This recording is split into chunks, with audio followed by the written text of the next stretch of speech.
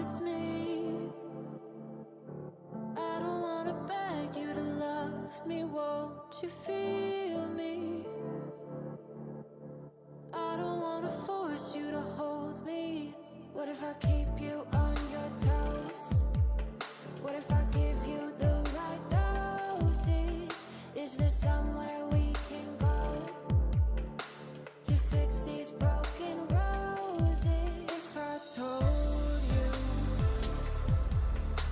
that we could have a better life, would you bring the old you? Or is that person still alive? If you took him off the shelf, would he even be himself? If I told you that we could have a better life. No sleep, you'll never find me dreaming these days. Lonely, I had to get another set of keys made. What if I keep you on your toes? What if I give you the right dosage? Is there somewhere we can go to fix these broken roses? If I told you that we could have a better life, would you bring the old you? Or is that person still alive? If you took her off the shelf, would she even be herself? If I told you that we could have a better life. If I choke on the words in my mouth, will you help me get them out? You know I'm always worried about. If I told you That we could have a better life, would you bring the old you? Or is that person still alive? If you took him off the shelf, would she even be herself? if I told you that we could have a better life.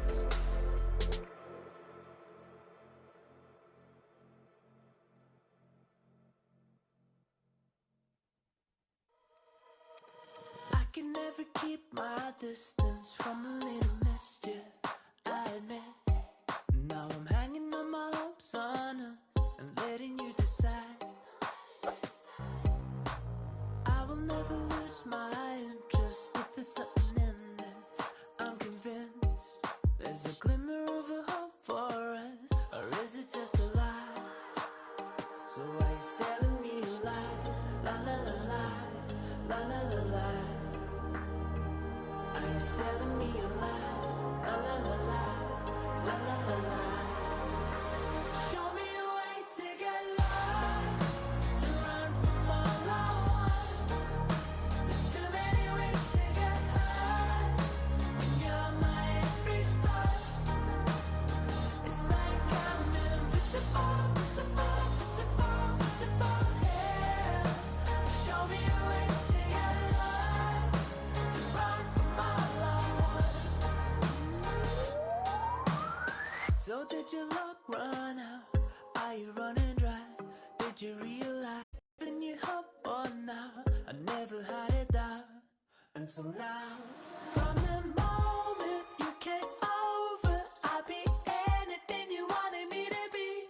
Now I know that it was only curiosity that led you to me. Show me a way to get lost, to run from all I want.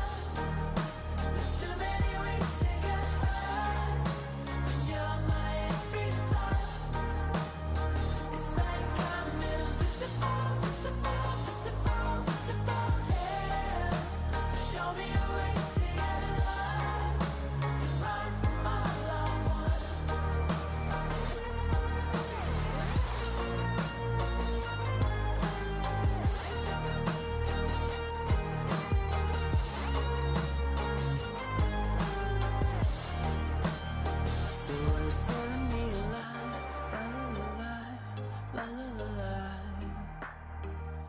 you selling me a lie?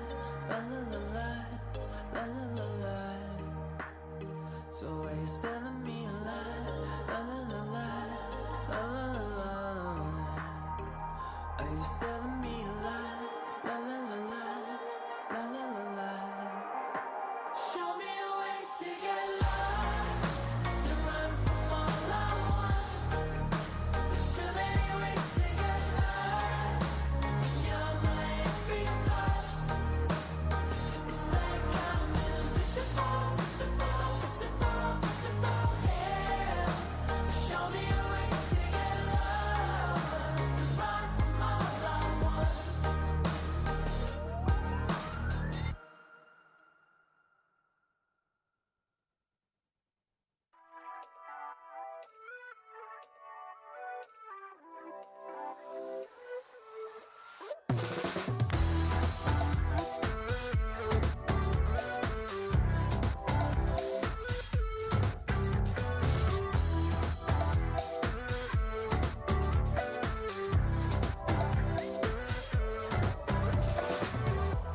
Show me how to make it real.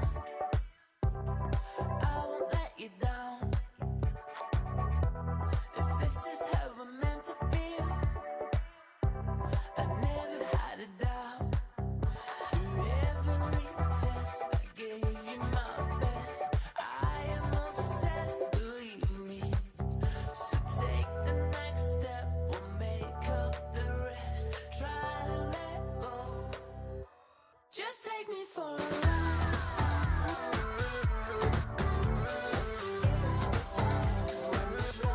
Just take me for a ride.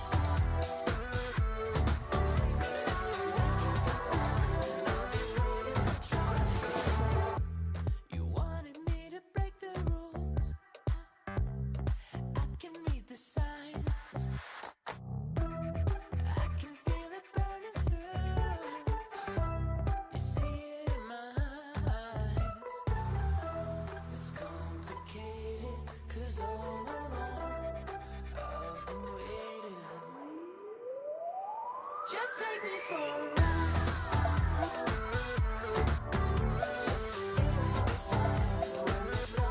Just take me for a ride.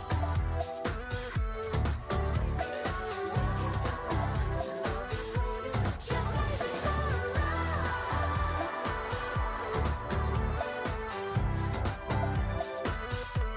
Just take me for a ride.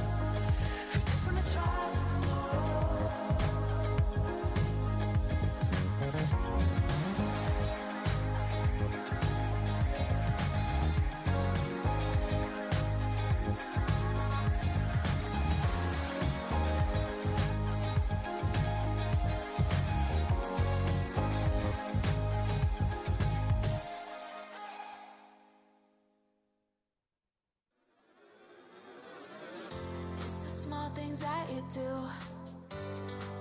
to keep reminding me there's magic inside me and you. Dreams to reality. All of my worries and fears fade away with you. There is no limit to all of the things we can do. Let's go, take my hand and hold it tight. I won't ever stop dreaming. Eyes closed, jump right in, we'll take them tight. Let's go, 'cause I got that feeling. Give me that, give me that, give me that, give me that, give me that feeling. Never stop dreaming.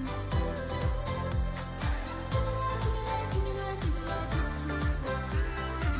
Never stop dreaming. You take me to a better place. Never wanna leave. Affection in a million ways. When you're next to me, all of my worries and fears fade away with you. There is no limit to all of the things we can do. Let's go, take my hand and hold it tight. I won't ever stop dreaming. Eyes closed, jump right in, we'll take them tight. Let's go, 'cause I got that feeling. Give me that, give me that, give me that, give me that, give me that feeling. Never stop dreaming. Give me that, give me that, give me that, give me that, give me that feeling. Never stop dreaming.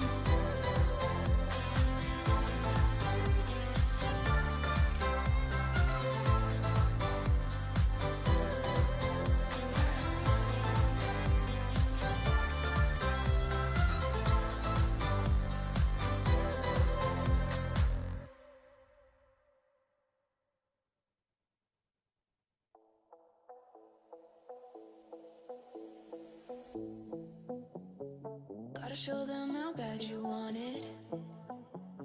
You don't always get them second chances. Don't start chasing till you got it. Do what I gotta do. I just break the rules like that. Maybe I'm just cool like that. Staying focused, don't sidetrack. Always when I don't come last. I'll never go less than 100%. I'll just keep waiting while you're catching your breath. I'm only living if it's close to the edge. So come and dive into the deep end, 'cause the best is yet to come. I'm like a song you can't get out of your head. You press rewind when you get close to the end. Each time you leave, I know you'll come back again. So come and dive into the deep end.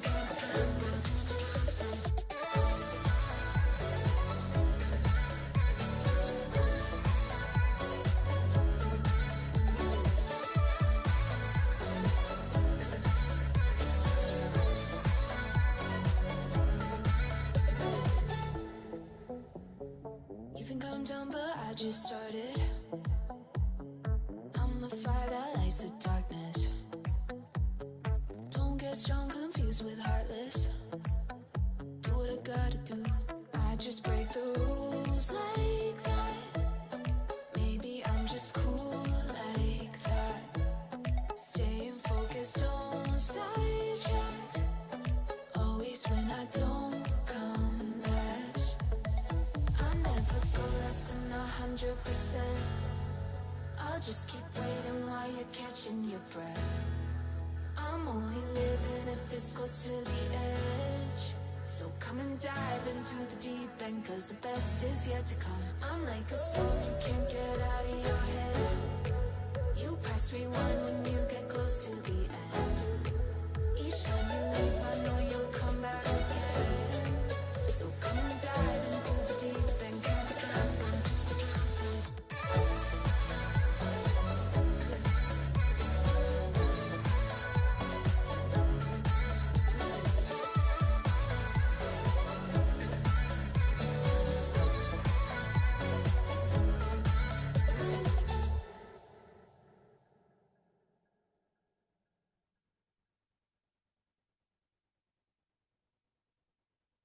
Underneath the neon, in them jackets you can lean on.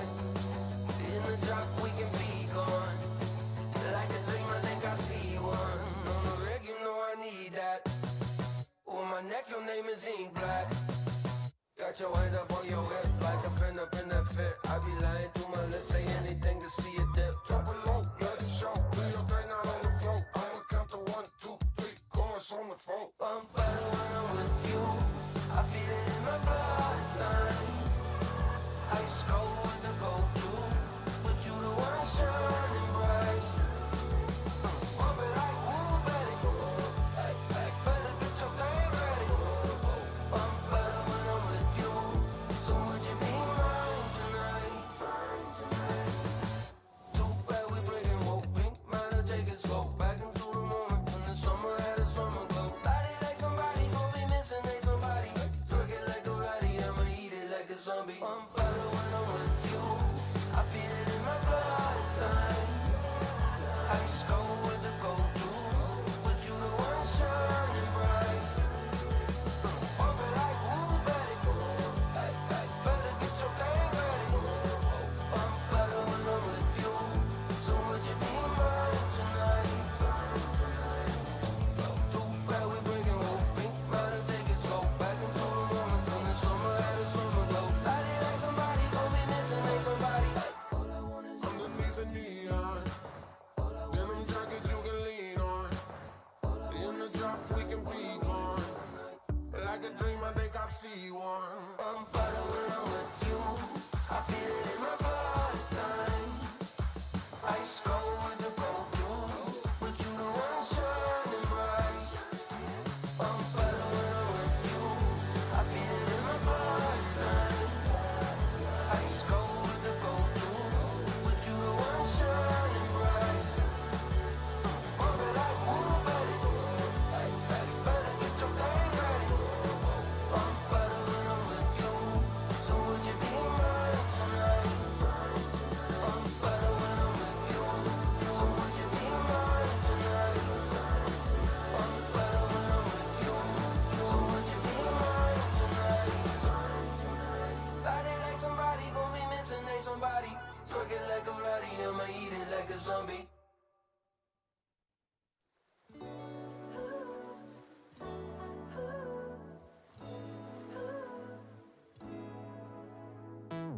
Summer night, sipping up the vibe, here to make you dance now. Feel the heat, taste of something sweet. Wanna take a chance now. We don't care if it's a weekday. We're getting on it like we've nothing to lose. Out out there soaking up the sun rays and feel the rhythm of our favorite tunes. Underneath the stars and neon lights, something in the water drives me wild. We got the game, cool champagne, light it up tonight. On fire, won't stop, don't stop. Give me the get down, funky sound, cherry sugar high. Now raise your glass up, hands up. Give me the summer feels. Got no plans, honey golden sands. We're California dreaming. It's a euphoric bliss. We want it just like this. We're trying to catch a feeling. Underneath the stars and neon lights, something in the water drives me wild. We got the game, cool champagne, light it up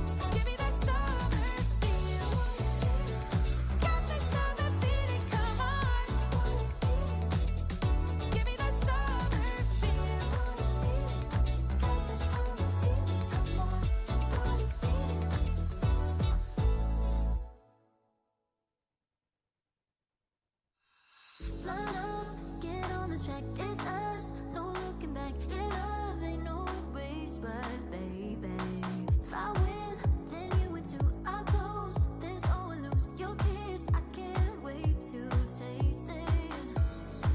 Oh, it's running through my mind, oh. But we're running out of time. Just tell me that you're mine. Gotta get you, wash your hands on my skin. Gotta get you. Are you curious to play freestyle chess but don't know how to?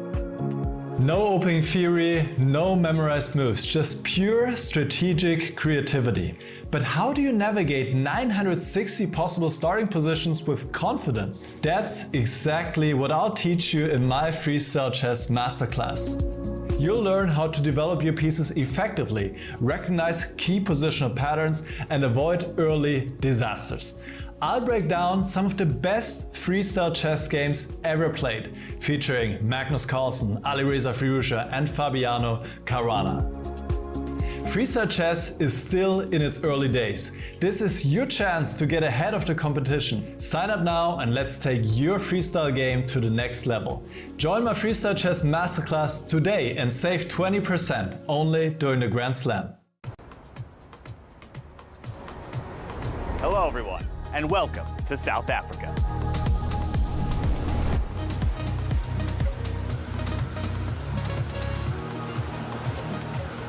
The best players from around the world have come here to fight for the title of 2025 Freestyle Chess Grand Slam Tour champion.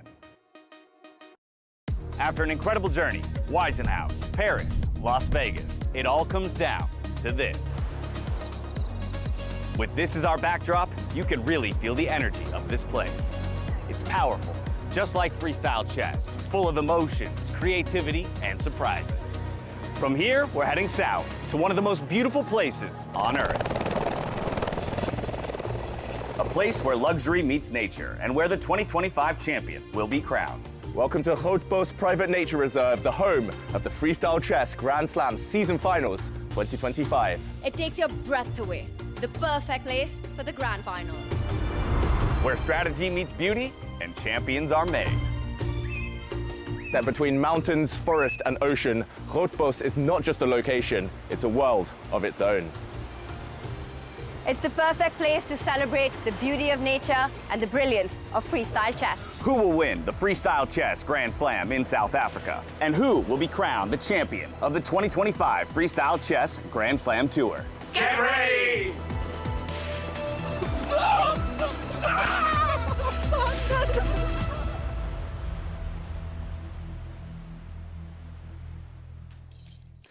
Hello, everyone, and welcome back for day 2 in South Africa of the 2025 Freestyle Chess Grand Slam Tour Season Final. I'm your host, James Dash. As always, happy to be joined by Tanya Sachdev and David Howe to bring you all of the action. And today, we dive in to the bracket stage, following what was a very thrilling round robin just yesterday with the likes of Javokir Sindarov, surprising so many. Stellar performance out of him just yesterday, Tanya. It was quite the showing on his birthday. It was insane. Javokir wasn't just blowing birthday candles, he blew up the leaderboard. What a performance, you know, and it's the level of play that we're talking about here. 5.5 out of 7. Undefeated, you know, fresh from his World Cup victory, starts the day with a convincing, crushing, almost 10-move victory against the world #1.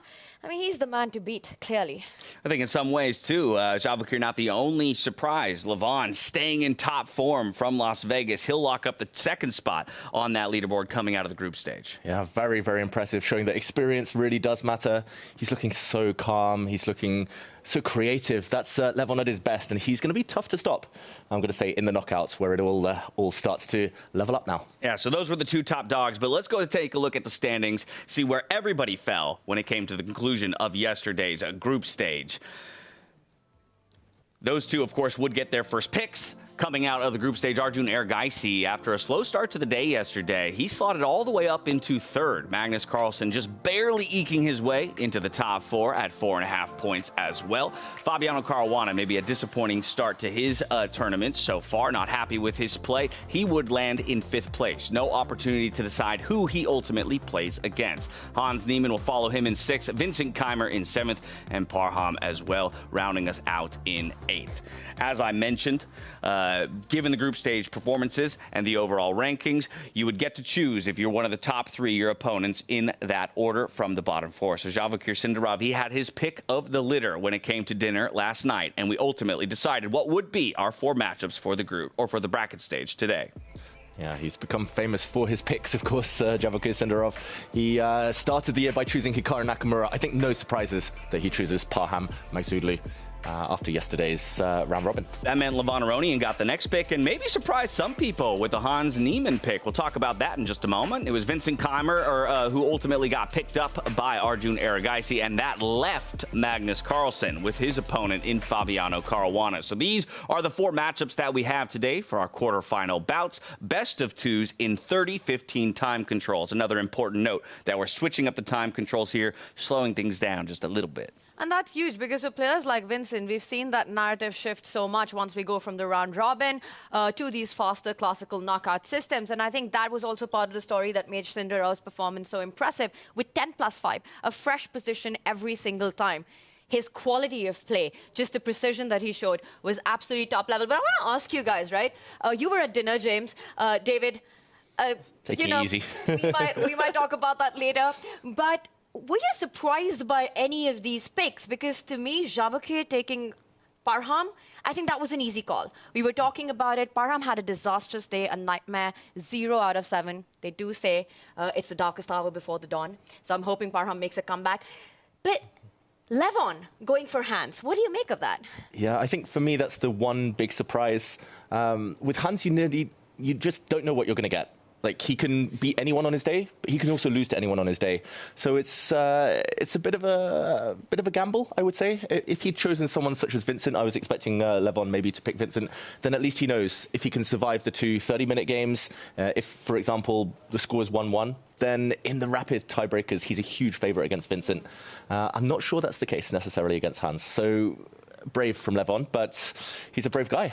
He's very much a brave guy. I do think the decision really was between those 2 gentlemen that you mentioned. If anything, I could also look at the fact that Levon, hey, in order to win Vegas, he took down Hans. Maybe he just feels like in freestyle chess, I have Hans's number. You know, I'd say out of the 4 players who had to make that pick, I think it was the hardest choice for Lev. Yeah. Over Hans and Vincent. He chose Hans. For Arjun, he was left with an option between Vincent and Fabi, and you're definitely not picking Fabi in most cases. I mean, Mr. Consistent, even if he has a little bit of a shaky day, going for Vincent, and then we're left with Magnus versus Fabi. To your point, I think Levon, you know, we speak about winning the finals in Vegas against Hans, convincingly 1.5 to half, not needing those tie breaks. But he also took down Magnus and Hikaru. I think today it's going to be about Levon's creativity versus Hans's unpredictability. Super important for Hans to keep his composure today. Yeah, let's pull up the upper bracket just so we can see how the whole tournament tree will play out over the course of the next 3 days while we continue our discussion. I think it speaks to just generally Fabiano's overall level of ability that even on one of his worst days, he's still finishing 5th, and he's still the guy that nobody wants to choose. That does mean, though, that we have a first-round matchup between Fabiano Caruana and Magnus Carlsen. You can see there in the 2nd slot, just below Sindarov and Parham Magsudlu. Then, of course, Levon Aronian and Hans Niemann there at kicking off the bottom half of the bracket alongside Arjun Erigaisi and Vincent Keimer. Now, this is a pseudo-double elimination, so you can see there, losers of today's matches aren't necessarily out of the tournament. They will drop to the lower bracket and have the opportunity to, at the very least, fight for 3rd place. There is an interesting discussion here, though, about the overall tournament and Grand Slam standings and who is still in the running for our overall title. There's only 2.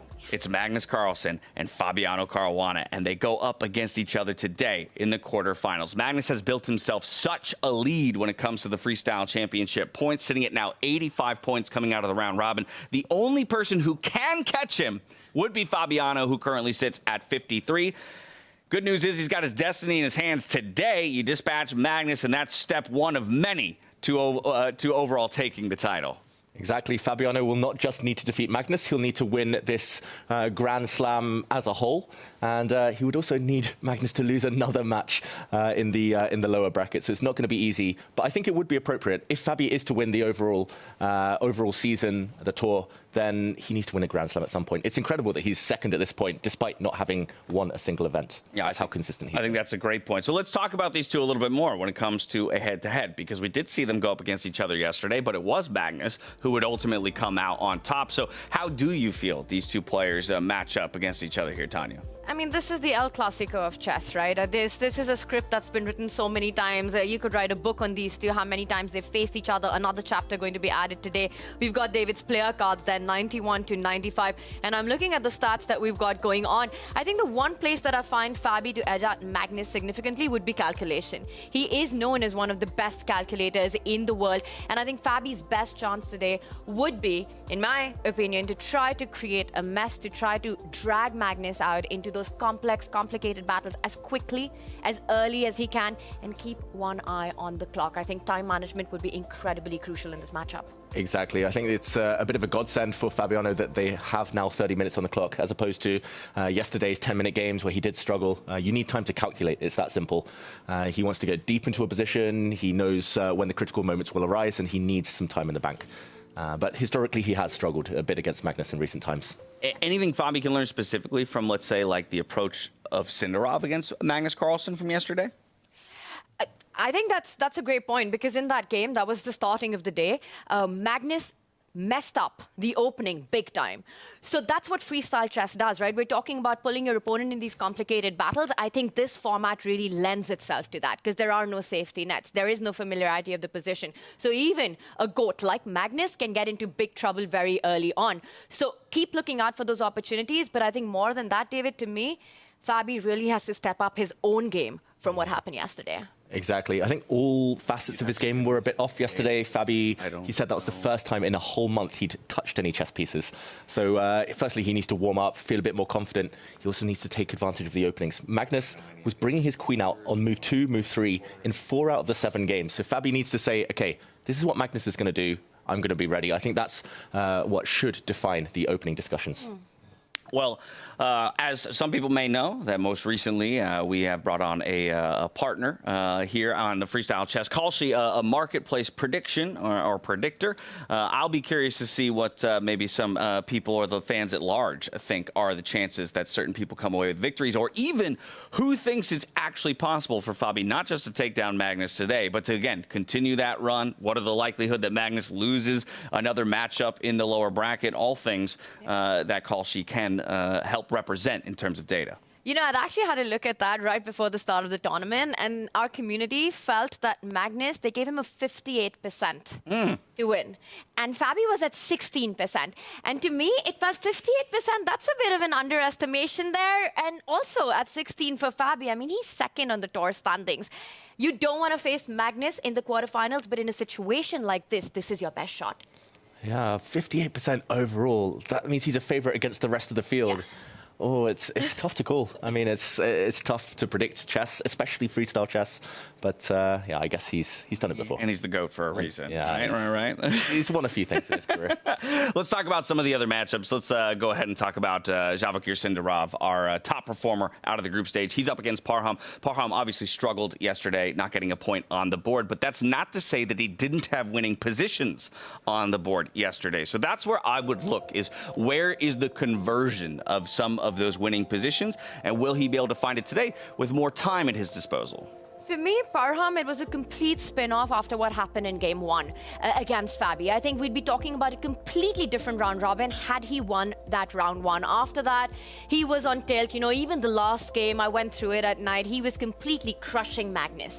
Missing that huge opportunity, which would be some sort of a consolation prize, did not happen. 0 out of 7. I mean, that is just such a disaster that you want to almost block it out of memory right now for Parham. I would say if he didn't have the day that he did yesterday, David, this matchup, if we take it in isolation, even you look at the player cards, the numbers 89 going against 87, Sindarov against Parham, I don't think there's such a big favorite, but it's just the form that we saw yesterday.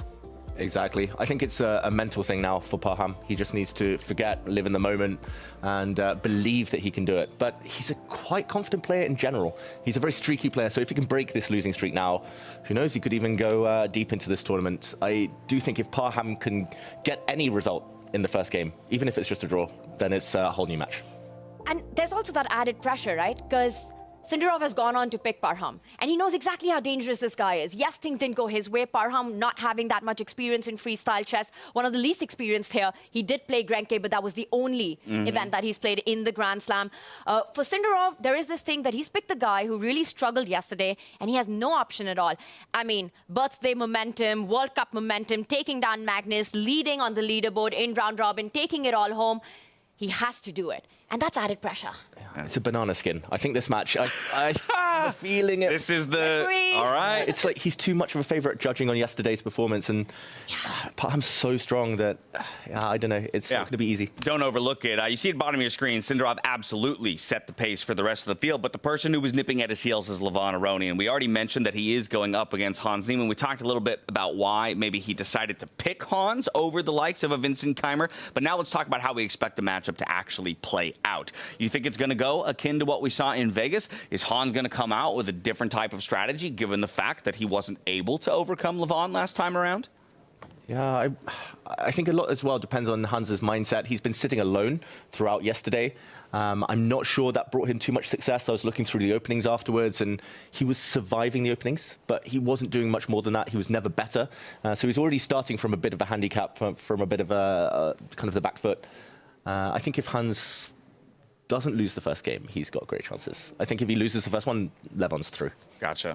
I just think the tilt would kick in. Spotlight on game one then of the day. It's huge, I think, and that's true for all the rounds, right? We've got only a best of 2 in the quarterfinals. I mean, the margin for error is very minimal, and I agree with what David just said. Simply, I think Hans, the one that we saw in Vegas, was different from what we saw yesterday.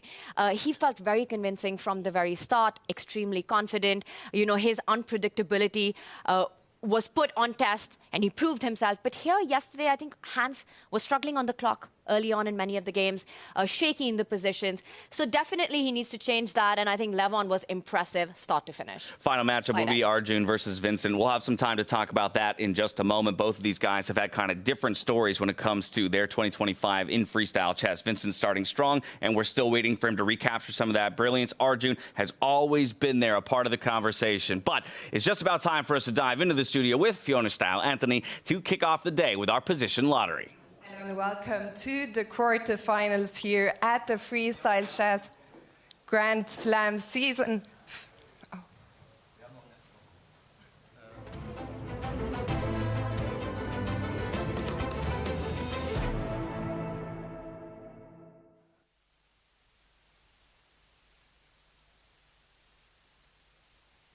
Here in stunning South Africa, Groote Bos.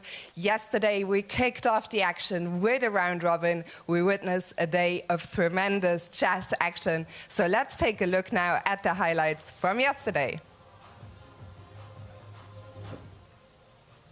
Welcome to the Freestyle Chess Grand Slam Season Finals. Welcome to the Freestyle Chess Grand Slam Season Finals in South Africa at Groote Bos Private Nature Reserve. What a spectacular start to the 5th stop of the 2025 Grand Slam Tour. The round-robin phase delivered surprises right from the start. Magnus Carlsen had a difficult start against Javakir Sindarov, but recovered quickly and ended up in the upper half of the table despite the rough start. He beats his rival, Hans Niemann. Magnus just signals, I'm so happy. I have everything under control. Burn your time, my friend, and I'm going to kick you in the next couple of moves. And Magnus also prevailed against the Weissenhaus winner, Vincent Keimer, whose costly blunder in their game pushed him down to the lower part of the table by the end of the day. I'm just surprised. That was one of the most bizarre blunders I've seen at this level. At the top of the table, it all turned into a head-to-head race between Levon Aronian and Javakir Sindarov, a battle that would only be decided when they met in the final round. Going into the game, a draw was all Javakir, the birthday boy, needed to secure first place. And with a composed performance, Sindarov did exactly that, finishing the round robin ahead of Aronian, claiming the top spot and adding 8 Grand Slam points to his score.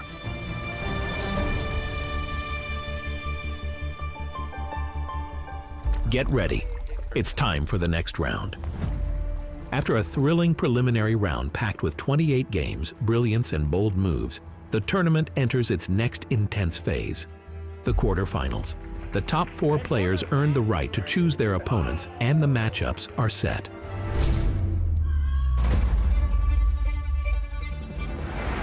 It's not a surprise that Javokir Sindarov selected Parham Magsudlu, the underdog who is relatively new to freestyle chess. Levon Aronian chose Hans Niemann, setting up a replay of the Las Vegas Grand Slam final. Arjun Erigaisi will face Vincent Keimer, and Magnus Carlsen goes head-to-head with Fabiano Caruana.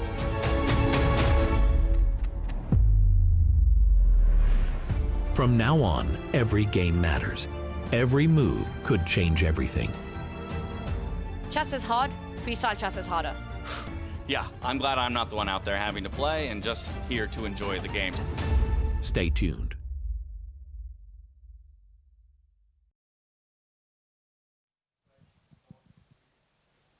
So the quarterfinals, the stage is set. We're about to find out the first position of the day, and I'm delighted to be joined by Ethan Ilfeld, the founder of Diving Chess and CEO of the Mind Sports Olympiad. And Ethan, we played diving chess at the Seiler Hotel in Cape Town. What was that experience like for you and to see the sport on the big stage? I have to say it was so inspiring to see the best players in the world try diving chess with such a beautiful view. Cape Town is an incredible place, and this whole tour has just been incredible. And to see them take on this physical challenge and excel at it has been so inspiring. I'm blown away, and it's a real treat to be here today. We're delighted to have you. We're delighted you brought diving chess to us, and you're about to draw the first position. Ready?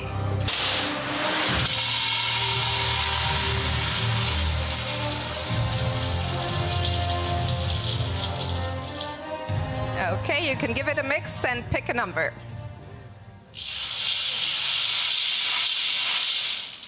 So the first position is position number 305.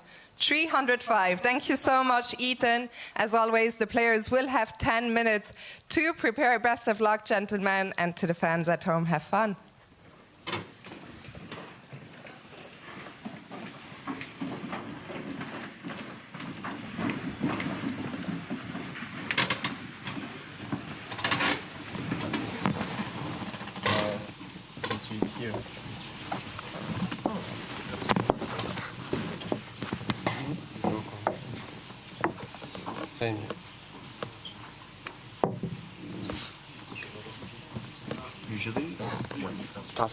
Usually,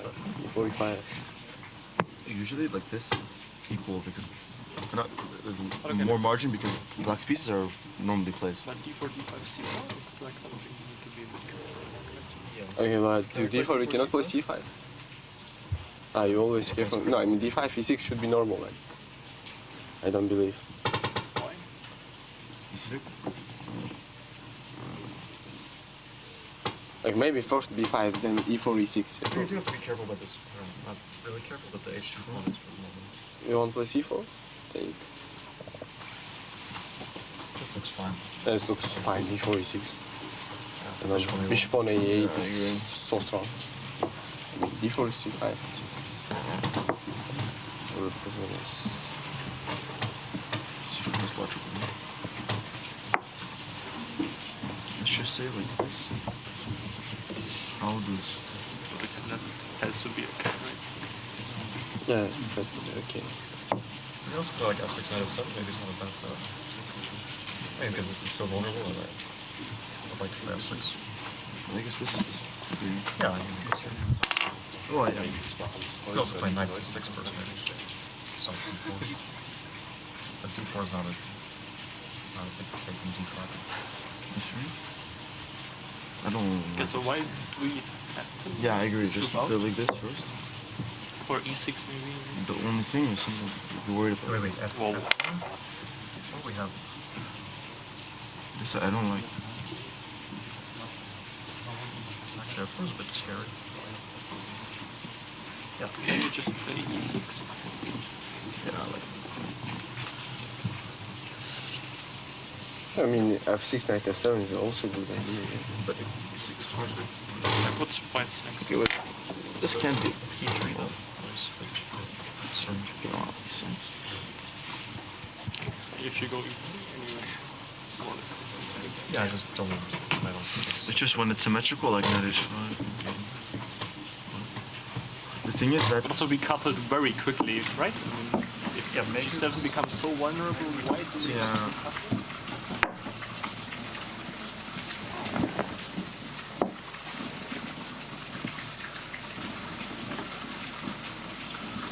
Could be something. Okay. I don't know. I think...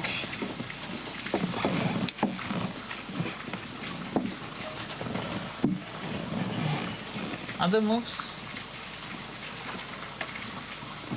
C5? C5, D5, C4, B5, not so clear, knight G6. Yeah, but you're not really, like C4, you're not really shutting anything down, yeah? No, I'm not. I'm just trying to play for E6 and then fight for the B5.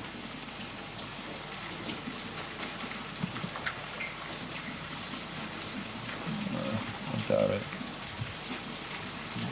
This is wrong.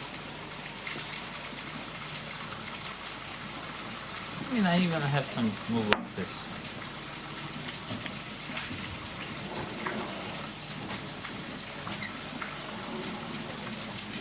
That I can respect. Could be annoying, no? B5, E6. Quickly, yeah.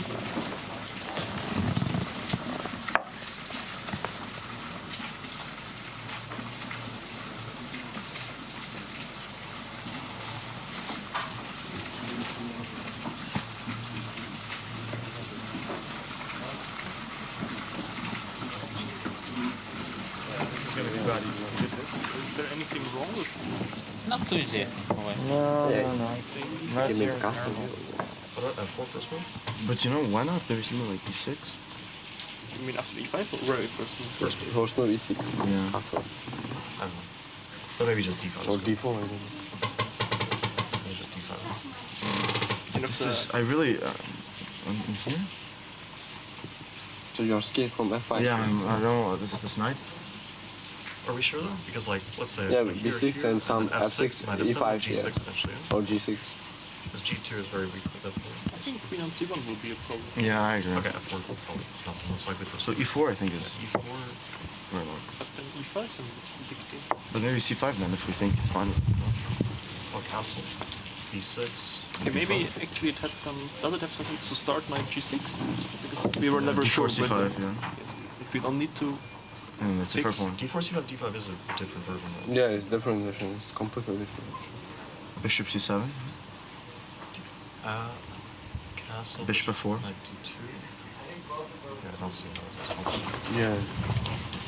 Okay, well, Castle cut. I'm just curious, like, what's the problem with this? I mean, knight G6 is less flexible. Solid. I thought it might be more. G3. Yeah, we were never sure What- whether what white will wants be- to castle quickly, and if we get C5 bishop C7, I thought maybe it might be nice to. Yeah, but are we actually going to get that? And Knight if he G6. doesn't castle, But I'm a bit then worried knight about E3, bishop we could coming go to C5. G4 and then the queen is restricted. What will be if you copy? Like, also, I don't know. Yeah. Also bishop G4. G6, Yes, yeah. Although we have to. It's just that with castles, like I think this guy is. all the same. But I have a question. To E4, we cannot play C5, B5. I mean, castle, B5. Some moment, like play F4, F6. Just about 3 minutes to go before we get things underway here in the quarterfinals for the 2025 Freestyle Chess Grand Slam Tour season final in South Africa. Getting a look at your group stage leader, Javakir Sindarov, joining the rest of the players with the black pieces, and most notably, Hans Niemann partaking in the group discussions today as opposed to his approach yesterday, sitting all by his lonesome. Yeah, it just didn't work yesterday. The openings, he was just in survival mode. Like, occasionally he'd get an equal position. Often he was just worse out the opening. So I think he's learned his lesson. That's a good tip for everyone at home as well. You try something, doesn't work, you try something new the next day. Yeah, it's that or the fact that he and Magnus were in the same group yesterday and maybe it would get a bit fun. So they just decided to do their own thing. And today they play on opposite color, opposite sides. I don't know which one's the case here. A little bit of this, a little bit of that. It's important to note, actually, there was a portion of the day yesterday where they were not on the same side of the board, and even then he was electing to stay by himself. I think one thing too that we noticed with him is it was not just poor opening positions necessarily, but also slow starts for him. Yes, they have more time to work with today, but it didn't really ring true to the Hans that we know, that he was down on the clock so often in his matchups just yesterday. Of course, this is the group with the white pieces here: Magnus Carlsen, Levon Aronian, Arjun Erigaisi, and Parham Magsudlu. And we got an interesting pull of the position, right, at 3:05. I mean, it's the first time that we've got castling possible on the very first move. Oh. We see on a lot of the analysis boards there, that's something that the players are looking at. I will point out, though, that with the bishop stuck at the corner, stuck for a short time, if you do get your king to safety there, you're looking at a rocket bishop, at a sniper with an eye line straight to that G7 pawn. So watch out for those ideas. Also, interestingly, the first time that I'm seeing two undefended pawns in the starting position, both the flank ones. Yeah, the A and the H pawns vulnerable. I would say the H pawns are probably the ones that are easier to go towards. We heard the players, there we see Bibisara, Asobaeva, but the players have been discussing the idea of planting a bishop on a longish diagonal and going for those pawns, trying to provoke the opponents to castle so they know where they have them. But it looks like they're getting ready for the games. It feels like there's a lot of room for creativity here. Feels like pushing a variety of pawns all make a lot of sense here. Yeah, a lot of the players are looking at moves to activate the center bishop, the D pawn moving forward, potentially the C pawn moving forward. I also noticed the big possibility of symmetry happening in 3:05 on our analysis boards. That's a really good point. I'll also make mention that yesterday, Levon and Magnus in an analysis group together, they were having a ton of fun, and it seems they're all smiles once again coming into the day. So high spirits, we'll see if those high spirits can be converted into victories here as we're taking a look at Hans Niemann and Levon Aronian sitting down for the first of their two games in these best of twos. Yeah, definitely playing with a smile on your face. That's the one thing I would say Sindarov does as well. He's one of the young ones who plays with a smile, plays with energy. Levon and Magnus, of course, enjoying the moment, enjoying every game. There's definitely camaraderie building up there, hashtag Magonian. I don't know, chat will help us come up with something, because these two, a lot of banter, a lot of stuff going on there, a lot of great analysis. Levness. Levness, love it. Well, we're going to start with our bird's eye view, rather, of all four boards. And immediately there in the top right, Levon Aronian wastes no time with the B pawn launching forward, opening up that long diagonal for the bishop. Everybody else, though, taking an extra second to consider, situate the pieces before they make any commitments on the board. I think Magnus Carlsen and Caruana, of course, going to be a featured board for us throughout the day today, simply because of what we talked about when it comes to stakes around the overall Grand Slam Tour. Only Fabiano can unseat Magnus Carlsen at the top of the standings in the overall year-long event. And of course, the first step to doing so would be to take him down today. If he's not able to do that, boom, one and done. Magnus will be your overall tour champion. You called it El Clasico, and I think for good reason. Magnus, though, still electing in this moment to take a pause at the board. It's really something that he does quite often when we go into a classical format. Of course, with the 10+5 of the round robin, there's little time you have at the start. You kind of want to keep those moments for later calculation. But Magnus, despite being part of the analysis, the pre-game analysis, wants to sit down on his own and really measure things out. He eventually does start with the pawn in front of the rook, moves it E4, the king's pawn opening, in this case, the rook's pawn opening, and a Sicil for the kill. Yeah, normally this would be a Sicilian defense, and this time it will have a special twist. I will mention on move one, Levon Aronian played b4. I think the players from the white team, they started by looking at b4, then they started looking at c4, they were moving across the board, then they looked at d4, eventually they settled on e4, but Levon said, nope, although we looked at e4 last, I'm going to play the first move we discussed, and that was the b4 pawn push. That was to open up white's long diagonal here, the bishop. I think we'll see Magnus in the near future. Okay, first he develops a knight. He'll play the move b3 when the time is right to open up his bishop. But for now, it really does look like a Sicilian. 3 out of 4 players with the white pieces have made a first move, and all of them are unique. That is already very interesting by my account. Arjun Erigaisi, the only one that I'm waiting to see a move come out onto the board. But yeah, as we go back out to that bird's eye view, look at that. Top right is that B pawn. As you mentioned, top left, Sindarov up against Parham. Parham decides to go for that F pawn. And then Magnus, he's going to go for the E pawn as well. Still waiting for Arjun. Now, what about this? Is that typical of Arjun? That's more of a Vincent Keimer move, in my opinion. You know, Arjun, I think one of the key aspects in this match is going to be time management between these two players. Arjun, a very super fast player. Vincent, we know he's got clock as something that he needs to take care of, often falls behind on the timer there. Arjun, I think he's also one of those players who wants to sort of go against the tide. He wants to do something offbeat. He knows the ideas that were discussed. He's looking at other options right now. He knows he took down Magnus. He took down Vincent in the round robin. He's trying to figure things out. You know what I'm more surprised about? Parham's F4. That's the king pawn in this freestyle position. David, what do we make of this move? Quite aggressive early on. Very aggressive from Parham, already scratching his head there. But I will say there's a massive trend in freestyle chess. One thing I've learned this whole season is you nearly never push the pawn in front of your king on move 1. In classical chess, traditional chess, e4, do it all the time. All the time. But in freestyle, I can probably count it on one hand the number of times that's been a good option, because it does weaken the king. But here, the difference is that white can castle within one move. Well, can castle within one move, but even if you did so, you're still sort of vulnerable with that pawn push. To me, it's almost indicative of saying, right out the gate, I'm going the other way with my castling eventually. Of course, I've got to vacate a whole heck ton of pieces to make it happen, but... True. You know what I love is that on no game, we've crossed move 2. And we've got the world's best players here in South Africa, and they're all thinking. They have no idea what to do with this position. Gotta love freestyle for that. I also want to say, like, worst teammates ever. The team with the white plate, the team with the white pieces, they sat there for 10 minutes discussing the position, and not a single person has agreed with each other. Like, that is just the worst team.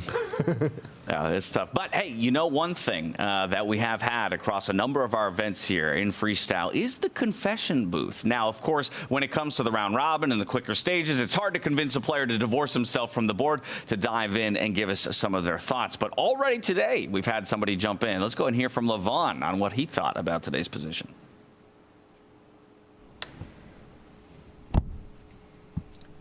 I managed to surprise Hans with my b4. We came to this idea like right before the game, and I think it's playable. It's at least creates this balance, and yeah, I feel it'll be some sort of a sharp game, which is something that I'm looking forward to. Well, he's calling his shots, saying, I've managed to surprise Hans. What do you make of that with the b4 push? Because as we talked about, it was one of the initial moves that white looked at. I'd have a hard time believing that the players with black didn't look at it at all. Yeah, I mean, when we were focusing on the black team, they were mostly talking about the other side of the board. They looked at e4, f4, but b4 certainly caught Hans off guard, spent a good couple of minutes there, Hans Niemann deciding how to react. We see one of the first players to castle, there, Levon Aronian, just switching the king and rook. Hans might do the same. But I think the reason Levon was so excited, and we talk about symmetry a lot, is because after b4, if black wants to copy and play b5, white can immediately break the symmetry if he desires with the move c4. And normally this is what the players do. They say, okay, which pawn can I push where if the opponent copies, I can immediately challenge? Black now has no time to do the same and continue the copycat game, because after taking this pawn, there's a pin. White has won a pawn, the black queen undefended. So essentially, the symmetry is guaranteed to be broken in this position, and we've seen it so many times already. The white queen coming out early. Here, she cannot be hit by an opponent's piece either. Pawns can push forward, but that would just create weaknesses.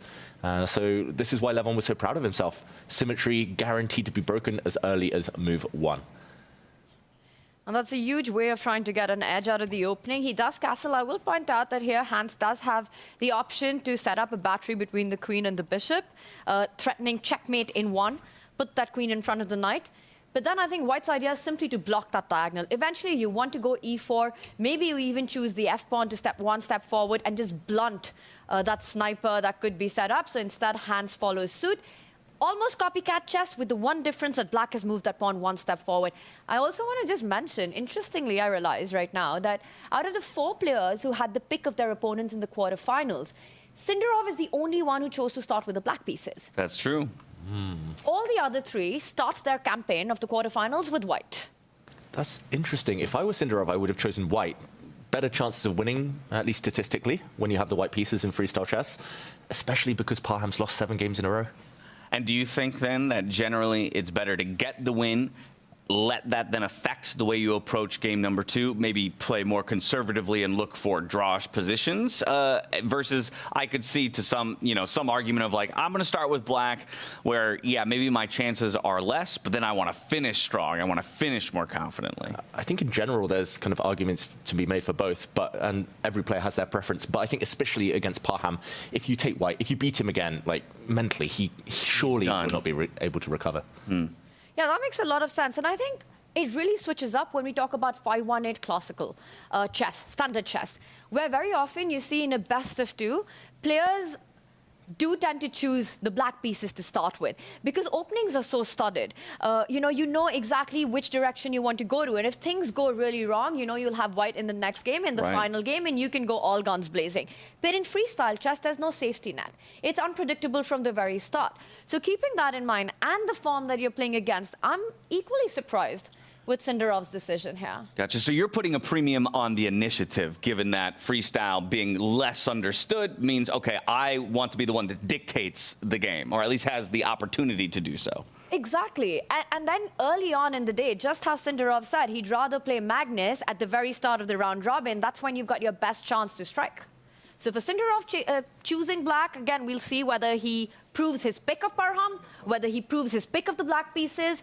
I will say, I think what David mentioned early on, it is a slippery slope. Well, you mentioned Sindarov kind of pointing out that fighting Magnus early is generally where you'd want to fight him. Well, the person who has to fight him earliest in the bracket stages is none other than Fabiano Caruana. Why don't we hop back over there, just check in on one of our featured matchups here today. Again, Fabi trying to do what seems like the impossible. Take Magnus down here, make a run to the Grand Slam Championship in South Africa, and maybe the overall title. We've had a bit of development here on the board, largely following what you pointed out before. We've seen that B-pawn push, open up the line for that dark squared bishop. No surprises, really, just yet. No surprises. And just as Tanya mentioned earlier, in the Sicilian defense, in traditional chess, there's so many ways to open. This would be regarded as a closed Sicilian because no pieces have been traded off in the center. But these moves are quite typical in the Sicilian. So it feels like Magnus, he's relying on some pattern recognition. Also, he's relying on the power of the rooks. If you look at the white rooks, he's already castled. He's committed to the side. But the rooks propel the pawns forward. And the pawns here, I wouldn't be surprised if he continues pushing. And it just feels like he's a bit quicker. What Fabiano's done on the other side of the board isn't so relevant, but because the kings are on this flank right now. So Magnus, he's already generating the potential of an attack. And with white having played e4 and blunted out that bishop on a8, with Fabi not being successful to do that, I think it goes deeper because Fabiano's going to have trouble with that h8 knight. Now, it belongs on that g6 square in front of the rook. We might see Magnus go knight g3, but the problem with that is that white's knight lands on h5. It will be such a powerful spot for it after the knight goes to g3, via g3 to h5, the bishop on a1 lined up against a tender g-pawn. And with the diagonal not blunted, not closed already by Fabi, we could see the early makings of an attack on the king side. All right, so maybe we're in for a fight nice and early. I would argue, yeah, that second pawn push is very committal here by Magnus. He's saying, all right, let's take the gloves off. Exactly. I might have to adjust that attack stat if he goes and crushes Fabiano in 20 moves here. Can't wait. Maybe Tanya was right all along. But yeah, it feels like he's going on the front foot very, very quickly. And yeah, these pawns pushing forward, Fabiano now has to calculate that on every single turn. Is it going to be this pawn? Is it going to be that pawn? What are the consequences going to be? For now, I will say that Magnus's queen maybe is the only one that's not too happy, but it could line up on the long diagonal, potentially long term.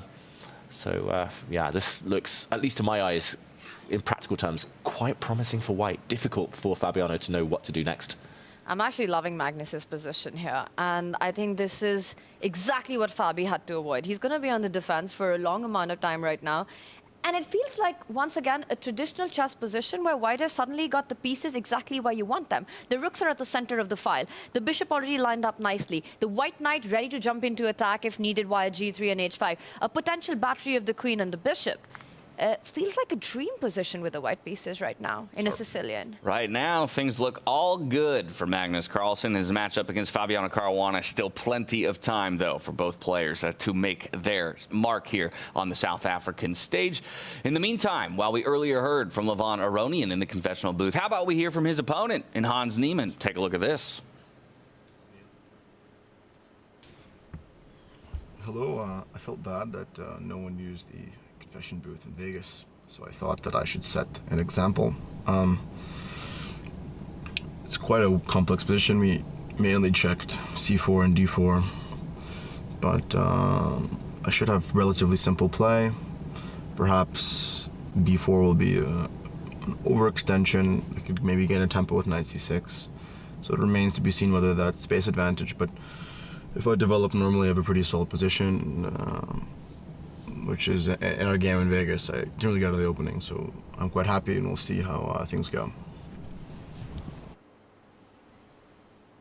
Now, he can't hear us, but might I just say thank you for setting that example and using the confessional booth. Both guys at this table having already jumped in there. But how about that? He kind of confirms exactly what Levon had told us, that he perhaps surprised Hans Niemann. Most of their focus was on, the C or the D pawns as opposed to that B pawn. But he's not convinced by the strength of the move there from Levon. I don't think it'll be long before he's convinced, though. It's just a position that we have. It's starting to look very dangerous, at least to me, for the black pieces here.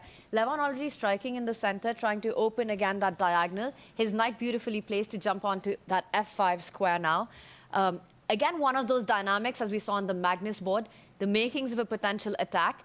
Can Hans actually keep it solid here, David, with a move like d6? Is that the path to keep things under control and keep that bishop on a1 under check?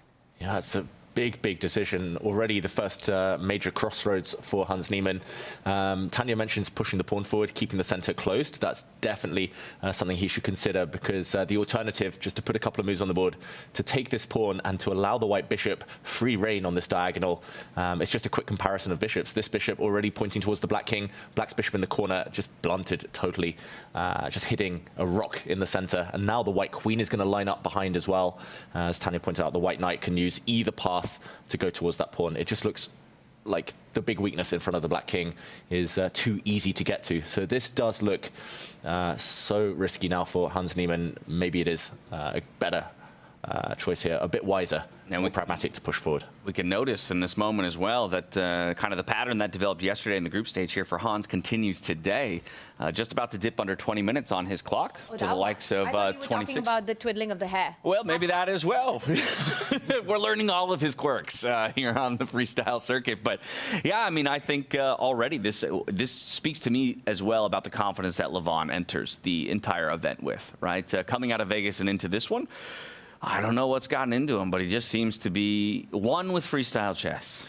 Yeah, maybe he wishes the World Cup last month was freestyle chess as well, because somehow he's got this feel. I remember in the early 2000s, seems like an age ago, probably a lot of our viewers are saying, what? Like, that's prehistoric history. But in the early 2000s, Levon was playing these Chess 960 matches in Germany. They had a yearly tournament there, often 1,000 players playing in the Open. But he was winning these matches against some of the best in the world. Anand, Svidler. He was one of the front runners, one of the big supporters of this format. And that experience clearly has paid off. Some of our very grandmasters in this tournament weren't even born yet in the history that you're referencing. Exactly. Sidorov wasn't even walking this planet. But Levon, I'm liking the shirt. I'm liking the fact he's been to the confessional once. Wow, breathing fire like a dragon, Levon Aronian. Looking like a good start to the game for him. Yeah, dressing to impress, playing to impress as well. I wonder if Hans knew. Like, he said he was the first, but Levon got there just minutes before him to the confessional booth. That's true. And he's looking so chill and calm. Ever the Mr. Composed. on screen here, Levon. I think Hans is 100% feeling the pressure. It's not just the player he's playing against, but what he's got on the board right now. You know, you were talking about how much Lev's loved this format for so many years. Even at the very start at Weissenhaus, he mentioned it, that he's so happy. I think he was one of the most excited of everyone that this tour is happening, that freestyle chess is getting the attention that it deserves. He's a player, we've spoken about his artistry on the board, his creativity on the board.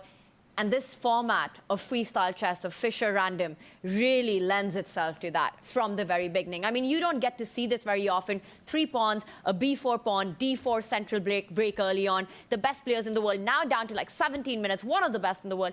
17 minutes on the clock. On what move number are we? On move number 5, no opening preparation. Levon's truly enjoying chess when it's freestyle. And he's truly enjoying the position he's put his opponent in right now. I mean, just the sheer difficulty of Hans finding a way forward, just burning time on his clock, almost a 10-minute differential between these two at this point. I mean, I know we're playing 30-15, and Hans is no slouch when it comes to blitzing out moves, but at a certain point, you're doing yourself a disservice if you're not giving yourself enough time for the remainder of the game. Exactly, and Hans, I've noticed when he is the one lower on the clock, he gets a bit nervous. It was the same in the Grand Swiss, where he was on the brink of the candidates. He lost to Anish Giri because he was behind on the clock all the time. He uses the clock as a weapon. The biggest problem for him here is that Levon's about to connect 4 and just win on the spot. So clearly the biggest problem for any chess player to deal with. Oh, and it can happen now because Hans does try to block the center. Probably a good practical idea. But Levon now can start pushing this pawn forward, maybe even gaining space in the center. There's so many tempting moves now. The horizontal connect 4 is a rarity in top-level chess, but we have an opportunity for it right here, right now. And I think it's the one that's most attractive as well, because you're looking at that connect 4. I'm also looking at a potential, well, right now connect 2, but could be a connect 4 with the move d5 and really shutting up that bishop at the corner of the board. David, playing against the light squares. I think 2 very tempting options. The reason Hans took this much time on the previous move, very early on move 5, a critical decision. It's one of those critical moments of the game that's pretty much going to dictate the rest of the middle game. Does he keep it closed, or does he go for an open center? Both with its pros and cons. But eventually, now, starting this move, Hans will have to speed up. And big decisions lie ahead. Yeah. Big decisions now for Levon Aronian in terms of how he wants to respond. And while both of these players have already dove into the confessional, another player that I love to hear the insights from, particularly remembering back to Weissenhaus, where he seemed to have an intuitive understanding of positions better than anybody else. It's one Vincent Keimer. Let's take a look. I think we had a very, very complex starting position with many, many options for both sides. Arthur started with f4, which I think is a quite sharp move. It gives me the option to either just try to go for symmetry with f5 or to play c5 as I did in the game. We analyzed quite a bit of the structure I got now from e4, c5, and there I was not entirely sure whether it was the best way, but after f4, somehow I did feel like it might be a good idea to trust Fabi after some thought.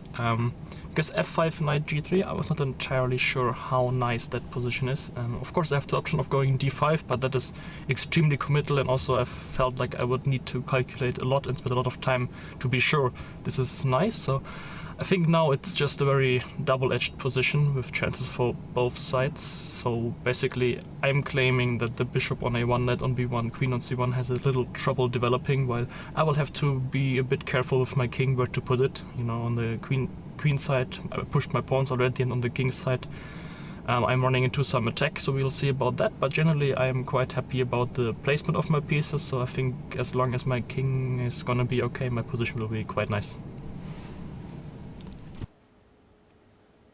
Relatively happy with his position, but fighting chances on both sides of the board, he recognizes. And how about that? A little nod to Fabiano, saying, you know, I'm going to put my trust in one of my analysis teammates there. I'm going to go his way.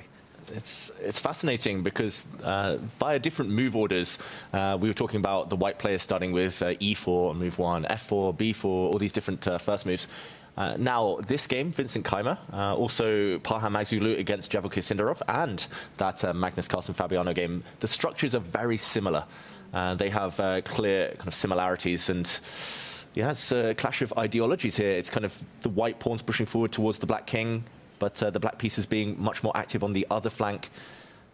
Who will this favor? It looks like the eval bar is roughly in the middle, so I don't think either side has made any drastic mistakes. But yeah, it's yet to be seen. I think Vincent's highlighted the key. It's about the Black King. If that survives, then his position is very healthy. I love the insights that he gave. They were so deep and chess-oriented and chess-focused with what is going on. You know, the question about where he places his king, him questioning where does Arjun place his own pieces on the left flank of the board, coming in their own way. And that's what he made an argument for. The key master to this position, Vincent Keymer. Arjun makes a decision to push the d-pawn, consolidating the center. And David, as you pointed out, 3 boards, very similar storylines going into this middle game. Levon Aronian, meanwhile, has gone his own completely different way here. And I wonder if you're going to see a potential central break by Black in one of these 3 boards with the idea of e6, d5. Once, you know, you've got your pieces developed and you're looking for open lines, open diagonals, it's all about getting those central pawns moving ahead. Yeah, it's a matter of time. Black needs to fight for the center eventually. First, he could maybe develop this bishop to hit a rook. He can develop this bishop to stare down the white king. Lots and lots of choice. He's got to commit his king at some point, Vincent. I did notice in Weissenhaus he was getting a lot of success from leaving that decision as long as possible, something that Magnus Carlsen also likes to do. But it does feel like just castling on the short side, just swapping the king and rook around here, is the more likely of the 2 options, at least somewhere down the line. It just feels like too much to get out of the way to go the other flank. A little bit of a same, but different across each of our boards. And speaking of, why don't we check in with Magnus Carlsen and Fabiano Caruana after a solid think from Fabi. We had wondered how he would respond, and while things are still essentially equivalent, I will note there's only one board where the engine just barely favors Black, and it happens to be this one. Wow. Not what we were thinking earlier, Tanya, but Fabi has done some good work. But it's 0.1, so it's really not, it's not big, but we'll take any chances we can get against the world number 1. Exactly, the tour, the overall standings, they're opening up. And just a quick action replay for everyone at home. We left it in this position where we were saying it's the power of the white rooks, the towers here supporting the pawns marching forward. Fabiano, I think, did a very good kind of regrouping of his pieces here. He just pushed this pawn forward. Tanya mentioning that the knight doesn't feel safe kind of using the other square since the white pawn can just attack it, among other reasons. But now the black knight actually finds a nice, safe square, just a bodyguard now for its king. And after Magnus brought his bishop forward, a bit of a mysterious one, Fabi just says, okay, whatever you do now, I can hit your bishop, I can block your bishop, I can react to whatever you try. And very interesting position now. I want to just add to everything you said, g6 is such a high-class move. You know, if you just put that pawn back to where it came from, David, it just looks like everything's safe next to your king. You might want a castle there, you have your f6 pawn defended. I don't know how many of us would actually think of this move, have it on our radar. It just shows the level of play these guys are at. I mean, g6, it's not your boom, boom, sacrifice, I win the game. But to me, this is just top-level chess.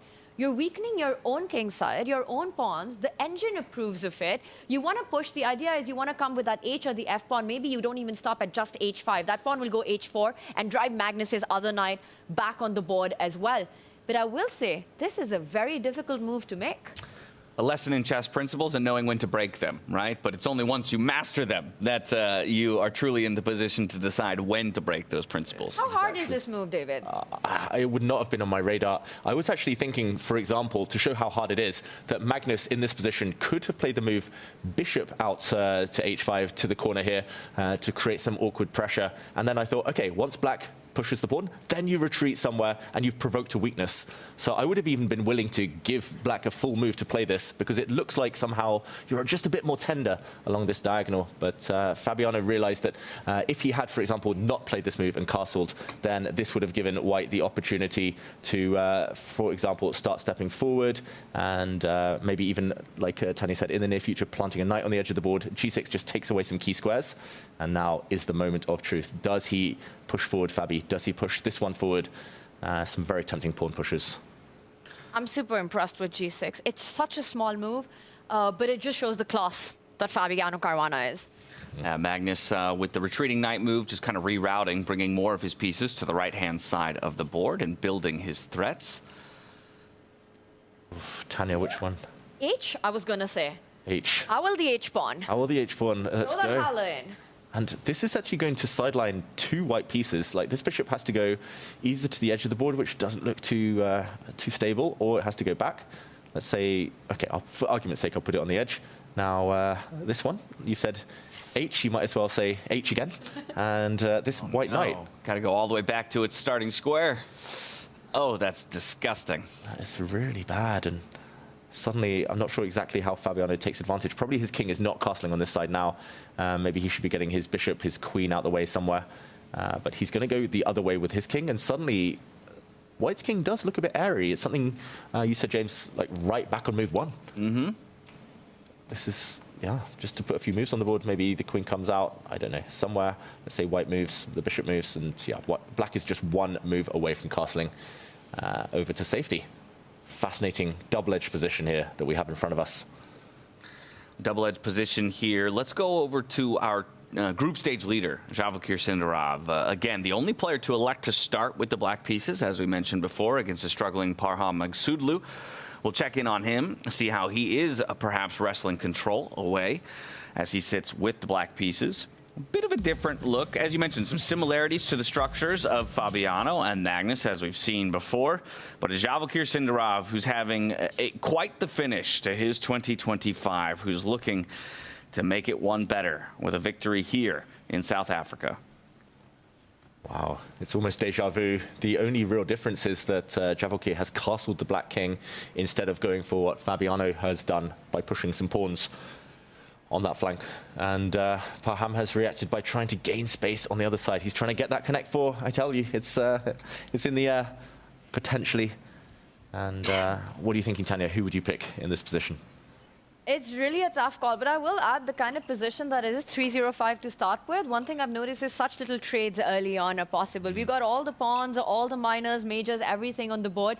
So really a complex battle. Again, pros and cons for both, right? You have this beautiful center. You have ideas of the white knight jumping to h5, that bishop on a1 looking good, the d4 break you're talking about. But I also want to point out the pawn formation that Parham has chosen does leave behind some key squares that the black knight can eventually jump to. I'm not only eyeing d4, I'm also eyeing that d3 spot, which will come with a fork. I mean, there's a direct way to threaten it. Black can go knight b4. I'm threatening your pawn on a2 at the edge of the board. I want to come in with my knight to d3. And we've got a decision right now. He goes with a trade. He starts with a trade first. Immediately, Parham recaptures with a pawn. They heard you talking about how few trades there were, and they said, all right, we'll give you one. It's just a pawn apiece. Well, we've actually been playing 31 minutes, and that's the first exchange, first trade on any board. Yeah. Wow. Of the day. Wow. Do you think that, okay, let me ask you, it's probably a little bit of one and a little bit of the other. Is that more a product of the starting position itself or more a product of the time that the players have? Ooh, I think a bit of both. It's definitely the type of position where there's no immediate tension in the center. Like, symmetry was very hard to achieve early on. And, of course, the fact that players have been thinking a bit longer kind of lends itself to that. But, yeah, it just feels like position 305. It's something Vincent said. A lot of room for exploration here. I think we've got another move by Sindarov here. He's already made his decision. He brings the bishop out, hitting the d2 pawn, so stopping your idea of pushing and getting that break in the center with d4, with the rook on e1 being x-rayed currently. You asked which side I would take. I'm actually liking black's activity here. It just feels the bishop coming out, maybe the rook joining on the b line eventually, the knight jumping on to b4. Kind of liking what Sindarov's doing here. Yeah, not the first time we've said that this last couple of days. Sindarov just looks so calm. Maybe he'll make it look like a masterstroke if he wins with black. I think this match is just pretty much settled as a contest. Magsudlu, it feels like his pieces are set up for an attack on the black king, some kind of assault. Like, why else would the white light squared bishop be on this side of the board? Why would your knight be here if it's not to leap forward? Maybe push some pawns at some point, but... Yeah, but how do I break through? Whichever pawn white pushes in the center, black will just block. If it's the e-pawn, black will just say, nope, bypass. And if it's the f-pawn, black might just say, nope, I'll bypass you. It's kind of very interesting, this pawn formation.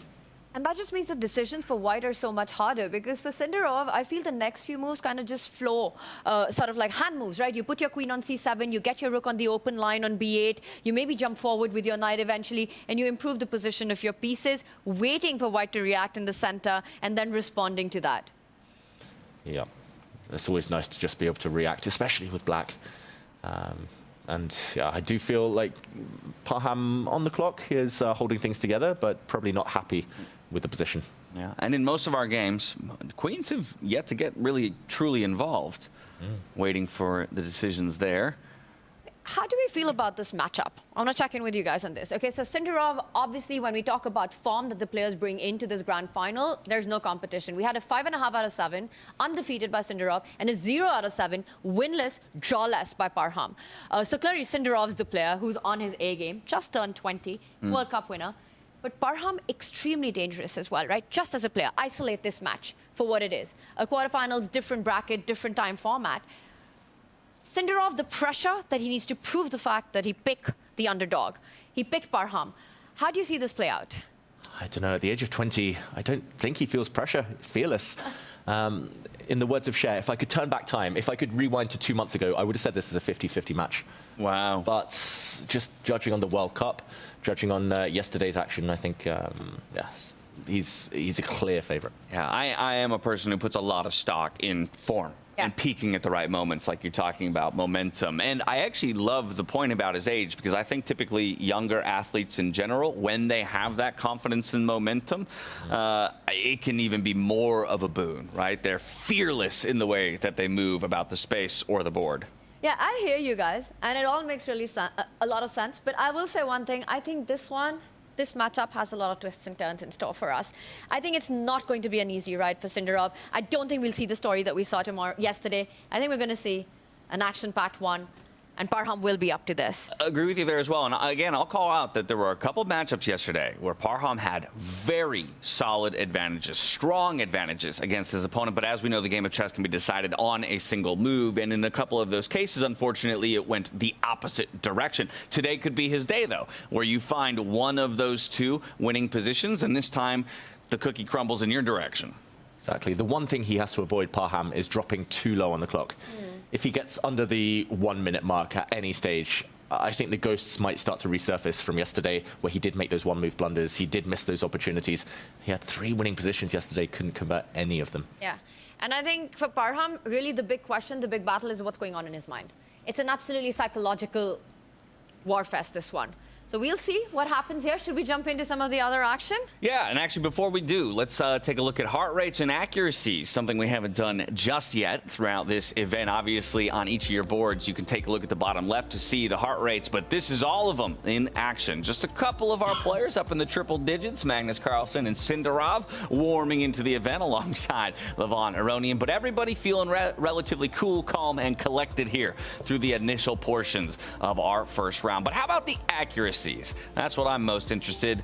Not going to come too much as a surprise that our super GMs are all sporting 90 plus. But who's got the best? It's Levon Aronian, 99.5% up against Hans Niemann. And you know what? Maybe that's the board we should go to. Check back in with him, because I think he is the person who has the best advantage, though still minimal at this point in the game. How dare he drop 0.5% of accuracy? Levon Aronian, what a man, what a player, and bang on form today. And this is the position we find ourselves in.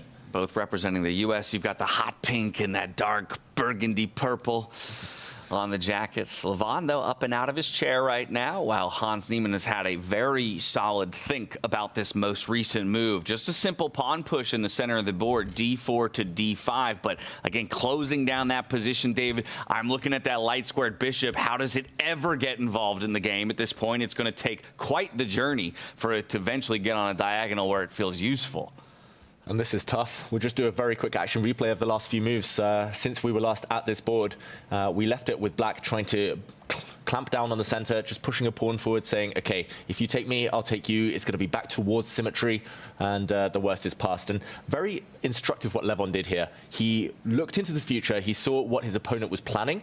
If he had pushed his pawn forward to blocking the bishop immediately, he realized that Hans would try to break that bishop out of jail. And now Levon would find it impossible to cement his center, to back up his pawns, because in this position, suddenly there's a pin. The white queen is vulnerable. You cannot take towards the center now. You would have to take away from it. And black would have tactics such as bishop takes pawn due to the undefended nature of the white queen. So he realized, okay, I need to switch around the move order. Before I push forward, first, I'm going to bring the queen to a better square. square. That's also attacking a pawn. Hans reacts with a bit of a trap, bringing the bishop out. Queen takes pawn now, not advisable, since the knight would hit the queen and win the pawn in the center. Suddenly black is better, but only now does he push forward. And if Hans were to try and break out, Levon here would have many tempting moves. Maybe he could even grab a pawn, but at the very least, he could cement the center, and that bishop remains dead in the corner. Well, and as you say it, Hans has made a choice. You can see, reaches out. He's going to grab that knight, jump it forward onto the f4 square. Very strong position for that knight to be in, but doesn't necessarily solve any of the issues, again, of the top left-hand side of his board. That's where I really struggled to find how he's going to get those minor pieces more involved in the game. It's a clear pawn sacrifice. You're giving up that a7 pawn. It comes in with a tempo, hitting the bishop as well. To me, when you jump knight f4, the one idea is that you want to create a kingside attack, but I don't see where it's coming from. The bishop on d1 stops queen g4. f5 is not possible with the knight on g3 completely under control. This is going to be Hans down a pawn, desperately looking for compensation, and it's not evident where he's going to find it. Yeah, he didn't take the pawn immediately, which is very interesting from Levon. Maybe scared of getting his queen trap now, but yeah, that pawn is not running away, and there's no chance Hans Niemann is going to take a timeout and defend it with his queen, putting the queen on a blunted square. Both players kind of trying to tempt each other. Hans saying, please take my pawn, at least give me a bit of time, but Levon, he's not a pawn grabber. That's one thing about him. He prefers to be the sacker of pawns. And yeah, it looks fantastic for him. Yeah, instead he just shores up his position there in the center of the board by bringing that pawn forward in support of the rest of his pawn chain. Lots of control for him, just a bit more space to work with here for the player with the white pieces. The last thing you want to do as black is to actually defend that pawn with your queen. I mean, can you imagine? Let's just put that queen on b7 and show how hideous that position is for black. With the queen and the bishop just staring at the d5 pawn, you're essentially just playing down these two pieces. Yeah. That's not what you want to do ever. So in fact, this is one of those scenarios where threat is stronger than the execution, so he just keeps the pressure, and Hans immediately makes a mistake. We just had our first kind of major inaccuracy of the day, and on this board in particular. Bringing the knight out, wants to try to find a way for it to get involved, but it has to go to the rim in order to do so. That is such an ugly move. Now the knight is terrible, and it will remain terrible for ages. It's never going to get back towards the center. Not only that, it ties down the black queen for eternity. Like, something's going to have to defend this knight. And, I mean, this is a kind of one-dimensional move. It's aimed at stopping the white queen from grabbing a pawn. Maybe it does also stop white from breaking through on this side of the board, but to use two very, very powerful pieces just for kind of defensive purposes, it's not a good sign. Well, there's one explanation for perhaps why this was on Hans's radar, why he played it. Maybe somewhere it discourages Levon to develop his knight, because knight c3 is a move that you want to make. Knight c3 with the idea of jumping onto b5. But now with the knight on a6, there are some tricks that he set up. The black other knight will jump over to d3, and then there's suddenly a double attack on the b-pawn and the rook. So I wonder if this is just aimed at trying to create or make it a little bit more difficult for Lev to get harmony with his pieces. Oh, but look at this. Immediate hit on the black rook. No real safety for it. If it steps forward, check this out. Already trapped, this rook. Wow. And, the bishop cuts across the diagonal. The white knight will just take this rook off on the next move. So the rook has to slide across to a really bad square now. And Levon, it might be tempting to jump this bishop in at some point. And yeah, I mean, maybe at the very least you can step the bishop forward, hit the black knight. This just looks so bad. And only now that move you mentioned, Tanya, because the knight jump can be met by the white rook sliding and defending its pawn. Yeah, this looks beautiful for Lev. I mean, this is why he's the eternal artist. You know, that move queen to a3, it might have just looked like it's hitting the pawn, but that's the reason why all of Hans's pieces are now stuck. He's just not managed to achieve development or complete any kind of harmonious opening play because of that queen at the edge of the board. And so far, Levon is proving his pick, right? We talked about it more in the case of a Sindarov, right? Having first pick, he goes for Parham, prove it. In this case, there were a lot of questions around Levon choosing Hans, maybe foregoing an opportunity to face up against a Vincent Keimer, but as of yet, he's proven his pick without a doubt. And it was a story in Vegas as well, right? In the finals, Levon was just crushing it. Mm-hmm. I mean, he had a fantastic run. He took down Magnus, he took down Hikaru, eliminating them to the lower bracket, but never really gave Hans any chance at all in that 1.5-2 victory in the finals of Vegas. Sometimes it's just your matchup, right? Sometimes you just have that edge over another player. Is this the case historically, you feel, between these two guys, that Levon just has Hans's number? It does seem that way. They've had quite a few draws in their history, but the decisive games have been in Levon's favor. There are maybe 3 or 4 players in World Chess that Hans has struggled against. It's Levon Aronian, it's Fabiano Caruana, and Anish Giri. He just nearly never scores a win against that trio. What do you think is the reason for that? Is there something about their style? Maybe something about their style. Maybe, it's definitely psychological, it feels like. Against Giri specifically, Hans has lost so many kind of one-on-one matches, lost in the Grand Swiss final round, lost in the Esports World Cup playoff. Feels like just he can't get the energy going. Maybe he needs that kind of that passion, that anger to bring his best game, but somehow they just quell that passion. But Hans has spoken so much about wanting and his dream of becoming the world champion. And the thing is, to get there, to be the best, you have to beat the best. So he has to find a way to overcome this psychological block. Mm-hmm. No doubt about it. But right now, it's small incremental advantages being built here for Levon Aronian, move after move on this board. We're in a moment going to check in with Vincent Keimer and Arjun Erigaisi to see how their game is going. But before we do so, let's just hear from Arjun himself as he dove into the confessional booth. This was one of the positions where there were so many starting moves for white, and we were mainly discussing d4 and e4, and in the end someone mentioned b4, and at the board when I was thinking f4 also looked interesting to me, and I spent quite some time and I kind of liked the lines there. In 1 e4 we were looking at c5 and e5 both. c5 I kind of liked for white, but after e5 I wasn't sure. So I thought I'll start with f4. So if I go c5, e4, this is what happened in the game. This is some kind of a Sicilian, but now pieces are a bit oddly placed. But yeah, right now, especially after he played queen b8 and I got e5, I kind of like my chances. But let's see how it goes. It's a double-edged game anyway.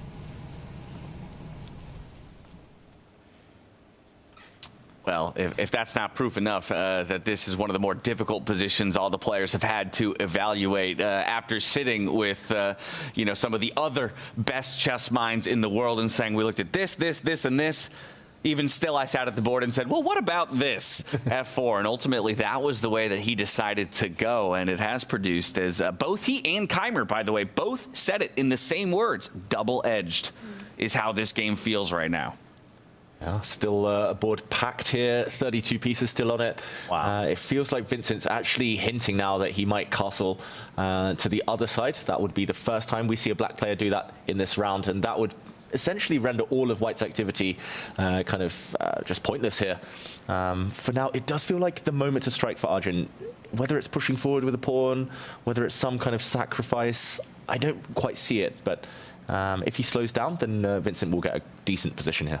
I'm really liking how controlled it is for black for Keimer here. I mean, he's also on the clock, pretty much leveled. In fact, Vincent a little ahead. Not a story that we're used to when you're playing against Arjun. It's one of his big weapons that he uses. The position as well. Yes, he's not castled, but he's one move away from choosing either of the two sides. So the king isn't specifically in danger. Vincent's also set up this c4 check at the right moment, opening up the black bishop against the white king for activity for those trades. He's keeping the tension. He's keeping the pressure.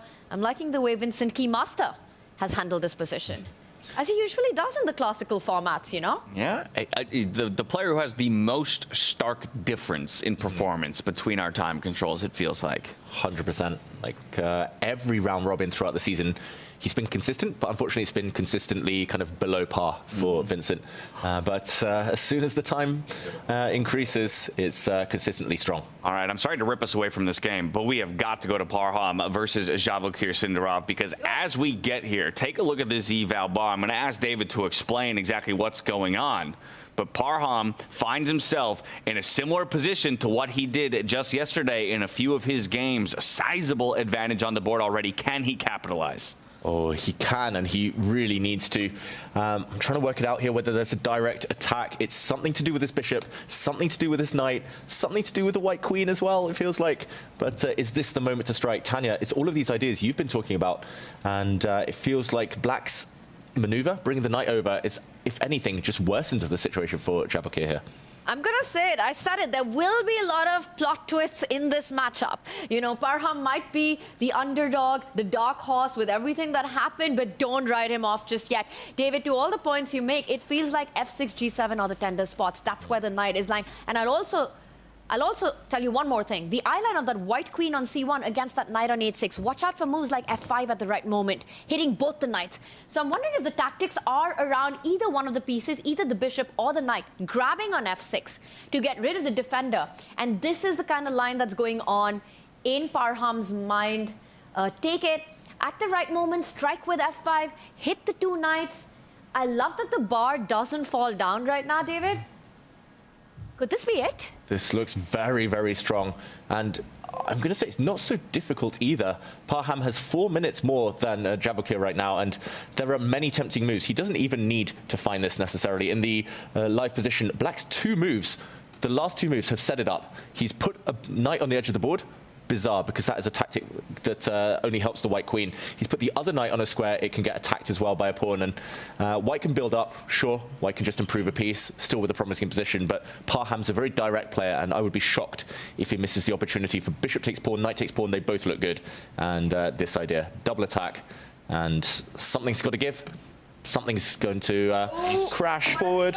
Bishop takes pawn. Makes a move. On the board, a brilliancy. But Parham, the first time here in South Africa, and he's the one on driver's seat here right now. That's exactly right. Gets the double exclam, and for good reason. He sees his opening, and he's going to seize it. Now, difficulty for Javokir. Maybe regretting his pick. Maybe regretting starting with the black pieces. Exactly. And did you see this synchronized action here? David picking up his drink, Parham going for his right now. He's feeling good about his chances.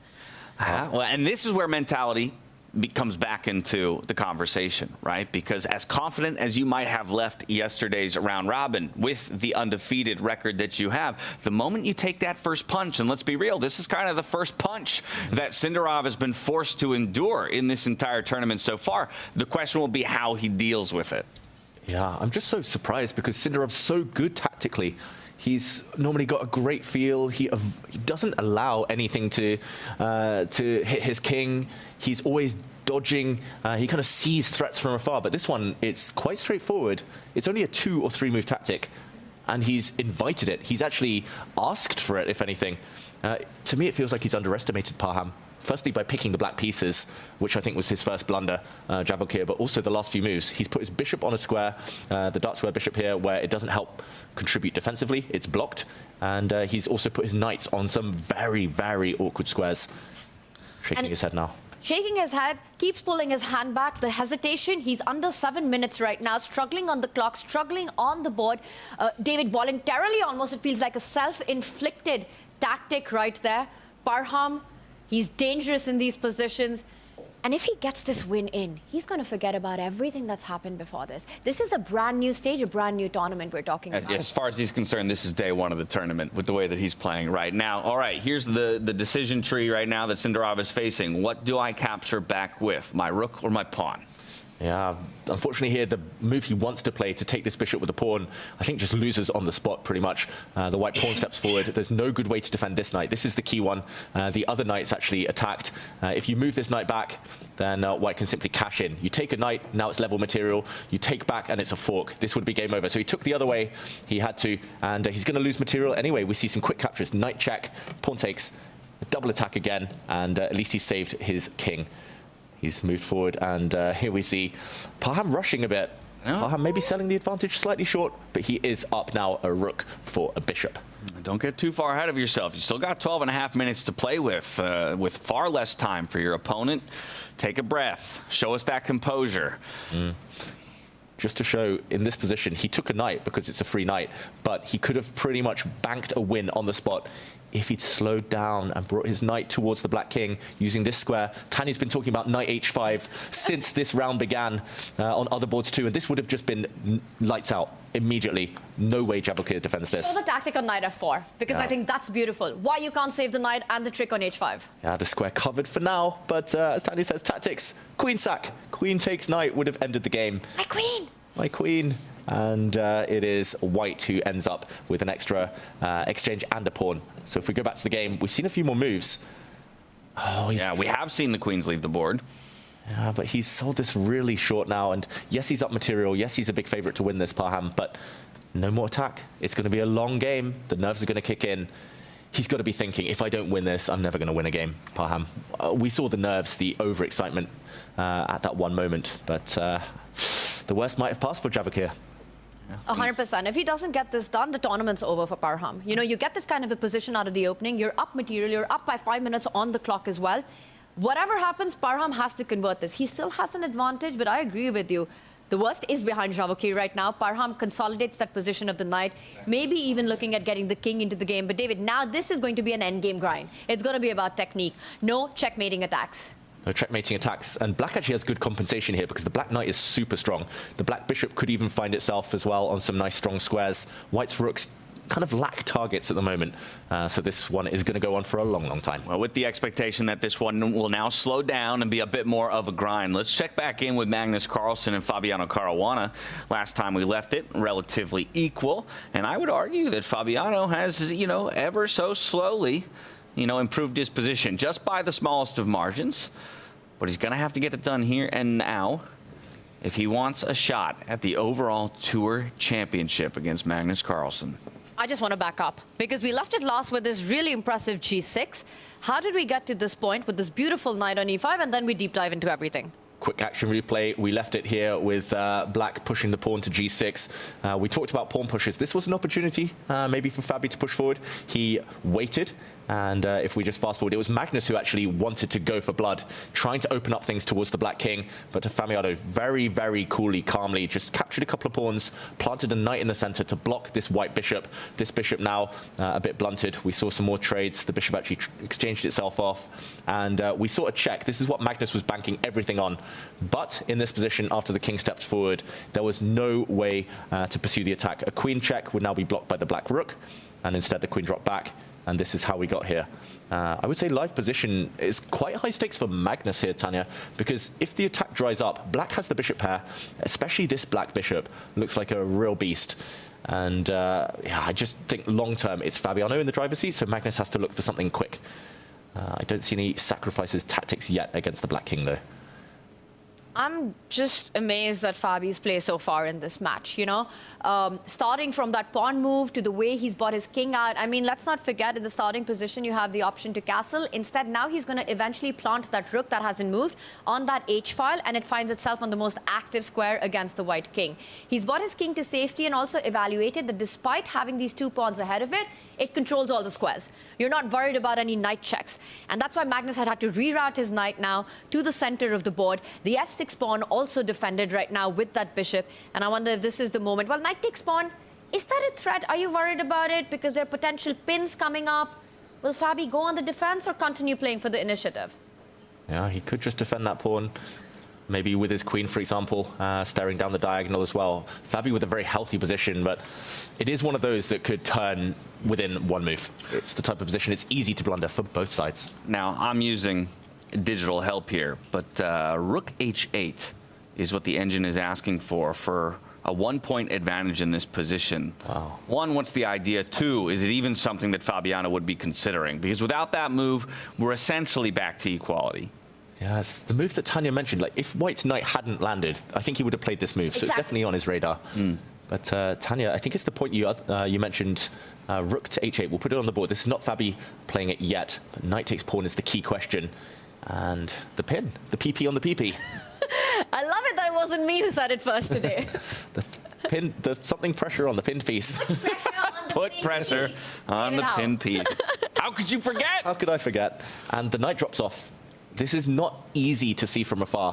I think if an opponent threatens a pawn, you defend it. That's normally how it works. Or you move it, or you react somehow. But just letting it fall, that takes a bit of courage. Yeah. It's scary to go into this line unless you're sure you're winning material. But Fabi, this is what we were talking about, right? Where are Fabi's best chances, or for that matter, any of these elite players when you're playing against a guy like Magnus? It's to get these imbalances in the position. It's to kind of draw him out into that tactical battle as quickly as possible. And so far, Fabi's been successful to do that. But that means that it's the kind of position which has opportunities for both to go wrong. Every move is a high responsibility move. Magnus looking away, I'm surprised by that because the position is so tense, but Fabi needs to keep the time advantage. Fabiano, if it gets down to a 2 versus 2, kind of on the clock at least, type of situation, I don't think he's got the speed that Magnus is capable of. I don't think he's got the gears, the shift. So we see the bar, we see the position, we know Fabi, he's trying to put pressure on Magnus. But it's still a game for 3 results. Prediction time? Do you think Fabi has it in him? And we spoke about this at the start, right? He needs to knock down Magnus into the lower bracket. For a shot at winning the entire tour, he's the one man who can do it. He has to go a long way, but this would be step 1. Does he do it? Do you think he finds a way? I'm sorry to be the party pooper, but I'm going to go with a draw. Not that it flips in the other direction, but I do think this is the kind of game that Magnus is so capable of saving. Yeah. Especially with the time. As you mentioned, Fabi's so good at calculation, but you need time to calculate, and you're running out of that time right now. With still a fair number of pieces on the board. We lose a couple more minor pieces, or even a few of the majors, and we're in a more endgame scenario. And as I say it, take a look at that. It's an inaccuracy he's given the opening for Magnus to find more equality in this game, or maybe even start to push it in his direction. Yeah, that's a very passive move. It's a negative decision, and I think the first hint that he's starting to feel the nerves. I say we blame Tanya for that. Oh. She was the one who even you brought it up. You put it into the universe. Fabi from the start of this event. Well, after you guys took Sindarov and Levon, you know, seeing their performances yesterday. But Rook F8, it does feel like in the wrong direction when you're playing for that 1-pointer. Yeah, it was very important to have that rook active because now White's knight is going to come in. We talked about knight h5. There's just 2 moves needed to get that knight to a very important checking square. Black's king suddenly feeling the heat. But there is the logic that you were talking about, right? When I asked, would he even be at this point considering rook to h8, you said, attack a pawn, I want to defend the pawn. And that ultimately is the decision he made by bringing that rook over to defend the pawn alongside his dark squared bishop. Yeah, I can't blame him for that move too much, but I think it's just the first hint, the first sign that the trend might be turning. And okay, in the meantime, Magnus is up on the clock. And I wonder what he has up his sleeve, David. Did we see what happens if he now continues with the idea that we were talking about earlier? Because now there's no pressure on f6. So can he still go rook h8? And once you bring up your knight, I believe that's what you wanted? Yeah.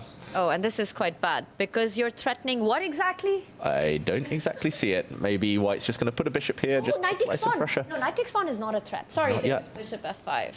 It just feels loose for Black. I think this is still roughly in the balance, at least in practical terms, but it just feels a bit awkward. I'm sorry, I'm getting excited here, but do you think knight takes pawn, the other one is a threat? Take that pawn, take that knight, g6 hang in? Ooh, maybe. Bishop f5 in the air as well, just a pin along the g-file. Black's king definitely much more vulnerable, and out of the blue, Magnus is whipping up an attack. Now we're not loving the g6 move anymore as much. No. And I'm not loving Fabi's clock. I've seen it so many times. Him in the driver's seat, he's the one pushing, and suddenly, under the 2-3 minute mark, it turns around. Yeah, uncomfortable position now perhaps for Fabiano Caruana. Somebody else, though, who's been in an uncomfortable position for a majority of his game is Hans Niemann up against Levon Aronian. On our way over to that board, let's get another quick word from Levon, who jumped into the confessional booth yet again. Nice. I feel that Hans shouldn't have allowed d5. Yeah, because, or, I mean, he should have went for something sharp, because he played kind of slow, and now my position looks almost winning. I just have to, you know, pay attention, not to blunder anything, but objectively, this looks really, really good.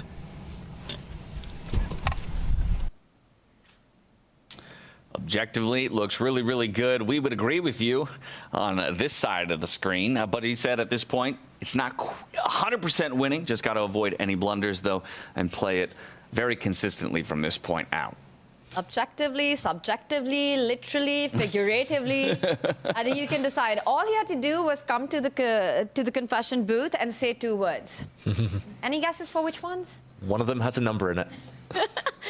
The other one is David's favorite. It's Connect 4. Connect 4 on the board. I mean, I sometimes say it as a joke, but this one is very much not a joke because the black bishop is just staring at the strongest pawn chain you will ever see. And that means Hans Niemann is really just lacking any counterplay. He's also down a pawn, Hans Niemann. White's queen has gone grabbing. And it's a matter of time before Hans tries something on the king side. That's where his knight is, his dark square bishop is. But, okay, you can trade off one of those 4 pawns, but you don't really change anything in the process. And slowly but surely, Levon now is going to push forward on the side where he is the stronger, with whether it's the C pawn, whether it's the A pawn. It just feels very, very good for him. Who's stopping A4, A5, A6? I just don't see it. In 3 moves, can you muster up a counterplay against the white king, which can easily be defended by one of the rooks next to it? The A pawn advancing, the C pawn breaking through. You're not only down a pawn, you're down that bishop on B7, a really sad one. Hans starts with the H pawn, but this time it just feels like it's going to be too slow. Yeah, much too slow. And yeah, this is just a kind of stab in the dark. When in doubt, push the H pawn is the saying. It's just kind of a hit and hope. It's like in football, soccer, where you're 30 yards out, you just hit it for the sake of hitting it because you're a goal down and there's 2 seconds left on the clock. But it's not really threatening anything. It's Hans the H pawn solo right now. Yeah. There's absolutely nothing assisting that attack. You can see his body language. Hans not looking optimistic. Levon just working his dark squared bishop a bit more into the game. 2 moves here to bring it over to C1. But of course, this gives Hans the opportunity to launch some form of a counterattack. A bit of a wild swing here as his H-pawn moves 1 step closer into enemy territory. Where exactly is it even headed? Because the moment it arrives on the 3rd rank, white is simply going to kick out that knight. Levon takes a decision to get rid of it already, trades on F4. He's up a pawn, but he needs to start pushing one of those 2 pawns we were earlier highlighting. You know, either break open with C5, get your queen back into the game, or start pushing that A pawn. I would go A4, A5, A6 last year. Yeah. I'm really surprised he took that knight because he could have done that any time in the near future. He could have taken that knight 2 moves later, 5 moves later. There was a pin on it. So very surprising. Black's bishop, this looks like a King's Indian defense for anyone watching at home who plays that opening. Same pawn structure for white, for black. Often black's idea is to push forward on the king's side. But here, black at least has a strong bishop to compensate now. Yeah. Bishop to C6. Are we trapping our opponent's queen eventually here? Whoa. That is interesting. Bishop to C6. I think it's also... You're inviting the trade. Obviously, I don't have to take it. But if you do, my pawn gets to slide up into a dominating position there. And the knight jumping to D5 next? That is a beautiful outpost. Good knight versus bad bishop. That knight is going to dominate. And yeah, we might not win the black queen, but it's not moving out anytime soon. Yeah, it's just locked in a cage. Oh, that's what he's aiming for. That's why he took the knight, Levon. It's slightly counterintuitive, so not obvious because the opponent's bishop is so bad. But you kind of transform the advantage. Instead of playing against a bad piece, you create a nice, beautiful square for yourself. And that's such a creative way to play this position out, because after bishop c6, there's really no way to hide. You can shift that bishop to that a square, but then you end up trapping it with b5. Instead, first, Levon stops any activity on the king's side. He's in the driver's seat right now. By the way, huge turnaround on the Sindarov board. Sindarov is pushing for the win. Then off we go to the Sindarov board up against Parham. We had said Parham, he had such solid control of the game, perhaps moved a bit too quick for himself once he did have that advantage. And just like that, head in hands, he's in a difficult spot, and Sindarov is looking mighty confident once again. What happened, David? When it rains, it really, really pours. Now it's level material. We'll do a very, very quick action replay. It was all about the one moment where Parham cashed in too soon. He had 12.5 minutes on his clock. He sacrificed a piece and could have just won on the spot now by bringing his knight round to deliver a check to the black king. That would have been an unstoppable check. The white queen would have been able to swoop in. It would have been game over, but he took this knight prematurely. It wasn't running away. And yes, he was the exchange up, but we saw the black knight suddenly reach a dominant square in the center. And if we fast forward, it would look like it was another mistake from Parham at this moment, allowing the bishop to come in. I mean, suddenly the bishop is by far stronger than any of the white rooks, and he actually ended up giving back the material in this moment. He played the move d4. That is an admission, basically, that his last few moves have been bad. He had to give up his rook for a bishop, and if we fast forward now to the live position, I mean, he's just worse. Black has this beautiful kind of trio of pawns in the center, really flexible. The knight is sidelined. Worse on the board, worse on the clock. And I'll go back to that point you made. It was 12 minutes and 30 seconds to his name with a time advantage. He moved too quick for himself, and now he's eaten up a bunch of the time that he could have used in that moment to execute a little bit more accurately. Game's not over just yet, but what a breath of life for Sindarov. He was up by 5 minutes. He's now down by 4 minutes. A worse pawn structure, easily targeted by Sindarov. The knight coming to the center, hitting the C pawn. The rook eventually going either to the G or the B file, starting to attack some of those other weaknesses. And Parham keeps thinking. And this is just honestly really difficult. It's quite heartbreaking. The entire story that he's had in this tournament. So many missed opportunities. And just when the stage resets, it's within reach. You know, you play this brilliant opening ideas, you sacrifice at the right time, you're gifted material advantage, and then only to blow it up. Yeah, he's not lost. He's just a little bit worse here in an endgame. But it's this type of position where central pawns are actually stronger. Because if they do end up pushing, they're going to gain so much time on the way. They're going to start hitting things. They're going to be so strong connected. White, in the meantime, has a very weak isolated pawn. And flank pawns often less effective, at least with rook still on the board. So it's not the end of the world for Parham. But the key moment was when he looked to the skies earlier. He knew he was winning. Internally, you could even see him say, right, I have to win this now. And that's where he started to get nervous. Yeah, so still long defensive job, but difficult defensive job ahead for Parham Maghsoodloo. Yeah, again, it comes down to that battle of the mindset, right? Because after everything that happened yesterday, and to give away such a huge advantage, it's very difficult to reset yourself onto the defensive mode now. You've been the aggressor the whole game. You feel like things are finally turning around. So for Parham, it's an incredibly uphill battle. And look at Sindarov. He's feeling it, you know. He's suddenly paced up. He's over 7 minutes. He's getting the knight into the game, eyeing that G4 square next to jump into at the right time. E5 coming in to kick that white knight out. F4 with the rook on G1. Pinned after that E-pawn moves forward. This is tough. This is very tough. 2 minutes. Tanya, do you think he defends this? Do you think he holds? If yesterday would not have happened, I would have said there was a better shot. Yeah, I think he's fighting for a draw alone. I think a white win here is almost unthinkable. But I don't think he's going to be able to hold, unfortunately. He brings his knight back to stop the black pawn pushing. But the black king can stick its head forward and support that pawn push anyway. Parham on the back foot. Sindarov, he lucked out there, but often that's what happens when you're in form. You get half a chance to fight back, and you seize it. You've got to take advantage of your opponent's mistakes, right? And that's what he has done in this game here. Those couple of mistakes here from Parham have given Javokir a way back into it. Interesting developments by Magnus. You know, there's a reason why David knows him best. He's gone for his idea with the knight jumping in, the bishop jumping in, pressure on Fabi, I wanted to say, but there's been an inaccuracy. A good moment to jump in? I think so, especially with both clocks ticking down here. Again, 15-second increment for our players, but Fabiano Caruana and Magnus Carlsen a locked-in battle. Both under a minute. Both under a minute. Wow, it's all about the pins and the PPs and the whatever you want to call it. Like, there's so much tension here. White's last move, just very quick action replay. White's last move was a big inaccuracy, pushing a pawn forward to C3 when he actually had tactics. He could have landed a very strong blow, a sacrifice here, but not easy at all. He took his foot off the pedal, and now dropping the king back Fabi, a great move, since if there is a capture on this square, then black suddenly would have a winning advantage by pinning the white bishop. And it looks like Magnus now down to seconds. He's got to decide what to do.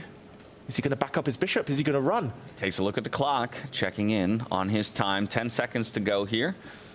Gain 15 back, but both these players are about to be playing with increment and nothing else. He's going to drop his bishop back. Computer doesn't like it. This is an opening for Fabiano Caruana. Fabi's about to be up a piece in this position.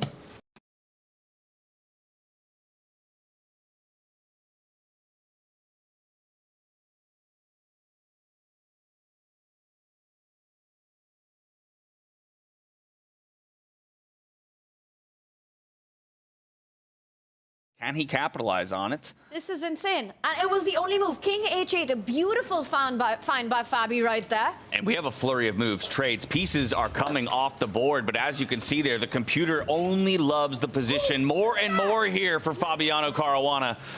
Magnus is unhappy. He cannot believe it. He's just 2 pieces down, Magnus Carlsen. He resigns. Wow. Magnus taken down by Fabiano Caruana. The whole tournament, the whole tour is wide open. In the matchup yesterday between these two players, it was Magnus who would come out on top. But in game one of their best of two in the quarterfinals, when Fabi needs to get it done for any hope at unseating the world #1 in his quest to become the first year-long Grand Slam Tour champion, he gets it done from the black side of the board. One more game to go here for Fabiano Caruana. And at least now he sees the light at the end of the tunnel. You know, this was step one. He does it, and I have to say, in a very classy way.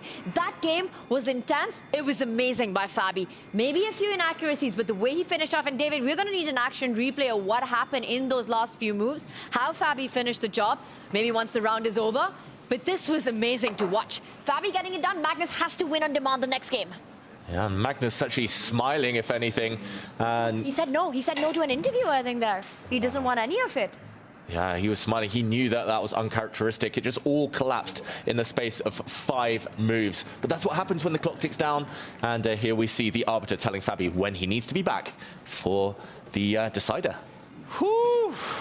And talk about energy and momentum, feeling at the top of your game, peaking in the right moments. Maybe some inaccuracies by Magnus Carlsen, but they were so quickly capitalized on by Fabiano Caruana, who exits the playing hall with a little verve in his step there. We'll return to Levon Aronian and Hans Niemann, as this one, it's not so decisive, it feels like, as maybe it once was here for Levon. Yeah, I mean, I'm still reeling from what we just saw. I mean, we're talking about Fabi and Magnus, the two giants of chess. We'll discuss more of that. But look at this, a flurry of moves, quick sequence right there. And now it's suddenly absolutely in the balance. I'm doing the math. Levon's still up a pawn. But Hans has made magic happen on the board. Yeah, Levon's been getting nervous. He's played some really passive moves. What he did with trading off the black knight, what he did with pushing this pawn forward, not trading off the light squared bishops, has backfired. And now, look at the white king in the corner. It's ready to be caged. If somehow the rooks can come off the board, I'm thinking Hans is going to move his bishop. So many tempting squares. And it just feels like Levon's king is ready to be hit. This could easily backfire. Levon's clearly nervous, visibly now. Hans has fought back. He's fought back, and with the opposite color complex of the bishop, the attack on the king is a key aspect in the position. And the white king absolutely boxed up. I love that G3 square, David, really creating threats on the back rank as well. And he does make a decision. He hits that white queen. Ooh. You could trade both rooks. Oh my god. Okay, this gets a brilliancy. It was not on my radar as a move. Me neither. That is incredible. And it's all about the pins again. The white rooks are pinned here. It's given a double exclamation mark because it is a sacrifice, but it would cost white a rook to take that bishop off the board now. Only move for Levon Aronian. He needs to trade off the rooks. But that one he will play, because otherwise there's problem to white's king. You can't really move the queen away. But what happens at the end of that sequence is what Lev's calculating. Hands down to 22 seconds as Magnus continues to look over. I think he can trade the rooks and force a draw, but he has to be really accurate with where he starts checking. After all the rooks come off, the white queen has to start doing some zigzagging and chasing the black king wherever it goes. And Levon is now the one who has to force a draw. He has to bail out, escape this game. Otherwise, we might see a full turnaround, and Hans might be the one to win. What a save by Hans this will be if that happens, if he's able to get that draw in this round one. I mean, from an absolutely busted position out of the opening. Almost made more surprising. Yep, here come the rooks off the board here with the check. So he did find the only move. But at best, you're hoping for a draw. What was a one position, what he said in the confessional booth, he recognized as a winning position. Somehow, he wasn't able to get it over the line. And white has no time to capture the D pawn. There are checks followed by checkmate on the back rank right there. Huge threat. David, I don't think Lev can do anything better than keep checking the black king. And handshakes to follow? Yeah, should be, but he has to check on the right square. There we go. He's forced to find only moves Levon Aronian, as Tanya says. If he stops checking, if the checks dry up, run out, then black wins. It's just checkmate, game over. So he has to check on the right square. And I think the path is easy. The white queen actually needs to keep checking on dark squares. That is the key. And I think he's found it. So the point is when the black king steps up to 8-6, you need to have a good check. And like you mentioned, you zigzag your way across. You zigzag around the board, and the black king doesn't have enough squares to hide on, to run to. We might see that play out. as Hans moves his king away. Honestly, insane that it's Lev who has to bail out and get the draw in this position after how this game started. I can't believe it. King's going to dance just a little bit. We're going to see some time built back up on the clocks here with the 15-second increment, but in all likelihood, we will be seeing this one end in a draw, somewhat surprisingly, but Hans Niemann will keep himself very much alive in his matchup against Levon Aronian, and now Levon might be reconsidering his opponent pick from just last night, as this was his opportunity with the white pieces. It'll be Hans, who's a little bit more in the driver's seat in their second game, soon to come. Yeah, and it was all going so well, but the moment that Levon moved his dark squared bishop around, took the black knight off the board, it just felt like he was scared of what Hans was able to conjure up. And often that's not how you can play and win games at this top level. You can't be afraid. And it was very anti-Levon. That's why we're so surprised here in the studio. Gave another check. He's got to keep checking. Only move not to lose on the spot. Yeah, should come right back to this same square. We'll see the beginning of the repetition. And he does. Immense relief for Hans. Wow. Yeah, I gotta wonder what's going on inside his head. He's just happy right now to survive this one. This was dead lost after 10 moves for Hans Niemann. Down a pawn, a bishop killed on that left flank. And we were saying there was nothing to make of this attack. The final check.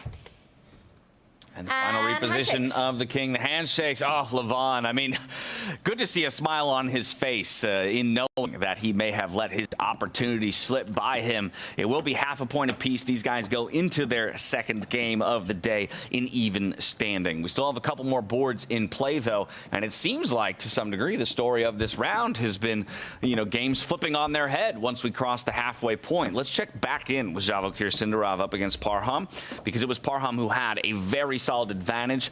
At some point, though, giving it back to Javokir, and now it feels like Javokir is in his rhythm, just clawing a tenth of a point here, a tenth of a point here, and we're starting to see that bar slip, slip, slip, slip more in the direction of the young Uzbek. Well, this is a really ugly position, and there Magzulu needed actually to trade off the knights. He needed to go knight to h6. He went the wrong way, and now it's just one-way traffic. Look at the power of the black rook, the power of the black knight, and more importantly, the 2 pawns in the center. The white king's in huge trouble right now. White's pawns are going nowhere. This just looks like one-way traffic. From what could have been a win to what is most likely a loss, the story of Parham's tournament continues here in South Africa. It's heartbreaking. I mean, this has been really tough, you know, and it felt like he picked up momentum on the last round of the round robin, just getting that absolutely crushing advantage against Magnus, coming into play against Sindarov. Huge, huge way to handle the opening with a winning position right out of it, and then giving it all away. I think the problem here is not just the 2 passes, but as you said, David, that white king so vulnerable to that black knight, the rook jumping in, the pawn moving into e3 with a check, and least of all, h4 can be picked up any moment. Oof, yeah, I think taking that pawn would be a very, very tempting option right now for Javokir.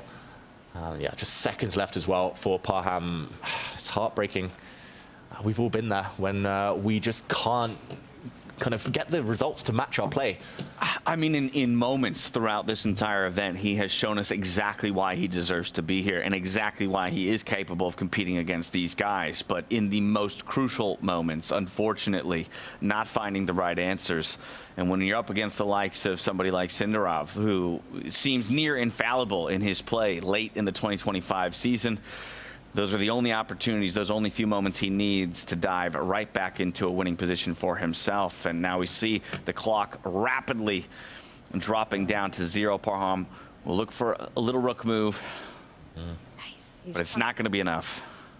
Trying to find some tricks in the position, coming in with a hit on that f pawn right now. Black can simply defend it with the move. Either ways with the knight, you could move forward, you could move back. I like the backward move, David. It keeps the g5 pawn under check as well, also threatening a huge one of his own on that e5 square. Yeah, that looks like the most logical move, and Sindarov will find it. There we go, the knight is hit. Still needs to be quite accurate, just since this pawn is vulnerable. But of course he's going to be accurate. He finds a way to gain time. He kicks away the white rook from the site of that pawn. Next move, he might land a check. It might be time to start pushing those pawns. And that, I think, is the clincher Parham, yeah, he plays these open tournaments. He plays lots of team chess. He doesn't get the opportunity against the very elite, and I think that's the only thing stopping him right now. It's that experience, that know-how of how to put the ball in the back of the net against the very best. It's tough, and this result is going to be tough on him. He gives a check, but that is just a one mover. The black king can move out the way. The rook is still hit, and the pawns are still marching.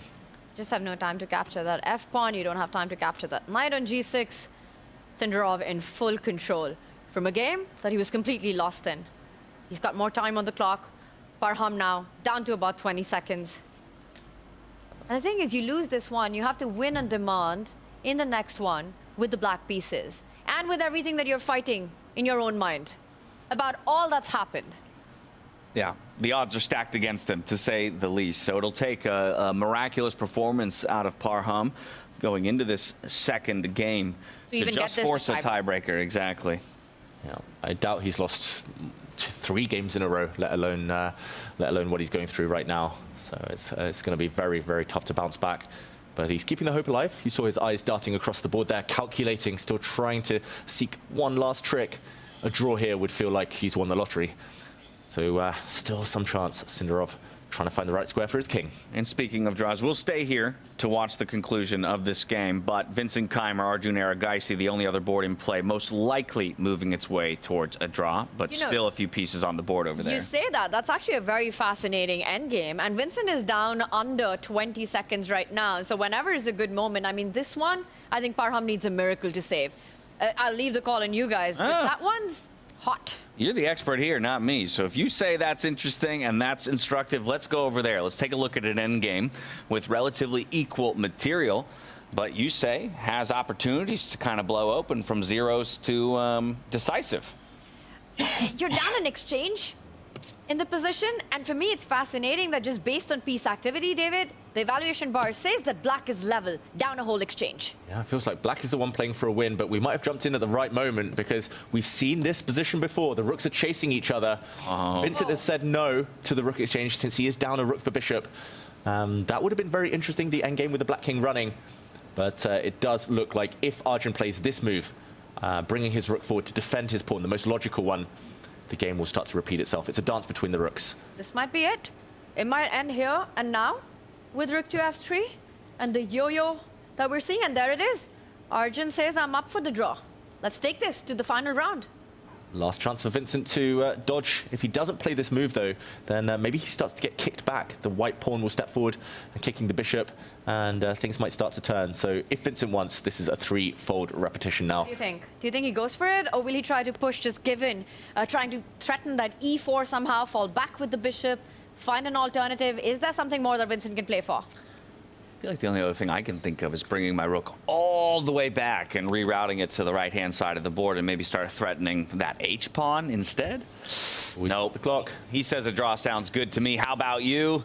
And with a nod of the head and a shake of the hands, Vincent Keimer and Arjun Erigaisi will go half a point apiece. It's a draw in game number 1. They'll flip sides, so Vincent will pilot the white pieces in their second game against Arjun with the black. Very interesting game. Like, a lot to talk about for the players, but ultimately it was always likely to end balanced. And that is not the case, unfortunately, for Parham Magzulu on the other board. It looks like he's about to crash to defeat finally. Yeah, it's gone from bad to worse, right? You're up in exchange, and now you're down in exchange in this game. This is tough. Here, Javokir probably has multiple ways to win. He's looking at the move to slide his rook across now, maybe, but he could also just simply take the bishops off the board. There we go. And as long as he can eliminate some of the white pawns, don't take it yet, because there's a nasty knight fork. Check, hitting the king, winning the rook. But you can even just lure away the white knight now. Push it away by giving up your pawn. Take this one off the board, and rook will overpower the knight. This looks decisive, Tanya. It really does. He instead just sidesteps with the king. Equally strong, David, avoiding any of those knight checks. Keeps it on a good square right now. G5 attack. E3, super strong. And Sindarov knows it. He's not only survived the worst, but he's bagged the victory. Yeah, he's feeling good in his position right now. Rook 2 pawns versus knight and 2 pawns here in the endgame. How trivial is this one? I mean, let's just point out, if all the pawns are off the board, that is a theoretical draw. But there really is no way that you can get or trade off or force a trade of these pawns. Yeah, Black would have to be really, really naive and compliant to agree to any trades of pawns, even trading off kind of one set, which is a distant dream for White. Even that is unlikely. And that would also still lead to a winning endgame for Black. You need the pawns because you need a future queen. That is the key. So what is the winning plan if you're Black here? Just to get the king around. Like, the rook is doing a great job of cutting off the white king. But at the right moment, if the black king can join the party, White's trying to create a barrier. The pawn stops the king moving forward. The knight does the same. But the king does have half the board to use. It can go the long way around as well, but this looks like the shortest path forward. Keep the pawns on the board. Don't go d5. Even if you have one set remaining, just don't trade off anything right now. And Sindarov, it looked like he was reaching out for the rook. He might also just tickle that white knight. There we go. That's it. Another option. Can the king step up and defend? Yep. Then maybe you go for the other pawn. And then once the king is committed to the center, that pawn is very, very hard to defend. Oh, this is tough. Maizulu, he has to move his king. The knight dropping back would allow the black king forward. Now he has to try and find a way to keep this pawn on the board, most likely dropping back his knight, but also that allows the king, the black king, in. And that will spell the beginning of the end. Okay, he pushes his pawn forward. That won't change much. And your heart has to break a little bit here for Parham in these moments. It's been the story for a while now. I mean, this game, just the way it turned around, it was awesome to see what he did, you know, after Sindarov gave him the chance to sacrifice on f6. And that move that David pointed out, which would have won on the spot, missing that, quickly trading the queens and going into this, well, better endgame, but still far from winning. I think that was the start where I think, David, you started feeling that, you know what, he still has work to do. Yeah, I could see it even before he kind of made that mistake and didn't win on the spot. He kind of looked up. There was this one moment, you could tell he was like, okay, I'm winning, I'm winning, I'm winning, I'm winning. It was just in his mind a bit too much. He's like, finally, the curse is broken. But the game goes on. You still have to finish things off. And as soon as things start to turn against you, that's where the mental side of chess kind of amplifies 1,000-fold. And unfortunately, it was just one of those days. Yeah, saw the finish line in his mind and scrambled to get there without doing his due diligence with the 12.5 minutes that he had to his name at the time. And a small inaccuracy is all a player like Javakir needs to flip things on its head. And they say that in chess, winning a winning position is one of the hardest things to do. And when you get that kind of an advantage, you have to be super alert. You can't just sort of lose focus and say you've done the hard part and the win will come to you. That is something, especially at this level, you want to wrap it up as quickly as possible. I think it was in those two moves when he went and captured that knight on g6, instead of actually finishing the game on the spot, all he had to do was slow down for 10 seconds. Just take a breather, and it would have been over. He would have been up in this match with a brand new tournament ahead of him. This goes to your point, though, about maybe a lack of experience. And you know what? Then he's getting the experience, right? That maybe has to be how you start to reframe, you know, things in this tournament. Of course, he still has the opportunity to strike back, assuming, you know, the win here for Sindarov in game number 2 and equalize things, force a tiebreaker. But maybe it's a tournament of learnings here for Parham. Yeah, I think he said it before in interviews, like he's always been in that next bracket of players, like the top players playing each other in these round robins constantly, getting these big invites. He's always been just outside the lucky few, and often once you do get the opportunity, you do need a few games, a few days to acclimatize and to kind of gain that confidence, the knowledge you can beat the very best. And yeah, he'll get there, but unfortunately not in this game. And there we go, Sindarov finally locates a weak pawn. He's going to pick that one off, and black is going to create a passed pawn. It's going to be a rook for knight advantage plus the extra pawn. That is the key, and the fortress has been broken. Yeah, there was little hope of creating it, I think, in the first place, and though tried, now the pawn falls. He does bring the knight back. You have to be a little careful till knights are on the board. They're always slightly tricky, you know. Watch out for those forks. Sindarov slows down. He's calculating, can he go for the pawn? I don't see an immediate refutation. I don't see a way for white to actually trap that rook. David, am I missing something? I don't think you're missing anything at all. The only thing is that black also has another tempting move to bring the king forward. But there we go. He takes the pawn. Resignation from Parham Maghsoodloo. Sindarov continues his winning streak. That's true. Remains undefeated in this tournament, while perhaps in his most precarious position across the 2 days so far. Javakir Sindarov, he gets the dub, gets the point, and he'll be advantaged going into game number 2 against Parham Magsudlu. And could have been a completely different end result about half an hour ago. So just crazy. So surprising.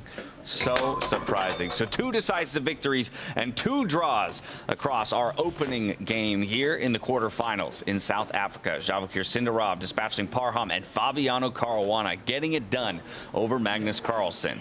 It was a draw between Hans and Levon, a draw between Vincent and Arjun as we look towards our second match of the day. Javakir remains undefeated in the event so far. And so close to it. I think the closest that he's been was in this round against Parham. And the day started with none of us expecting that. And what a position we were delivered. Position 305. It definitely proved tricky for a number of our players. We talked about how many moves into each of our boards we went before even a single piece would end up falling. And then in the later stages, a flurry of moves as some players benefiting to capitalize, though. That man on your screen, Fabiano Caruana against Magnus Carlsen. That has to be the story so far here in the quarterfinals. Yeah, fascinating. No wins for the players with the white pieces. Black took 2 wins. There were 2 draws as well. Some massive turnarounds. Levon Oronian winning, then having to scramble for a draw. And Parham and Magnus, who both ended up being defeated, had decisive advantages. Both of them had chances within a few moves. Full turnaround. Crazy. Yeah, I think for Hans and Parham, it was the comeback story in their games, but it was fabulous Fabi, right? Taking down Magnus in this game 1 with the black pieces. And like you said, there were inaccuracies made by Fabi that gave Magnus chances. But overall, apart from those 1 or 2 moves in the middle, very high-class chess by Fabi. I think he's got reasons to be proud. Because what we saw from him yesterday, a completely different, almost felt out of shape, Caruana. He said it himself in his interview at the end of the day yesterday. Not happy with his play at all. Playing poor chess, if anything, but it looks like maybe he has awoken a little bit in this tournament. We'll analyze that game just a bit more in a moment. First, let's take a look at the tournament tree, given the results of our first games of the day. As I mentioned, it's Javakir Sindarov, who maybe gets away with a little something up against Parham Magsudlu. He has a 1-point advantage in the upper part of the bracket. Just below them, Magnus Carlsen falling down to Fabiano Caruana. So decisive victories up there, and it's all draws on the bottom side of that upper bracket between Levon, Hans Niemann, Arjun Erigaisi, and Vincent Keimer. But we still have 1 more game to go in our best of 2s before any possible tiebreakers. That will, of course, seed our semifinals and our lower bracket coming out the end of the day. But now let's dive back into that Caruana versus Carlsen game. I'm going to turn to you, David. Let's relive some of the final moments and understand exactly how it was that Fabiano was able to get this one done. Yeah, and I'm going to take us back to just a few moves before the end, where we actually did a bit of a deep dive here. We said Fabiano had played perfectly as black. He defended everything. He'd shored up his king and would have had a huge advantage if he'd first put his rook on the edge of the board, allowing a pawn to drop, because then he could have pinned successfully and won some material. The white here would have been doomed. But instead, he did allow Magnus half a chance, I will say, by bringing his rook to the wrong side, a bit too passive. Magnus now correctly lining up a pin on the black king, and what happens next was so finely balanced. It all depended on one key tactic, though. The rook now finding the better square. Magnus now applying pressure on the pawn in front of the black king. The rook defends it. White adds the pressure with the pin again, and it was here, after black played a defensive move, that Magnus could have potentially cashed in and won this game, but it would have taken, I think, an almost superhuman sacrifice, one that he might have needed 1 hour on the clock to find. Knight takes pawn, and this one would have blown open the black king's shelter, but not just that. Magnus would have had to realize that there's nothing immediate. After the knight recaptures, there's actually tension between the queens, and Magnus now could have cut that tension by planting his knight on a dominant square. This knight now is so strong, impossible to remove it, and white has ideas such as a knight check, maybe at the top of the board, the white rook coming up to the top of the board. Yes, a pawn down, but huge pressure. Such a hard position to evaluate, though. And Magnus not spotting this wasn't the worst thing, but it was what happened next. After pushing his pawn forward, he'd lost all momentum, and Fabiano dropping his king back.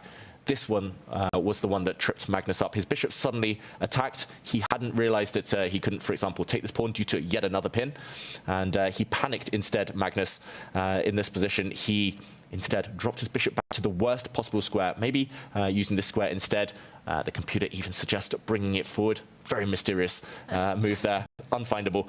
But he dropped it back to a bad square, and look at this, Fabi pounced. G5, tempo play, hitting the knight, and if Magnus had retreated, the only safe square, it's all about the pins. Bishop takes pawn, and here black has multiple wins, but even taking, due to the pressure along this diagonal, suddenly it would have been black with a counterattack. Magnus, therefore, decided to go all in, but it was too late. Knight takes pawn. He landed a check. Oh, no, seriously. He landed a discovered attack, and after a check, he found himself 2 pieces down. Wow. How quickly the position fell apart. In just that moment, Fabiano, he finds it. Precise.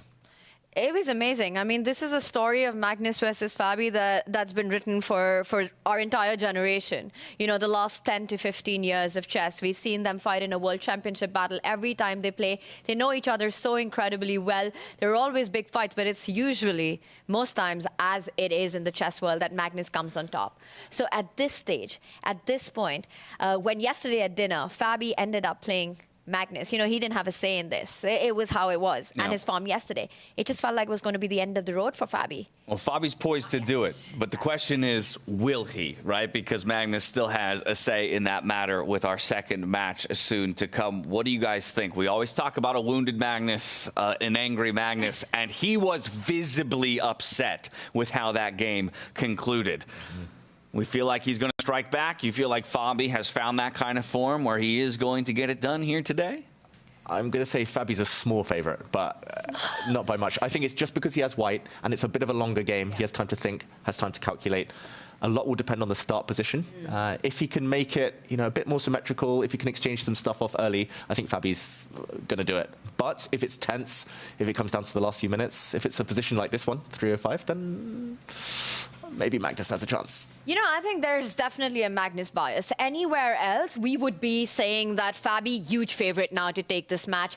The fact that it is freestyle chess, there's no way for Fabi, one of the best prepared players in the world when it comes to traditional chess, to actually shut the game down, to go into familiar territory. The fact, like you said, a wounded Magnus makes him even more dangerous with his back against the wall. He almost always delivers. There's definitely a big chance he does it, but I'm going to say Fabi makes it happen this time. I think he goes through to the semis. Well, there you have it. That's the call out from here in the studio, but nothing is decided just yet here in our quarterfinals. We are going to take a reset, take a short break while the players have an opportunity to call on their minds and reset towards game number 2. On the other side of the break, we'll bring you into the action and we'll see what the players have in store for us. See you then. Are you curious to play freestyle chess but don't know how to? No opening theory, no memorized moves, just pure strategic creativity. But how do you navigate 960 possible starting positions with confidence? That's exactly what I'll teach you in my Freestyle Chess Masterclass. You'll learn how to develop your pieces effectively, recognize key positional patterns, and avoid early disasters. I'll break down some of the best freestyle chess games ever played, featuring Magnus Carlsen, Alireza Firouzja, and Fabiano Caruana. Freestyle chess is still in its early days. This is your chance to get ahead of the competition. Sign up now and let's take your freestyle game to the next level. Join my Freestyle Chess Masterclass today and save 20% only during the Grand Slam. Welcome to the Freestyle Chess Grand Slam season finals in South Africa at Groot Bos Private Nature Reserve.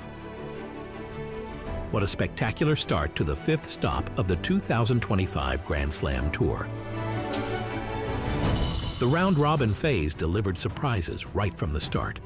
Magnus Carlsen had a difficult start against Javakir Sindarov, but recovered quickly and ended up in the upper half of the table despite the rough start. He beats his rival, Hans Niemann. Magnus just signals, I'm so happy. I have everything under control. Burn your time, my friend, and I'm going to kick you in the next couple of moves. And Magnus also prevailed against the Weissenhaus winner, Vincent Keimer, whose costly blunder in their game pushed him down to the lower part of the table by the end of the day. I'm just surprised. That was one of the most bizarre blunders I've seen at this level. At the top of the table, it all turned into a head-to-head race between Levon Aronian and Javakir Sindarov, a battle that would only be decided when they met in the final round. Going into the game, a draw was all Javokir, the birthday boy, needed to secure first place. And with a composed performance, Sindarov did exactly that, finishing the round robin ahead of Aronian, claiming the top spot and adding 8 Grand Slam points to his score.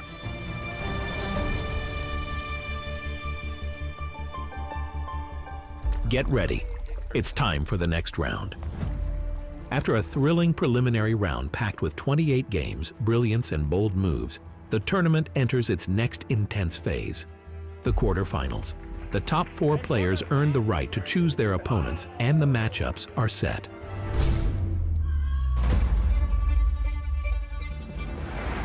It's not a surprise that Javokir Sindarov selected Parham Magsudlu, the underdog who is relatively new to freestyle chess. Levon Aronian chose Hans Niemann, setting up a replay of the Las Vegas Grand Slam final. Arjun Erigaisi will face Vincent Keimer, and Magnus Carlsen goes head-to-head with Fabiano Caruana.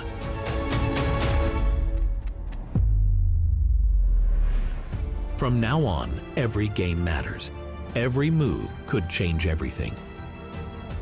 Chess is hard, freestyle chess is harder. Yeah, I'm glad I'm not the one out there having to play and just here to enjoy the game. Stay tuned.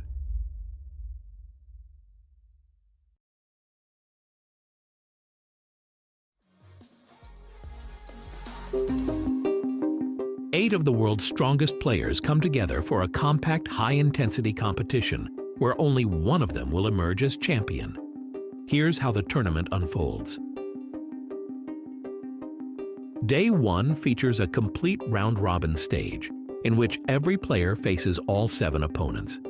Each game is played with a time control of 10 minutes plus a 5-second increment. The final ranking is important, as players can win decisive Grand Slam points. On Day 2, the tournament moves into the quarterfinals. From now on, each matchup consists of 2 games, one with white, one with black, and time control increases to 30 minutes plus 15 seconds per move. Before the games begin, the top 3 finishers from the preliminary round receive another strategic advantage. They each get to choose their opponent for the quarterfinals from among the players ranked 5 through 8. First the leader, then second place, and finally third place. The 4th ranked player receives the remaining opponent. Day 3 brings the semifinals, where the winner of quarterfinal A meets the winner of quarterfinal D, while the winners of quarterfinals B and C face each other. The players who lost their quarterfinal matches are not finished yet. They enter the placement playoffs for the 5th to 7th place. Everything culminates on Day 4, the decisive final day of the event. The 2 semifinal winners compete for the championship title in the grand final, while the semifinal losers battle for the podium in the 3rd place match. Both played with 30 minutes plus a 15-second increment. At the same time, the lower half of the standings is resolved through the 5th place match and the 7th place match, which use the quicker 10 plus 5 time format. 8 players, 4 days of freestyle chess, 1 champion. Who will take the crown?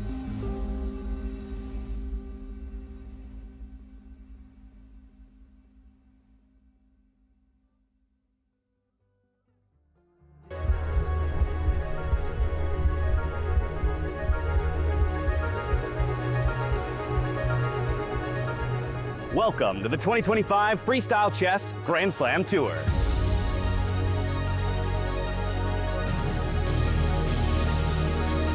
The world's greatest chess players will battle in a unique and thrilling format.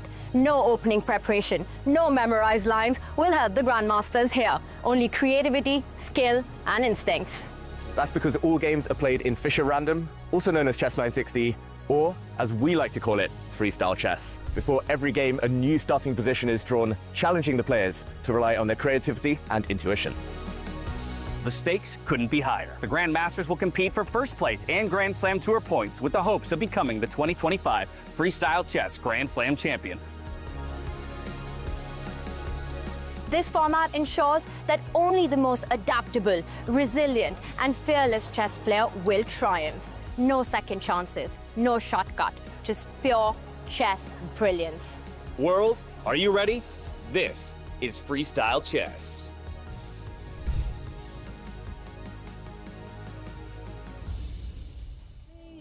What if I keep you on your toes? What if I give you the right dosage? Is there somewhere we can go to fix these broken roses? If I told you that we could have a better life, would you bring the old you? Or is that person still alive? If you took him off the shelf, would he even be himself? If I told you that we could have a better life. No sleep. You'll never find me dreaming these days. Lonely. I had to get another set of keys made. What if I keep you on your toes? What if I give you the right dosage? Is there somewhere we can go to fix these broken roses? If I told you that we could have a better life, would you bring the old you? Or is that person still alive? If you took her off the shelf, would she even be herself? If I told you that we could have a better life. If I choke on the words in my mouth, will you help me get them out? You know I'm always worried about. If I told you that we could have a better life, would you bring the old you? Or is that person still alive? If you took him off the shelf, Would she even be herself? if I told you that we could have a better life.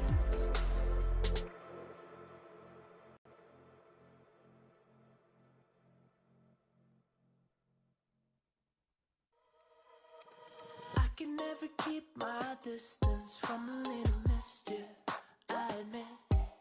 Now I'm hanging on my hopes on us and letting you decide.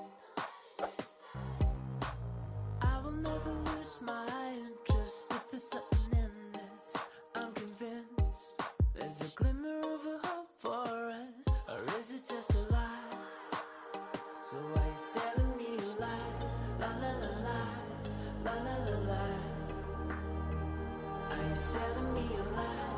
La la la la, la la la la. Show me a way to get lost, to run from all I want. There's too many ways to get high when you're my every thought. It's like I'm invisible, visible, visible, visible. Yeah. Show me a way to get lost, to run from all I want. So did your luck run out? Are you running dry? Did you realize I was everything you hoped for now? I never had it down until now. From the moment you came over, I'd be anything you wanted me to be. Now I know that it was only curiosity that led you to me. Show me a way to get lost, to run from all I want. There's too many ways to get high when you're my every thought. It's like I'm invisible, visible, visible,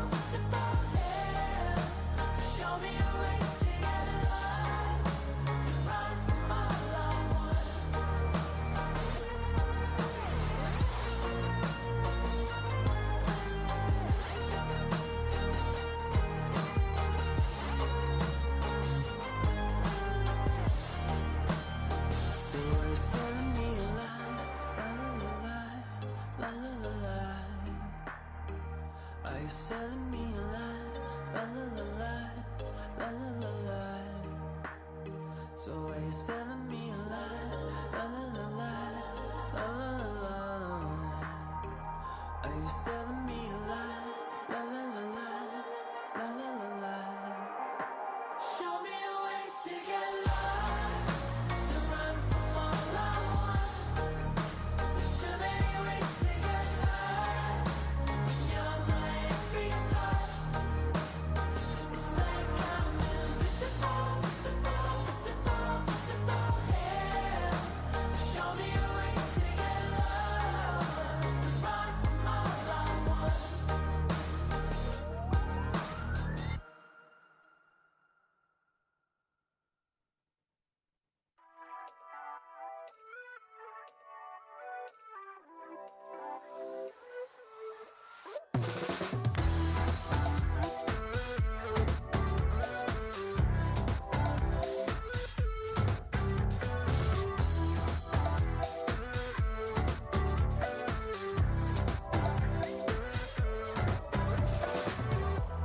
Show me how to make it real. I won't let you down. If this is how we're meant to feel, I never had a doubt. Through every test, I gave you my best. I am obsessed, believe me. So take the next step, we'll make up the rest. Try to let go.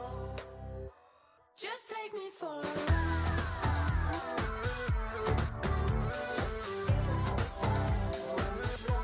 Just take me for a ride.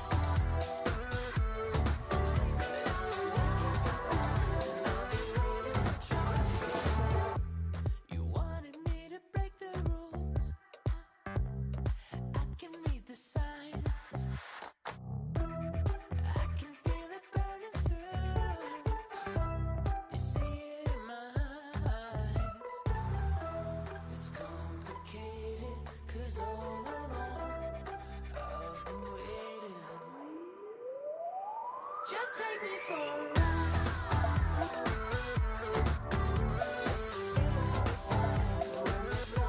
Just take me for a ride.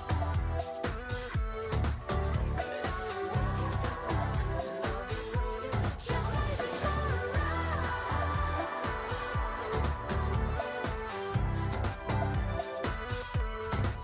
me for a ride.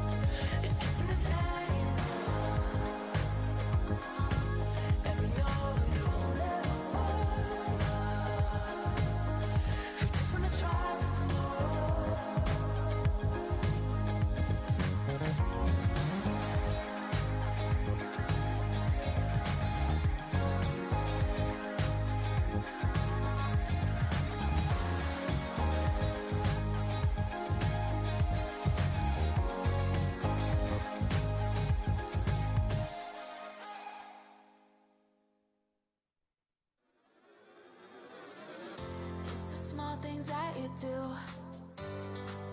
to keep reminding me there's magic inside me and you. Dreams to reality. All of my worries and fears fade away with you. There is no limit to all of the things we can do. Let's go, take my hand and hold it tight. I won't ever stop dreaming. Eyes closed, jump right in, we'll take them tight. Let's go, 'cause I got that feeling. Give me that, give me that, that feeling. Never stop dreaming. Give me that, give me that, give me that, give me that feeling. Never stop dreaming. You take me to a better place. Never wanna leave. Affection in a million ways. When you're next to me, all of my worries and fears fade away with you. There is no limit to all of the things we can do. Let's go, take my hand and hold it tight. I won't ever stop dreaming. Eyes closed, jump right in, we'll take them tight. Let's go, 'cause I got that feeling. Give me that, give me that, give me that, give me that, that feeling. Never stop dreaming. Give me that, give me that, give me that, give me that, give me that, that feeling. Never stop dreaming.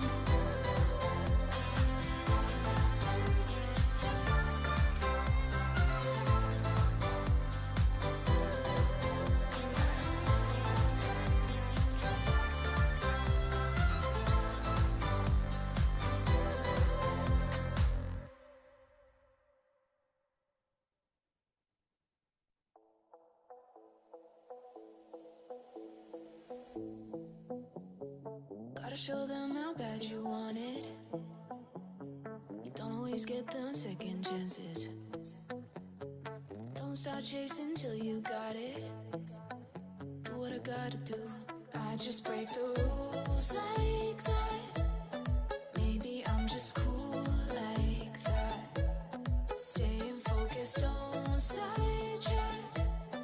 Always when I don't come last. I'll never go less than 100%. I'll just keep waiting while you're catching your breath. I'm only living if it's close to the edge. So come and dive into the deep end, 'cause the best is yet to come. I'm like a song you can't get out of your head. You press rewind when you get close to the end. Each time you leave, I know you'll come back again. So come and dive into the deep end.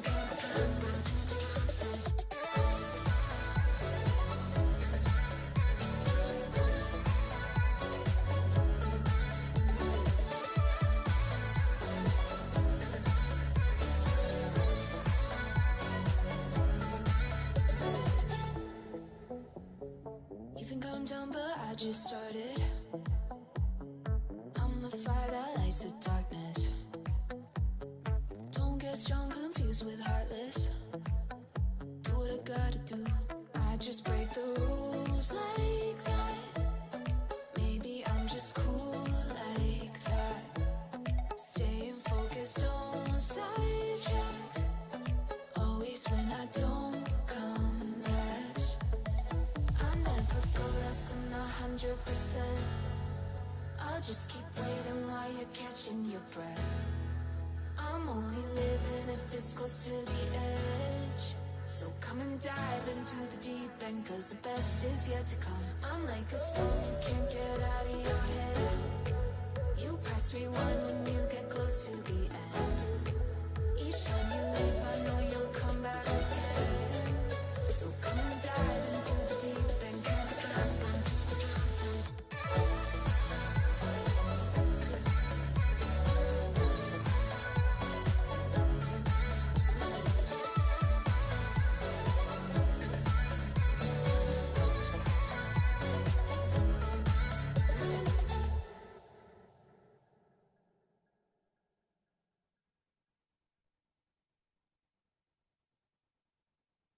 Underneath the neon, denim jacket you can lean on. In the drop we can be gone. Like a dream, I think I see one. On the reg, you know I need that. On my neck, your name is ink black. Got your hands up on your hip, like a pin up in that fit. I be lying through my lips, say anything to see it dip. Drop it low, let it show. Do your thing out on the floor. I'ma count to 1, 2, 3, chorus on the phone. I'm better when I'm with you. I feel it in my bloodline. Ice cold with the go-to, but you the one shining bright. Bump it like woo, baby. Better get your thing ready.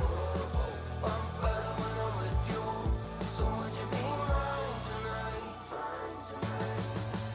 Too bad we breaking woke pink. Matter take it slow. Back into the moment when the summer had a summer glow. Body like somebody gon' be missing, they somebody. Twerk it like a ratty, I'ma eat it like a zombie. I'm better when I'm with you. I feel it in my bloodline. Ice cold with the go-to, but you the one shining bright. Bump it like woo, baby. Better get your thing ready. I'm better when I'm with you. So would you be mine tonight? Too bad we breaking woke pink. Matter take it slow. Back into the moment when the summer had a summer glow. Body like somebody gon' be missing, like somebody.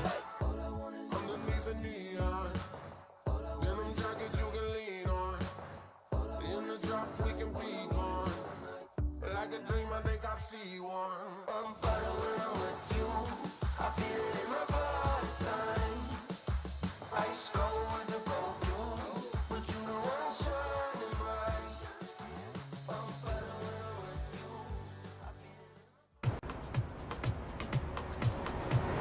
Hello, everyone, and welcome to South Africa.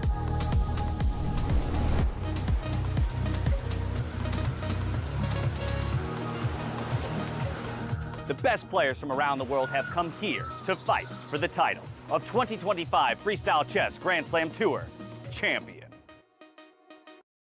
After an incredible journey, Weisenhouse, Paris, Las Vegas, it all comes down to this. With this as our backdrop, you can really feel the energy of this place. It's powerful, just like freestyle chess, full of emotions, creativity, and surprises. From here, we're heading south to one of the most beautiful places on Earth. A place where luxury meets nature and where the 2025 champion will be crowned. Welcome to Grootbos Private Nature Reserve, the home of the Freestyle Chess Grand Slam Season Finals 2025. It takes your breath away. The perfect place for the grand final. Where strategy meets beauty and champions are made. Set between mountains, forest, and ocean, Grootbos is not just a location, it's a world of its own. It's the perfect place to celebrate the beauty of nature and the brilliance of freestyle chess. Who will win the Freestyle Chess Grand Slam in South Africa? And who will be crowned the champion of the 2025 Freestyle Chess Grand Slam Tour? Get ready!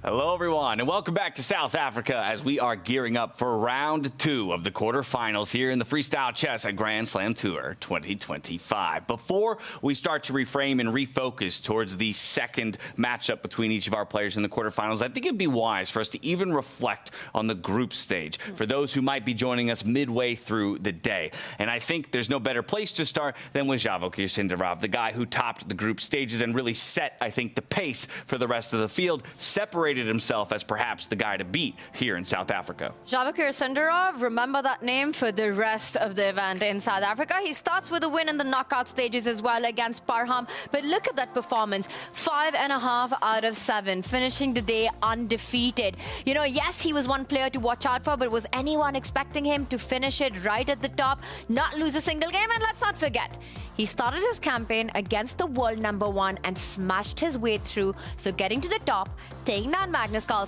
on his birthday, Could not have been a better day to be Javakir Sindarov. He threw down the gauntlet early. The only other player to match him in that undefeated category would be Levon Aronian, who only sat a half a point behind him. But this is now the picture of your upper bracket here on our quarterfinal day. With one game already in the books, it was Sindarov who got away with something up against Parham Magsudlu, who unfortunately still has yet to convert a game into a victory. Fabiano Caruana as well, though, dispatching the world number 1, Magnus Carlsen, in a decisive win here in our first game of the day. And then 2 draws there on the bottom side of the upper bracket between Levon Aronian, Hans Niemann, and Arjun Erigaisi and Vincent Keimer. A quick reflection on how these games played out. Again, starting with Javakir Parham, it was kind of the story that has been Parham's entire event, David. Finding a winning position, maybe getting a bit too ahead of himself, a bit too excited at that opportunity to finally get a point on the board. A small blunder. That's all the opening Javakir needed to get back into a decisive winning position. Exactly. I mean, 2 takeaways are that Javakir, his killer instinct is just incredible right now. Give him half a chance, he'll take it. But for Parham, it's those transitions in the game. It's like everyone makes mistakes. He still had a small advantage, even after failing to find the immediate knockout blow. But he just wasn't able to deal with the twists and turns, the momentum changes. His head was down clearly at some point, and eventually his luck will change. It's just, I'm not sure it's going to be in this match, unfortunately. And talk about luck changing or making your own luck. Fabiano Caruana, after a disappointing group stage finish, he goes up against Magnus Carlsen. We set up the storylines at the top of the day, Tanya. He's the only person who can unseat Magnus Carlsen at the top of the overall tour standings. Step 1 is taking him down here today, and he did it in the first of their 2 games. And now he needs only a draw to knock Magnus down to really up his chances of getting that tour victory. He's the only one who can catch up, as you said. And it just feels like Magnus, starting from the round robin, hasn't really found his rhythm so far here in South Africa. So if there was ever a moment to beat him in match play, one of the hardest things to do in chess is to take down Magnus, not in one game, but in a series of games. Even a mini match like this, you don't see that happen too many times. Fabi did it. He did it with black pieces, but this is freestyle chess, so I don't know how much that really matters that he starts game 2 with white. Magnus, he knows what needs to be done. If there was one player you'd want to bet on to make a comeback, it's Magnus Carlsen. Your point about just sides of the board, it says something that 3 of our 4 players with their with the opportunity to decide which side of the board they would start on, 3 of them chose white. No one won with white in that last game. And so really anything can happen here in game number 2. We talk constantly about slow starts to tournaments for Magnus Carlsen. It is only day 2. Granted, he did have 7 games to warm up just yesterday. It's always a question, though, of when he'll turn on. Not if he'll turn on, when. And when he becomes that unstoppable force that we know him to be. Will it be in this game, or will it be Fabiano who can knock him down and force others to run into the unstoppable force in the lower bracket? Yeah, it feels like Magnus really should be playing some training games just before the day starts, because it's always at the beginning. I think statistically throughout his career, it's always game 1 of any day. There's a warm-up period, and Fabiano, looking in great spirits, did take advantage of it. Whether he can capitalize fully, that will have huge implications for the overall tour standings there. Fabi looking very relaxed. And I think a lot of people, a lot of fans have been rooting for Fabi in this tour. You know, starting from Weissenhaus, we've seen some great performances by him, but he's just sort of missed out at that finish line. He's yet to win a tour event. He's been so close yet so far. And one guy who came so close yet so far, Hans Niemann in Vegas, right? Against Levon Aronian. He lost in that final. But what a tournament he had. Today, almost lost. Exactly. Right out of the opening. And then a sigh of relief there as he got his chances and managed to escape with a draw. So that's a reset. I think Hans definitely the happier out of the 2. Smiles on his face. Again, maybe recognizing that both he and Javakir got away with a little something as they sync up before we get the position draw for our second game of the day. But I think it's going to be an interesting conversation that we might be having following the next round if Levon doesn't take Hans down. Because I'll remind everybody, Levon's second place finish out of the group stage, he had his choice of 3 opponents. A lot of people were looking at Vincent Keimer as maybe the most reasonable second pick for opponent. He said, no, I'm calling my shots. I'm going for Hans. That's who I think I have the best chance of beating. And again, if we isolate the first half of the game, it looked like he was going to live up to his word. But if it goes the other way, then all of a sudden you're regretting that pick at dinner just last night. Exactly. Momentum is on Hans' side. Even a draw, even if it goes to the blitz tiebreaks, I think Hans is happy there. If you give me a choice of Vincent versus Vincent or Hans in a blitz tiebreak, I would have chosen Vincent every time. So I think Levon needs to back it up here and now in this next game. You know who's not happy? The guy behind Arjun right there, Magnus. He hates waiting in queues. You know, it was his time, his shot at going for that frisking that was going on, anti-cheating, fair play measures right there. And whoa, there's some stuff going on here as well. Heart rate stuff. Heart rate, they're putting on the monitors. Yeah, Arbiter There it is. helping Magnus, how Javakir happy out. does Magnus look right now on a scale of 1 to 10? Yeah, I wouldn't want to be the guy who's wanding him right now, getting the death glare in this moment. But again, this is the type of Magnus that we talk about is the scariest, right? This is where you really have to be making sure you're putting up your best because he's going to come out swinging. He does not want to find himself down in the lower bracket following our quarterfinals today. Yeah, Magnus, he looks glad to get out of there, glad to get to the board. Maybe Levon will be able to cheer him up with some pre-match banter as they discuss the positions before the games. I was going to ask you, do you think this will be the one time that Magnus chooses to go solo and sits on the board by himself? I think that's a good shout. I think there's actually a fair likelihood that he does just that. Yeah. Normally, if you're in bad form, you just have to switch things up, even if it's a small thing. Maybe that could be the catalyst for a bit better luck. It's not been working. Whatever he's been trying the last couple of days, he's not been himself. What about Arjun? We talked a little bit about the Vincent side of things. Arjun is a guy that, again, I think at times goes under-discussed. His opening to the group stage, a very poor start, as we see Levon and Annie. Pre-match hug. So sweet. He plays the best when his family's here in support, and he has. Love is all you need. Love is all you need. Love is in the air. Making the rest of us feel bad now. I know, right? Never felt so single before.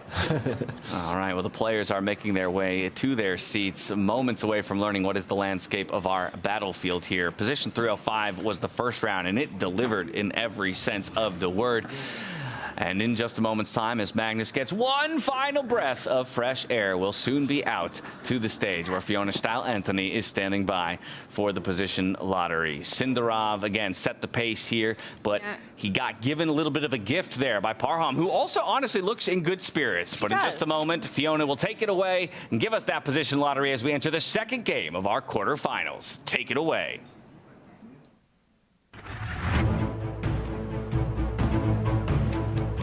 Did you notice Magnus wasn't even there? He walked outside.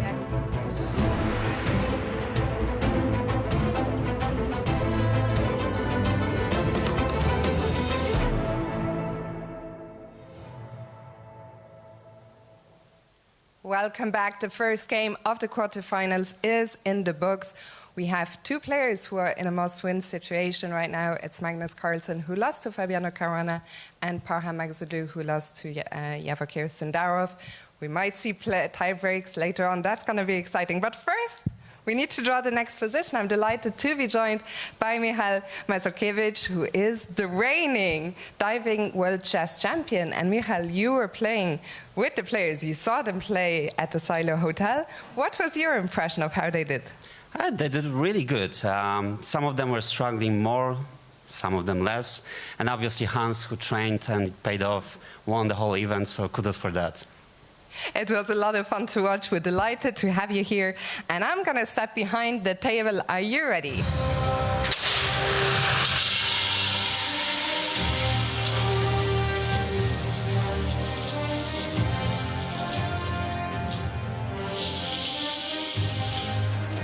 So it is position number one. In all our events, we never had that. Impressive job. So position number one, players, best of luck. There we go. Position number one for the very first time. For the fans at home, have fun. Michal, thank you. Thank you.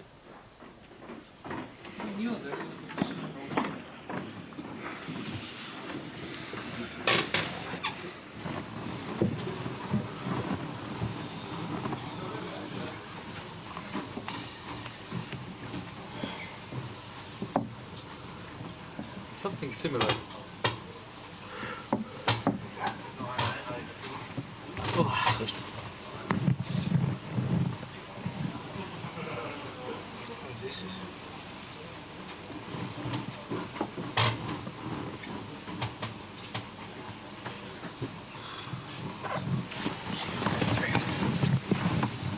C5, C5, no? C5, B4? This? Ah, B5.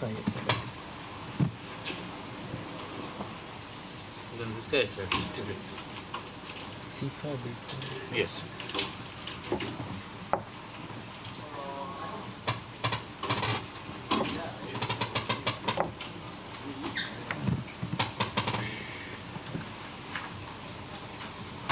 Maybe we can play like this, yeah? E6, bishop of 65. Or you think it's not good?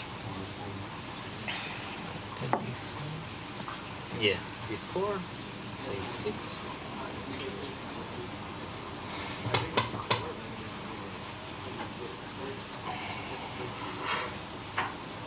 E3, yeah? Maybe slightly better for white. Yeah.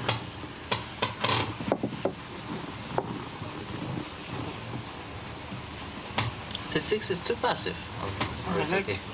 I like F5, but just to play like F5, B6. Ah, you mean B6, yeah? B6, B6. Okay, yeah. so you want to play B6. First one. B4, yeah?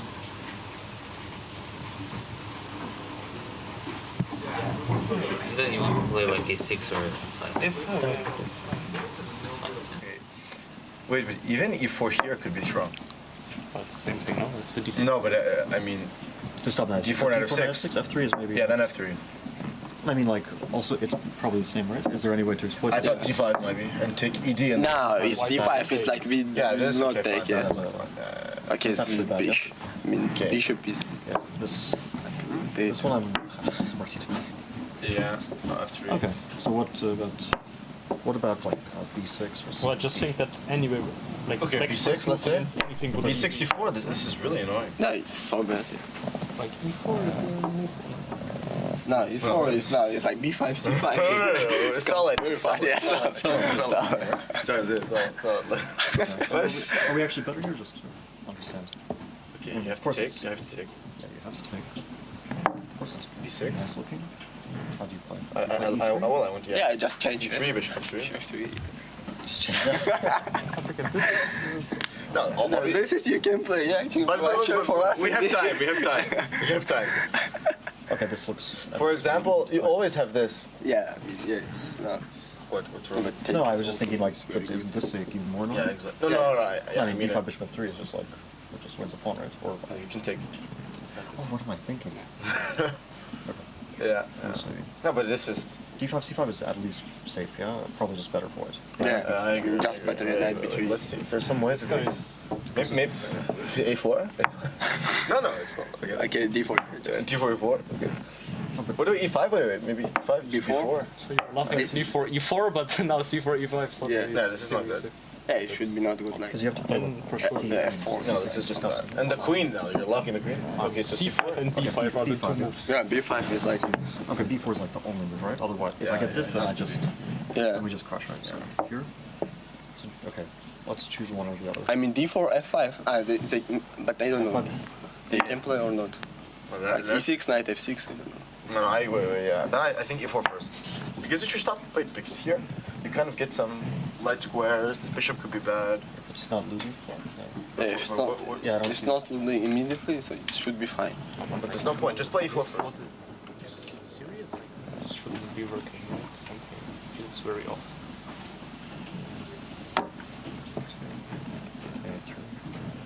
I mean, it's probably the rotten for black. I don't like these. Like this bishop is bad. I don't like these light squares. Like you're pushing. No, I don't think. Okay. There's no point. It's little risky. It's a little E4. Yeah. Why not just play E4 then? What is the downside? Only the possible downside is E5. Okay, E5 is B3, D4. Yeah, I don't know. Yeah, B3. Okay. D6. Okay, D4. Yeah. I mean, to D6 you can Once take you the get plate. out, it's I'm not big don't take. problem. Yeah. If there's no tactical issues, then the scary thing Okay, is... B3 is if there is knight F6. So Yeah, this is like knight I F6, mean, D6, E5, queen B3, knight F6. I want to play rookie. Yeah. And then what? What rookie? I cannot play something. No, but I think D6 is. Yeah, D6. It's Okay. the same, right? Isn't it always the same? We're just playing move against anything. I don't understand how we can't better here. Yeah, with the structure and the. If you develop this piece, then yeah, I agree. How come we not be So wait, this is probably the critical. So here. Okay, so no tactical. Like if So what about d5? D5. Yeah, okay, just push it. Yeah, it's okay. So better. You can decide, yeah. Is it in? Okay. Okay, so if queen b5 or then queen c2, right? Or d4. No, d4. Okay, wait. If d6, d4. Yeah, planning to play. Yes, we can also. d5. Wait, let's just see what the most concrete. b3, yeah. b3. It's the same thing already. Take. C4 is too much. No, but I think to e5 we should can. So let's say C4 here and this.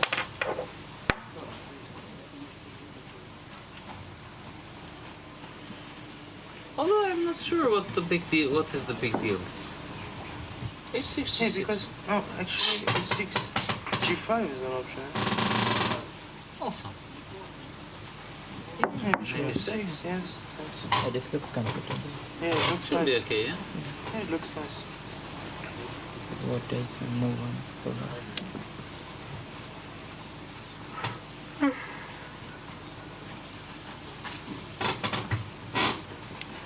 So after b4, So wait, we start C4, B6, yes?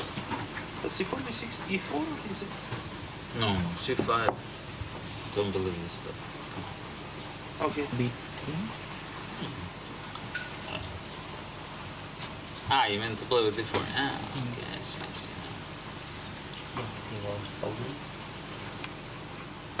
E4, maybe we can go with the F5, yeah? Like same plan. No, but also this B3. Yeah, bishop b3. Oh, okay, castle and then bishop b3, yeah? Or Yeah, I think castle and bishop b3 and e5 was coming in. It was just crashing. Dangerous, yeah. No, taking castles is. the e5 c4 in the end. I'm not so sure about that. So what about f4 d6? No, f4 knight f6 also move, yeah. Yeah, f4 knight f6 is also. Do we have to play f4? Just. Well, let's just find a safer. Knight f6, I take e5, right? Knight e4, d4. Oh, wait. Yeah. Okay, wait. This, for example. We also don't have to play d4. Like black wasn't threatening anything. Maybe. Wait. Yeah, that's actually a good point. Wait. I mean, we definitely have a lot of options in this position. Some very lively discussions here on the white side of the board as two of our players are sitting pretty with wins out of round one and just needing draws or better to get things done here in the quarterfinals. Fabiano Caruana and Sindarov being the players with that advantage. Vincent Keimer and, of course, Hans Niemann both came away with draws in their first games. But this was the big question we had going in to the second game of the day. Would Magnus Carlsen decide at this point to switch things up, sit on his own, and analyze? And we got our answer rather quickly. As a little guest peering in over the shoulder. And Annie not really approving, but it's fascinating. Magnus, I think, doing a good thing, taking himself away. Partly because it hasn't been working with the others so far, but also because his requirements are different. I think for the likes of Levon Aronian, Arjun Erigaisi, they would be happy with a solid, stable position with black from the opening. Magnus needs more. He needs to win. So will this new routine help him? I think lots of interesting stuff going on this 001. By the way, the first time that position has ever been drawn. So what a draw that was. No undefended pawns. Two long-range pieces once again at the corner of the board. With the major on the side, we might see h4, h5 early on in the game. Already castles on the board. So that red marker, the heat map, says that the most played move is also the best move. According to our engine, the top move, c4. Are we expecting that on the boards?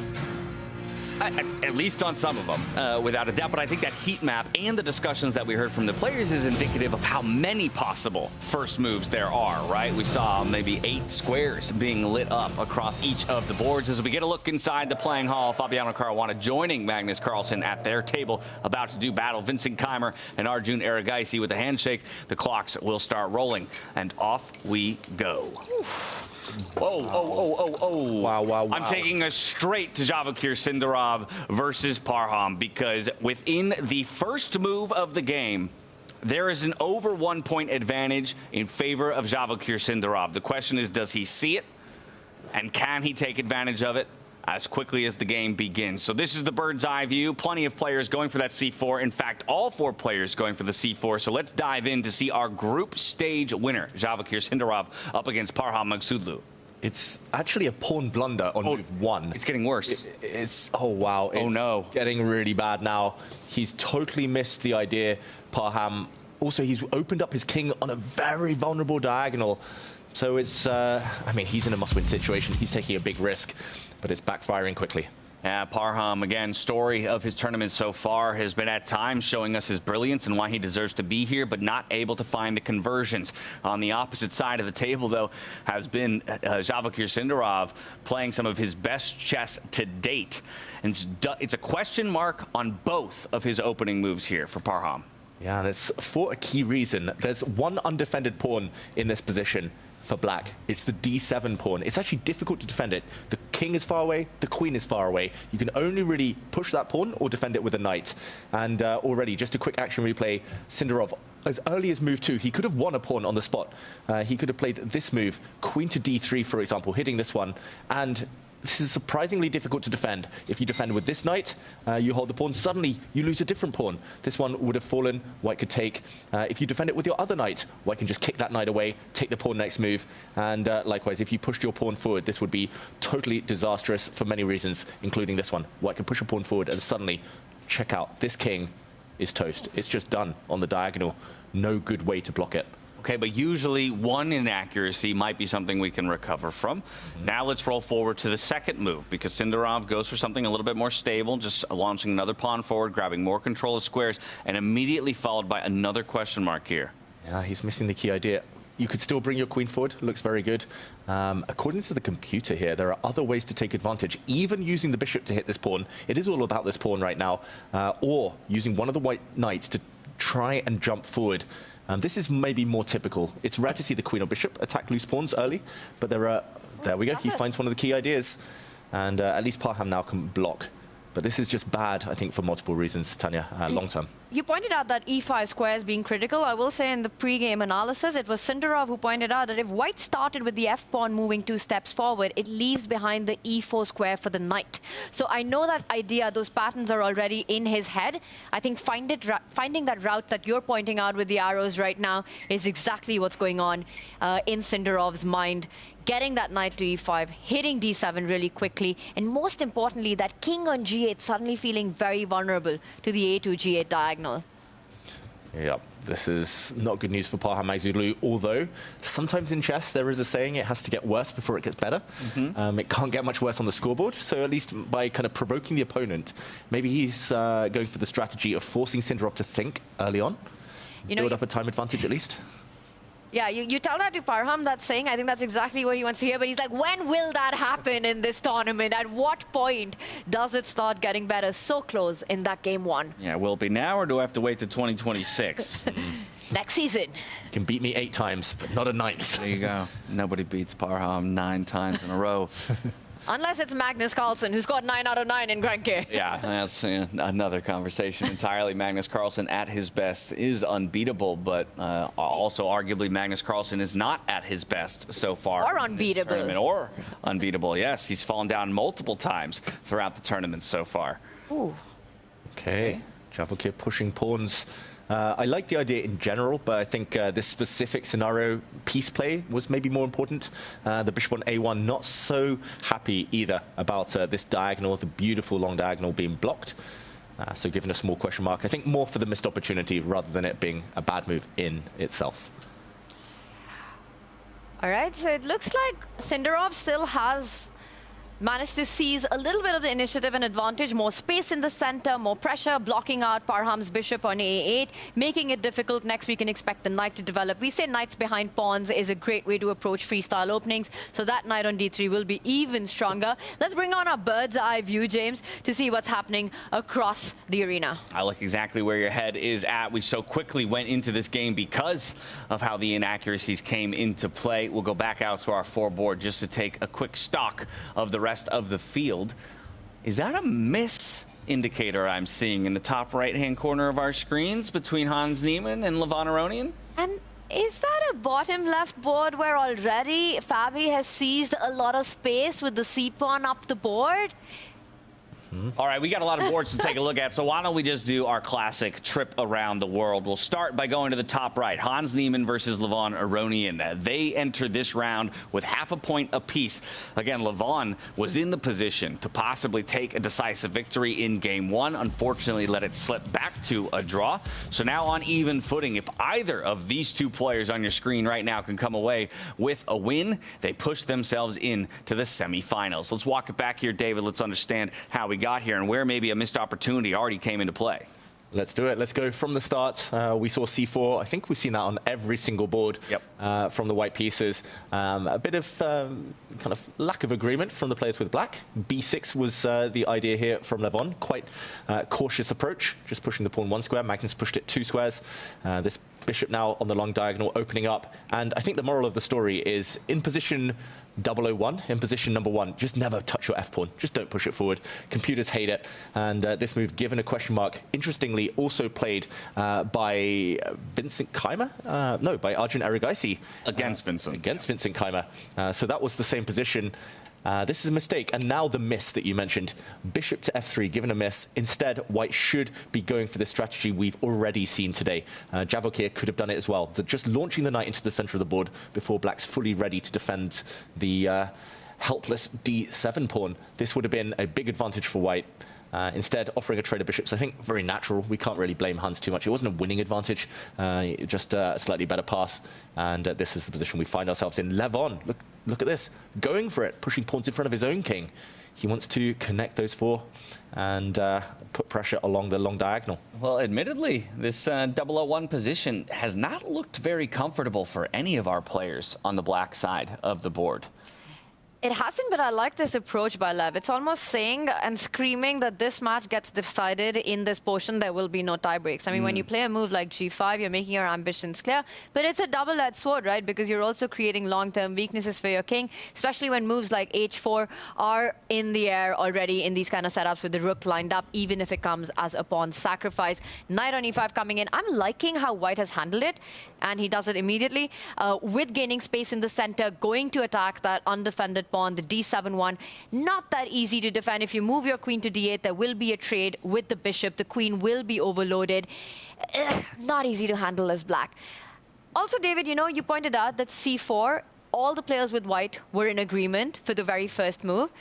And I think if we just, for a moment, I think we've got a trade. We'll just keep up with the live board, takes on e5. But I want to point out that after c4, one of the reasons the players really liked this as a starting move was because it was impossible for black to keep the symmetry here. Something that you really want. And after c5, the concept of b4, break the symmetry as quickly as possible. Play for that edge happens on white's terms. And you already have, you know, a very decent initiative to fight for, with the bishop open and the queen out in the open. The key in, I think, all freestyle openings is if you can break the symmetry, bring your queen out early, and the queen doesn't get hit by a piece, then it favors you as white. So this is why maybe position number 1 was quite a promising one in general for a full-blooded fight, but especially for the side with the white pieces. And Levon has traded off bishop for knight, but that does mean he still has this weak backward pawn in the long term. He did that last game as well, and it turned out to be, you know, the turnaround moment where he did trade that bishop for knight and had to be very precise after that, failed to do so. Hans came right back in. We see a similar dynamic. So the queen jumping in, again, it's all about that d-pawn, the backward d-pawn in this position. And while Hans was able to find the knight jumps forward to maybe attack that undefended or very weak d-pawn, I would say that it was Vincent Keimer, if we flip on over to his matchup against Arjun Erigaisi, that has found it the quickest, right? They're not as progressed in their game overall, but he seems to have recognized, ooh, bringing this knight forward into play, threatening that d7 pawn, that is going to be my avenue to victory here against Arjun Erigaisi. Just like that, he's making his move towards the center of the board. And I'm just not surprised at all that Vincent does this time and time again in this format. So much of it comes from his training against Peter Lecco, just understanding where your pieces belong. Even if it means it's a starting position that you have no idea. I think he's one of the players, David, that we've seen across the Grand Slams to find, well, the absolute top move of the engine, especially at the start of the game. for the first 10 moves. He's so incredibly precise. Exactly, especially when he has that time to think. And yeah, especially I've noticed when people are trying to copy each other. This position arose on the Hans Niemann Levon Aronian board, something very similar, Javokir Sindarov. It feels like, especially in positions where nobody else finds it, he is the only one. And this is extremely strong now. I think Arjun's starting to realize that it's just a flawed concept pushing this f-pawn forward. It's just too weakening for black. Firstly, on the diagonal, that might become open a bit later, but mainly because of this weakness. Just really rare in Chess 960 to see a central pawn undefended, and this is one of the exceptions. And I want to make a case for why we see so many players go for this f5 e6 structure, which as the games are going on, we're realizing leaves behind the square. It's because of the piece placement. You want something on f6 to challenge that dark squared bishop. You really want that bishop to come out, eventually put your knight behind it, and look for counterplay on those e4, g4 squares.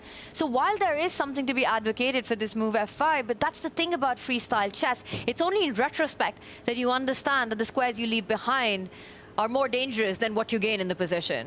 And we're only on move 4 here. Again, for a number of our other boards, this knight would find its way forward on move 5, move 6. So Vincent just getting that slight bit more edge in finding the move quicker than everybody else. Arjun, after some time to think, he's going to jump his own knight forward, looking to defend that d7 pawn. But that's not going to be enough. It's just tough for black to castle. I mean, I think a big problem in these positions for both sides is going to be getting this rook in the corner into the game. Like, if you want to castle on the side you're already on, you need to move one rook out the way and then swing the other one over. Maybe that's the recipe. You can't really move it up the board because then the white knight would be hitting that piece. So the cornered rooks, maybe it's just one of those positions where it's better to throw the h-pawn forward rather than the f-pawn. You can't really say both.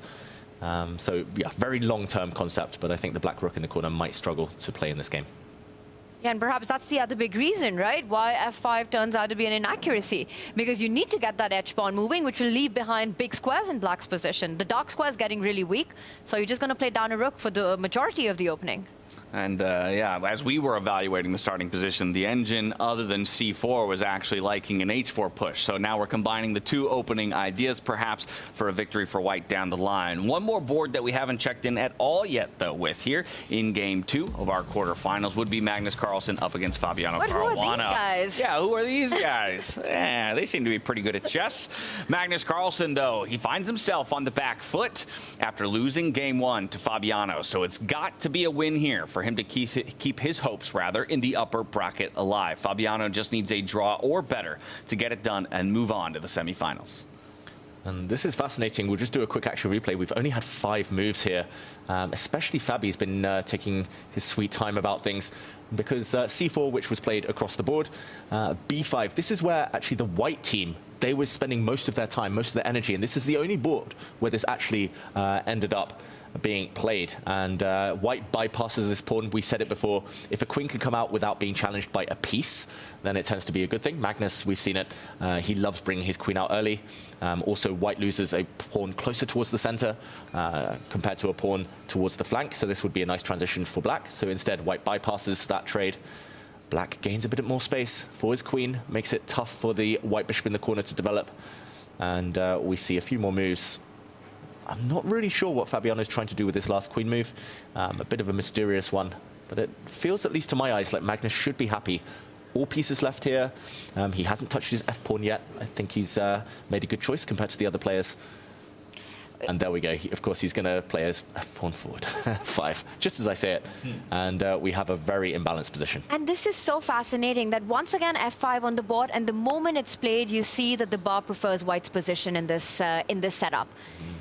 And that just goes on to show that this is the wrong concept, but the most human one. Yeah. If the best players are playing it, you know exactly how tempting it is to get that move ahead, bring the knight out, and you just feel that's the path you need to follow, but the engines completely say that that is the wrong way ahead. And Magnus, head in hands, must win on demand to force a tiebreak. Fabi, is this the moment that he tried to seize the advantage out of the opening? Do you still push the h-pawn? Do you go queen c4 perhaps, David? You asked this question, what is the queen on c1 doing? Is it about to target that overextended b-pawn that Magnus has? It's quite possible, very possible this queen posts up. I'm still looking at this pawn, and maybe there are ideas of jumping forward with the knight, or maybe the bishop coming to hit that pawn. It just feels like it is natural, as Tanya says, because you're cutting across the whole board on the light squares. You want to open up a line for your rook. You want to put the knight behind a pawn. But unfortunately, it's just playing away from the center. So we'll see if Fabiano is able to punish that. I do think the ingredients here, though, are for a longer game, which probably helps Magnus more than Fabiano. Especially when we're looking at already dipping below 20 minutes here for Fabiano Caruana very early on. You said it, we're only 5 moves into this game so far. You don't want to eat too much of your clock. And Fabiano, he got there in the previous game. He kind of created the chaos just in time before he was the one to dip too low. And Magnus, actually, down to seconds, was the one to blunder. So Fabiano will try and keep some time on the bank, surely. And that's the thing, right? We talk about what is the best way to get a match victory against Magnus. You want to create tactical possibilities. You want a complicated game. But when you're up a point in a mini match of best of 2, there is this fine balance, right? You want to keep things under control, but you also know if you do that, you're walking into Magnus territory with strategic positional play. And in that, Magnus is the absolute boss. So how do you navigate in that position? Do you keep it balanced? Do you keep it strategic? Or do you just stick to what you know, where Magnus, you've got the best chance against the world #1? Yeah, I would almost say that even in this situation, you still play for a win, right? Because playing for a draw means you're giving Magnus, maybe an endgame situation that he'll grind you down and end up flipping the result. Exactly. His whole career, Magnus has bullied opponents with that. They fear him. They see the 2,800 rating, and they're like, okay, I would love a draw. Then they play passive. Then they start to make negative decisions. And then he pounces. He kind of psychologically bullies them. But not easy to do that against Fabiano. And I think Fabiano's had so much experience against Magnus at this point that he knows he needs to attack him, kick him while he's down. David, he's down almost 7 minutes already. I mean, the clock, you said it, right? This has got the makings of a long game. Just the structure that we have, the position that was pulled out. Not a single pawn, not a single piece being traded off. It's not a simplified game at all. And it's not easy to get those open lines in. Got to move. You got to move at some point. And yeah, he just needs to, if in doubt, just develop his pieces. Get pieces off the back rank. That's rule 101 of chess. Maybe bring his knight out, bring his bishop out with gain of time, hitting a pawn. The thing I kind of guess he might be spending a bit more time about is whether to push the h-pawn. That's a bit of a risky decision, but possibly also just a very good one. Yep. Would be one of the top moves here, as suggested by the engine. So would be that bishop coming out to threaten that d7 pawn that we've put so much focus on. But while Fabi continues to sit in the think tank, let's go ahead and check back in over on Javokir Sindarov versus Parham Magsudlu to see if he has been able to capitalize at all on those early inaccuracies by Parham. Ooh, first question mark move from Sindarov. It's not a mistake, though. I think he's just trying to simplify things. He's in the driver's seat. He just needs a draw to move on to the semi-finals. So trading off a set of pieces probably isn't the worst thing in the world. I think this helps Black because Black was a bit more cramped. So piece exchanges tend to favor the side who want to breathe a bit more. But, okay, is this good news, Tanya, though, for Magsudlu? It's not been good news for a while for Magsudlu. I mean, throughout this event, I think he's waiting for when the good news will arrive. It hasn't yet, and this isn't any better. The problem in this position is that bishop on a8, which has been killed by its own pawn on that c-square, right? It's about to double down on it. Sindarov needs one move to play c5 next. Once that happens, you're playing down a bishop for such a long time, with the white bishop also spitting fire along the diagonal, d7 under attack, d6 a juicy outpost. I see the inaccuracy, I see the question mark, but I think we just ignore it.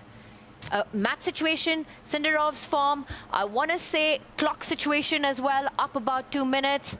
He's doing absolutely fine in this one, needing only a draw.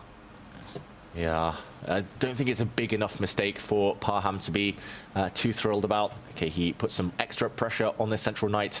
And the key now is whether Tanya's move, pushing this pawn forward, really does kill that bishop in the corner. Would you do it? I think I would. It's a very David Howell move, you know? Yeah. Control, cemento. It's a Peter Lecco move. Cement the position and just remind Black that he's going to be living with a bad bishop for the rest of this game.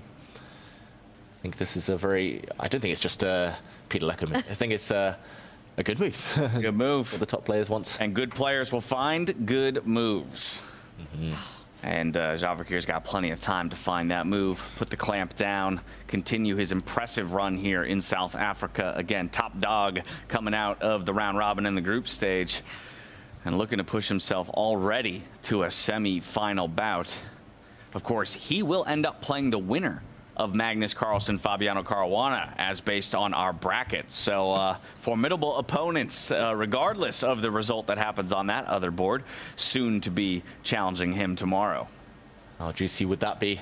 But in the meantime, we didn't see Javokir push yet. Now maybe slightly less attractive because the black bishop does have a way out after Parham's last move. It will land on a new diagonal. It does feel like Javokir is trying to prioritize castling his king. That is a legal move now. Maybe he'll want to wait a bit longer, but it's in the air now. He can finally get his last remaining piece, that rook in the corner, looking a bit sad. He can finally get it into the game. And that's interesting because he hasn't chosen the approach of the alpha 0 h pawn moving up the board to get the rook up with a lift on that h3 square. Instead, he wants to go the traditional route of getting the castle in. But still a very healthy position for white. Space advantage, beautiful knight at the center of the board. Everything looking healthy. Javokir needing only a draw. I want to pull out from this game because you've got two players, you know, must win. One is Parham and one is the world #1. Yeah, one is the world #1. So, in fact, let's go there to Magnus versus Fabiano. The other game where one really needs to get a victory to equalize and force a tiebreaker. Okay, interesting. It's all of the moves we were expecting, and all of them together. Some big threats on the board here, Tanya. We were looking at bringing the queen out. We were looking at bringing the bishop out. But together, combined, some huge threats on the board for Magnus to deal with. And I know exactly where your head's at. It's not only the b4 pawn. I think there are some tactics that have been set up. Potentially, bishop takes pawn with e6 being hanging as well in some of the position is something that black has to watch out for. I don't know if it works, David. It turns out it does. And the point is you capture the bishop with your knight. Queen takes pawn comes in with a check. Bam, you pick up the knight on the next move. You won 2 pawns. That's regaining material with interest.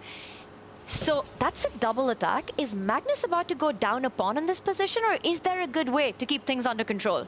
Yeah, this is very tense, this moment. Possibly the first key moment of the game. The one way I would try and keep things together is to bring the knight into the center, blocking the white queen's diagonal towards the black king, but also clinging on to the weak pawn that's landed in white's half of the board. I think that will hold things together, but that might only be the start of the calculations needed. Magnus is overextended and now has to answer some difficult questions. The other option would be to bring your light-squared bishop out and just blunt the attack of the light-squared bishop from Fabiano on that pawn to begin with. Ah, that's clever. I like that one.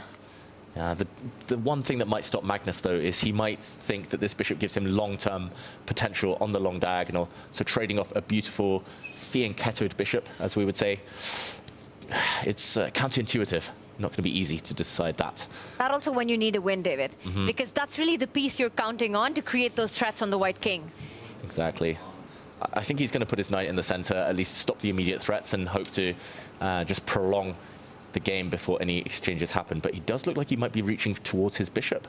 He's getting ready to move. It's not only the pressure of handling this double threat, but the match situation as well, right? What is the move that gives you maximum chances to keep the tension on the board, even if objectively it's less desirable? Well, reaching for a piece. Is it the knight? That looks more like the knight, Yes. than the bishop. Because he wants to keep the bishop on the board. He's in such indecision right now. Even if he realizes bishop to c6 is the better move, David, he doesn't want trades right now. He just wants maximum pieces on the board. We said it earlier, in the previous round, it took 31 minutes for any piece to be exchanged on any of the 4 boards. Wow. Incredible. But here, it does feel like Fabiano is the one angling to simplify.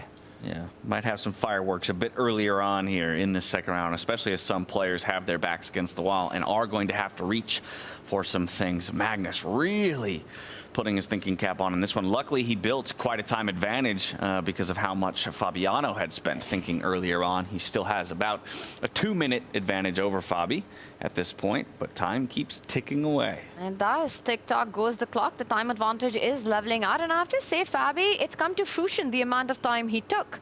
You know, he's the one who's pushing for the attack. He's creating threats on those black pawns.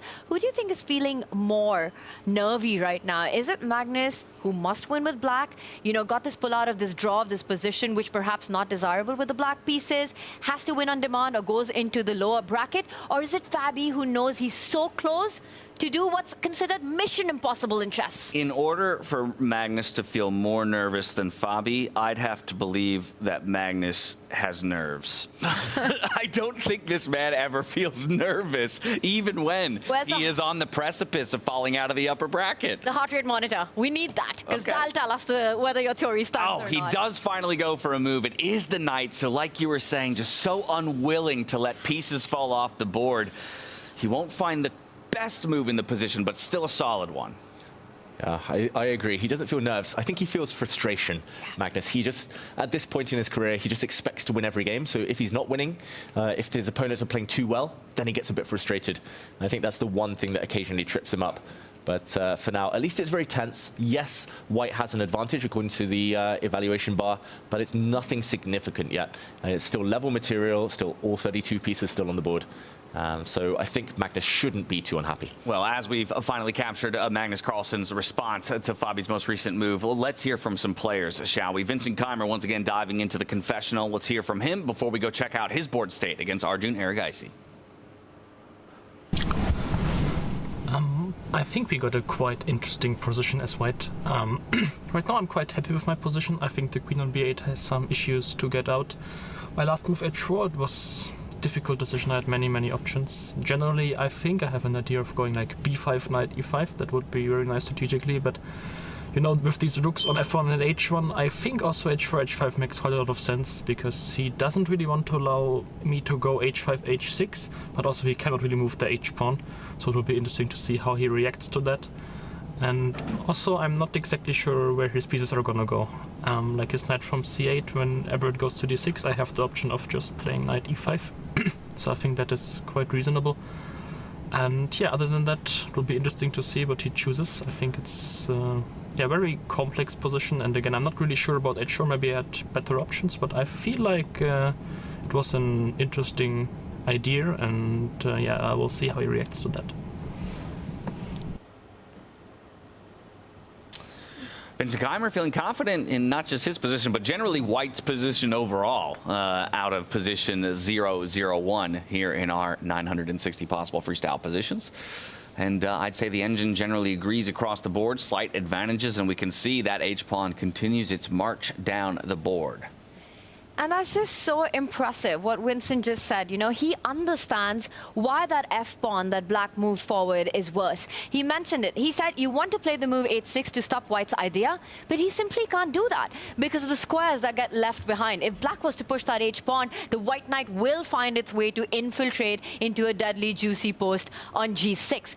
You know, when Vincent goes into these confessionals and he breaks down these positions just like he did in the last game, and you see how accurate he is, even the eval bar confirms exactly how he's feeling about his position. He truly is Vincent, keymaster of freestyle chess. It's so impressive. He nailed all of the most important factors. I mean, now I think I understand everything, having listened to him, more than I do than looking at the computer alone. It's purely because the black queen is bad, and this h-pawn, that is why the computer's evaluation was dropping. And every other board where white pushed in the center, it's all about the power of this bishop combined with the march of Harry here. All right, so let me throw a fun wrench into the works. You want to guess what the best move in the position for black is? Go on, Tanya, after you. I was hoping I'd buy some more time with you going first, or just copy your answer. I'll give you a hint. You've already mentioned it. Not h6. h6. Oh my goodness. How Top move. difficult is that? h6. You never want to touch that pawn. How counterintuitive is that? Completely. David, you would hate to make that. I would rather resign than play that move. It's never going to happen. And it doesn't happen. Just like that, castles happens to be the second best move in the position, and perhaps a much more natural move for a player to find. You never go h6. No, you don't. Yeah, creating weak squares, that is pretty much regarded as a big blunder. It's the type of move, if you play h6 and you lose, you know that your colleagues are going to come up to you and say, you have no chess understanding. Noob, noob. Exactly. Did you just learn the rules of chess? Why would you give your opponent a permanent outpost? The downside behind not playing h6 is now, look at what's happened. Vincent gets to install a pawn near the black king. The black king is going to feel uncomfortable for eternity now, especially since the white queen will likely post up on this diagonal, and the black knight might just never move the rest of this game. That is going to be a horrible diagonal to deal with. A thorn in your side for the remainder of the game is that h-pawn, and as I mentioned, Vincent wasn't the only one to make use of the confessional booth, so I think think it'd be wise for us to hear from Hans Niemann, who also dove in there a moment ago, as he evaluates his position against Levon Aronian as they sit tied, both looking to push to a semifinal. Take a look. Considering the first game, this is going quite well. I think h4 was a mistake. It's sort of hard for him to play g4, but he's only opening up the position.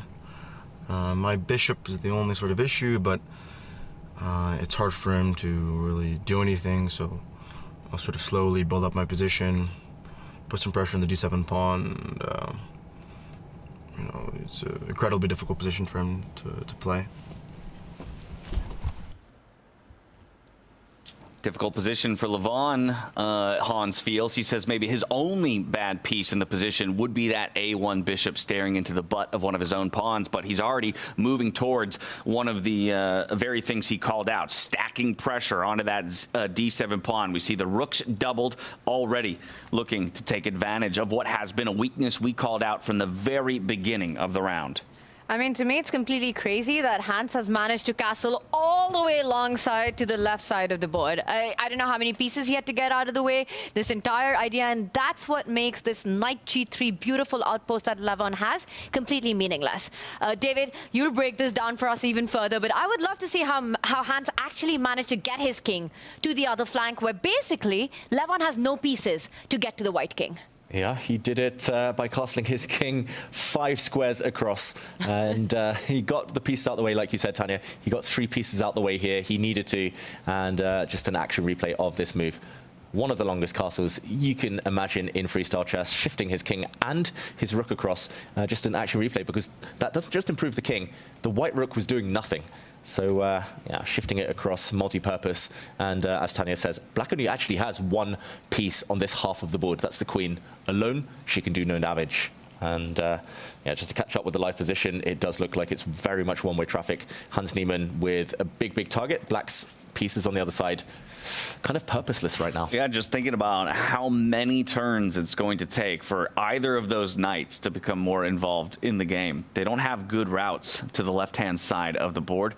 The rooks as well, even if they were to shift over, they're all blocked in by their own pawns. We don't have the benefit of the semi-open D-file that Hans has, where his rooks can start to infiltrate. Yeah, exactly. And you know what the funny thing is? Hans is actually going to play on the side where his king is. That's where his entire army is as well. You've got the majors there, the bishop on a1, which will play a good defensive role. The pawns are already up. There's a pawn storm, b5, c5 at the right moment. The rook's lined up. Hans is going to turn his entire attention to the flank where, you know, as we're talking about, there's a lone queen. You can divide the board into half. White is playing on one side, black's playing on the other. And Levon takes a very committal decision with b5. Well, that's one way to maybe get one of those rooks into the game. He wants to swing those black rooks over somehow, open some lines towards the white king. And now Hans has a 50-50 decision. I was going to say, either you bypass and block, or you slide your rook across, and now it's actually 2 open files for the white rooks. I liked what you said about the knights, James. Like, it's the drag and drop method. If you could pick up those black knights and put them anywhere, you still don't know where you'd put them. That's the problem. Even if you have 10 moves to improve, but you don't have that luxury. If you pick up the black rooks, now maybe you say you put 1 on this side of the board, but where's the other one going? Never getting activity ever. And it looks like one-way traffic. Trade of pawns. Yeah, now we're threatening the black queen, so she must reposition. And maybe that explains what Levon went for with this trade, that it does give Hans an extra open file, but that knight problem that you alluded to earlier. Now, suddenly, if you do the drag and drop, you want it to the center of the board, d5. So he's created a pathway. It's just difficult to get there now because the knight dropping back would drop a pawn, but at least light at the end of the tunnel, as Tanya says. That's normally a good sign in chess. He does create maybe a small idea as well of pushing a pawn forward while the queen is staring at the knight along this diagonal, but most likely the white bishop would come out and meet the queen, challenge it, and it's still looking difficult for Levon. It feels like the missed opportunity in game 1 of this match. So important. I haven't seen Levon sit like this over a move. He's usually just so chill and calm. You know, he's leaning back. He's got a good position. He's taking a sip from his water. But you can see and you can tell that he's not pleased with the opening outcome. Openings and the way he's placed his pieces in freestyle chess has been one of his USPs, one of his big strengths. And this one, when it really matters, the final game, you know, of the longer time control, things have gone wrong for Lev out of the opening. Yeah, the body language matches the moment. Hans has the best position of any of the players with the white pieces across all 4 of our boards. Vincent Keimer, the only one who's kind of close. The other 2 being more even and look to be like they will go the distance. Hans with a quick little reposition of the king, sliding it 1 space over to the left, getting it out of maybe the line of fire of those semi-open files. It's just hard to find a move for black. Like, what is productive here? Like, moving the rook across, maybe, would come to mind. Other than that, like, the knights have nowhere good to go. The other black rook has to act defensively here. Okay, he does slide, process of elimination, at least lining up with the white king. But the eval bar rising in Hans's favor. Is it just bring the bishop to the center to challenge the black queen? Is it lining up the rooks together? Lots of tempting moves. Well, Levon does set up a threat as well, right? At the right moment, he wants to strike with a5 to really open that up with the rook now set to get that move in. So at least he's putting on some counter threats right now. Yeah, but as both of you have encouraged me to do in my own games, look for my worst piece and how I can improve it. Hans said himself in his confessional, his worst piece is that A1 bishop. He's got a great opportunity here to improve his worst piece and to improve his advantage on the board. Yeah, once that piece has been improved, what other piece might want to join the action? My knight over on F2. That might be coming in as well, coming forward into the black half of the board. Yeah.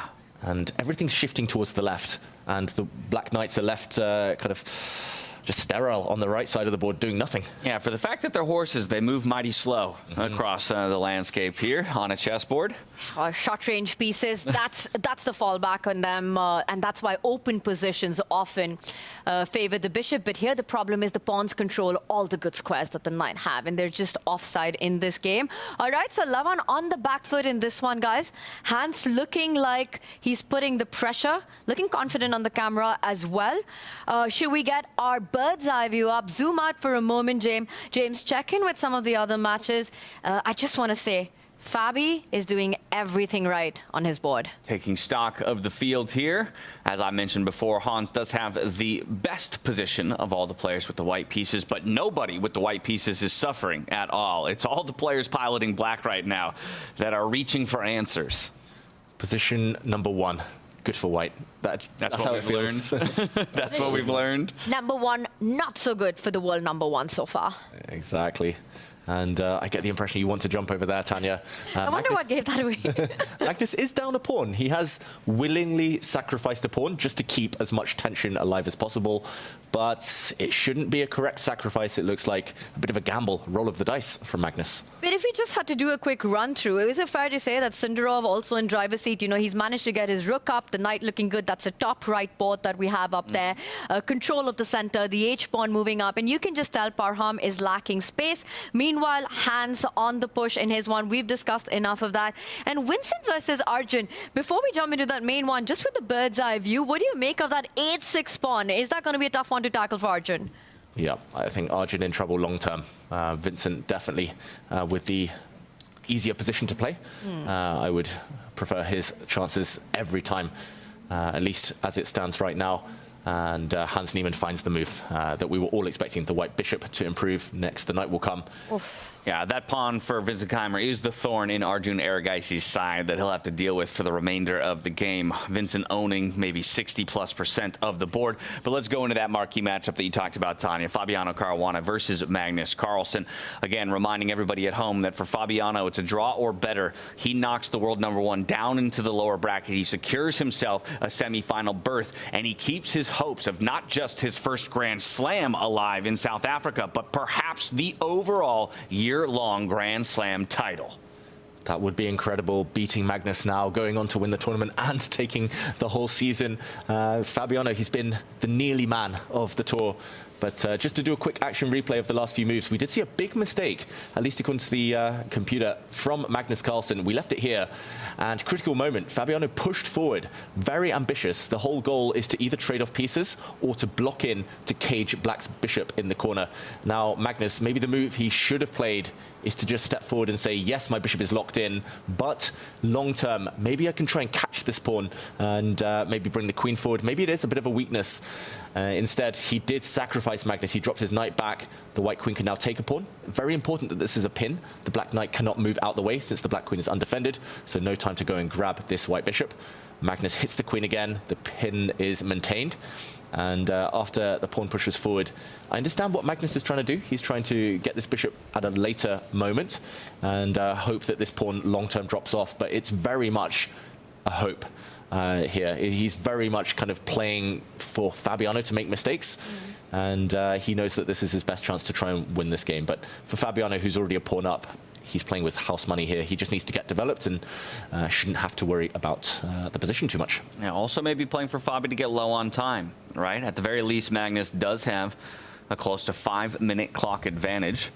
And that's where you would be making mistakes, is when you're running out of time late in the game. That's the biggest and the only advantage Magnus has coming out of this game. He does get up and leave. Speaking of that clock advantage, he leaves Fabi to think. And I think that's the point. You just keep the pieces on the board, as many as possible. Avoid the trades.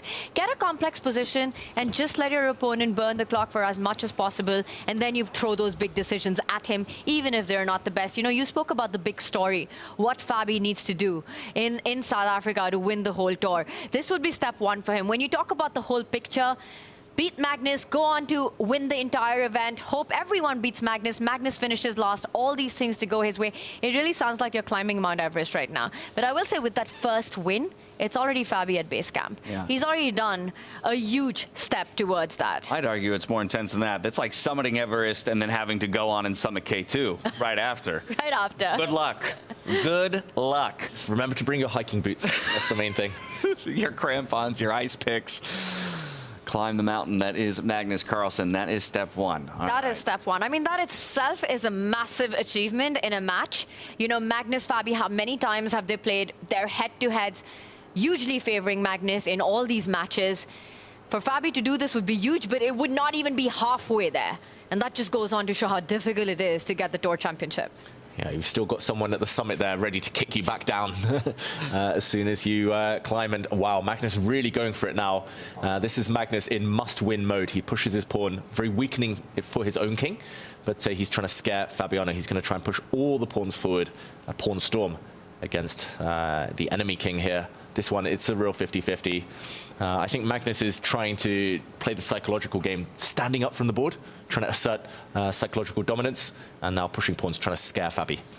Also, it is a bit scary when your opponent plays a move like g5. You know, your queen and bishop are offside, and Magnus is intending to go g4, f4, and blow open that f line. Maybe even the h-pawn joins the party really soon. And look at that. Fabi doesn't take a breather to react on the king's side. He's inviting Magnus even more forward. Will Magnus seize this opportunity? Are we going to see g4, h5 next? I feel like if you play the first move, you're going to play the ones that naturally follow, right? And this in so many ways feels akin to what we saw in the Hans Niemann game. Yes, for him, it was along castles that would ultimately switch the focus from one side of the board to the other. Here, for Magnus, it's just launching that G-pawn forward, saying, I know we just spent the last number of moves focusing on the left. What about over here? He's going to go for it. He said G, he'll say H, he'll do it all. But worth noting that both kings can still castle to the long side. I'm not sure if either player really wants to do that, but at least they're teasing each other. They're saying, I haven't committed. You attack me too hard on one side, I'll slide to the left. And with that white pawn on c6, I think that's a decision easier made by Fabi than it is by Magnus. You still sort of have control over that flank to find safety there. For Magnus to slide his king all the way there, that would be a huge decision, and most often it would not be the right one. I will also point out this g5, g4 idea is not only around the pawn storm.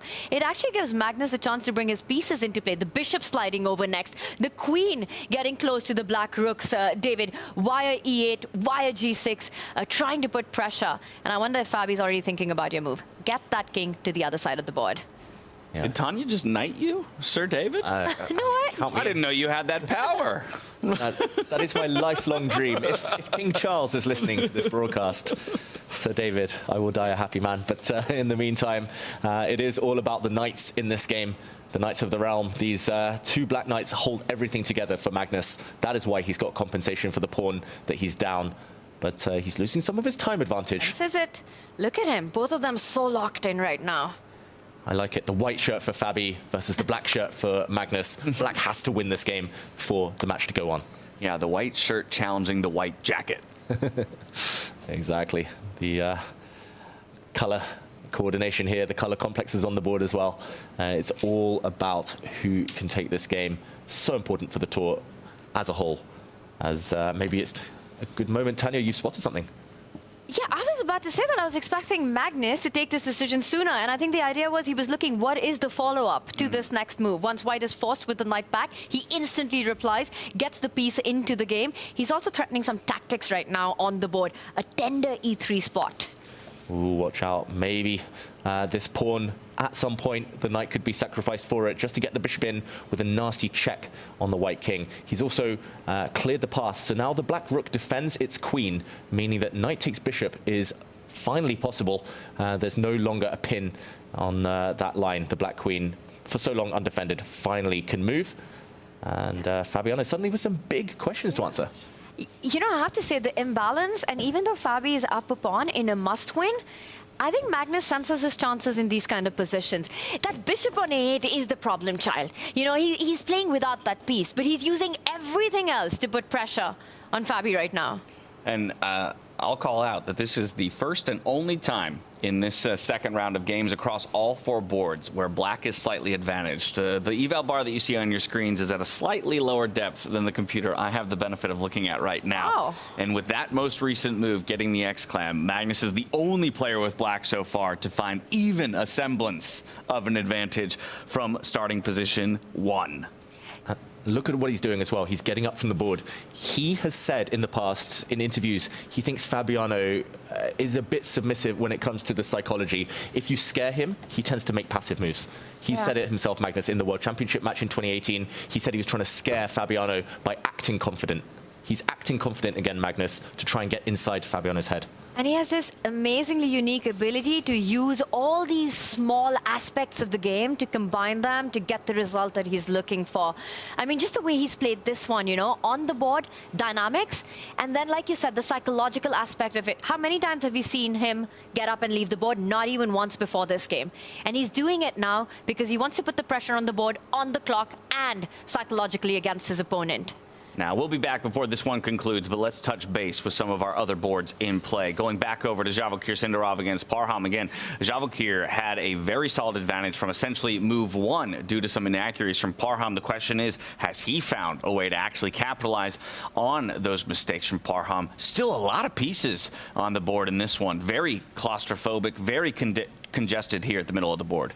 Yeah, but more congested for black, I would say. All of black's pieces are kind of on his first 2 rows, other than one black knight that kind of sticks out slightly. For white, though, the bishop's pointing towards the king, the other bishop's pointing towards the queen. Just need to clear some lines, and I could see a big attack brewing. So definitely Parham Maghsoodloo on the back foot here. Yeah, it feels like Sindarov's birthday party is just extended into day 2. I mean, he was on a kill list with his round-robin performance, and Parham's on that list as well today. It's just trumps that I see for white all across. You know, that F5 move that we've been talking about, it's left such a huge weakness for black. E6 always something now that'll have to be defended. Using the queen to do that, you're basically playing without the most powerful piece on the board. I'm really not seeing what is it where Parham will find his counter chances on this one, as long as it takes positionally, strategically, tactically. I think Sindarov in the front foot here. Yeah, I think it was just a bad opening choice, unfortunately, for Parham. He wanted to make a mess of the game, just to try and strike back, but it hasn't quite worked. And Sindarov making a bit of a mistake.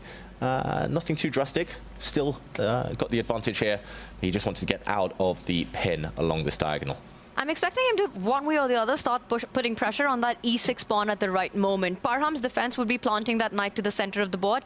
He does it instantly without waiting to be provoked to do that. And at some point, David, are you imagining an advance in the center? Get f3, e4, push that knight out, put pressure on e6. But right now, first, you need to take care of a threat.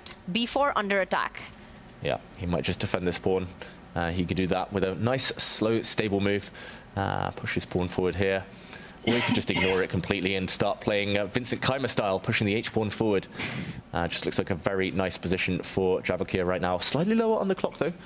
We've said it before, nerves kick in when you see the finishing line in sight. So will the birthday celebrations continue, or will we see a turnaround? Look at that, though. Very calm. Just slides that pawn up that you mentioned. Going to solidify his position even more. Hold on to that slight advantage over Parham Magsudlu. We'll come back to this one a bit later on. And now let's go to our view of the heart rates and the accuracies. Let's see how everybody's doing on our way to Hans versus Levon. Taking a look at it, is anyone feeling the pressure in this moment? Maybe Fabiano Caruana there up in the triple digits, being on the verge perhaps of dispatching Magnus Carlsen and sending him down to the lower bracket. And Hans Niemann as well, after a touch and go first game of the day, coming away with half a point apiece. He now finds himself in the driver's seat against Levon Aronian. From here, we'll go to the accuracies. Who's playing it the best? This position one. This is a very different accuracy picture than our last game, and I think that just speaks to the difficulty of playing this position, not just for the white players, but the black players as well.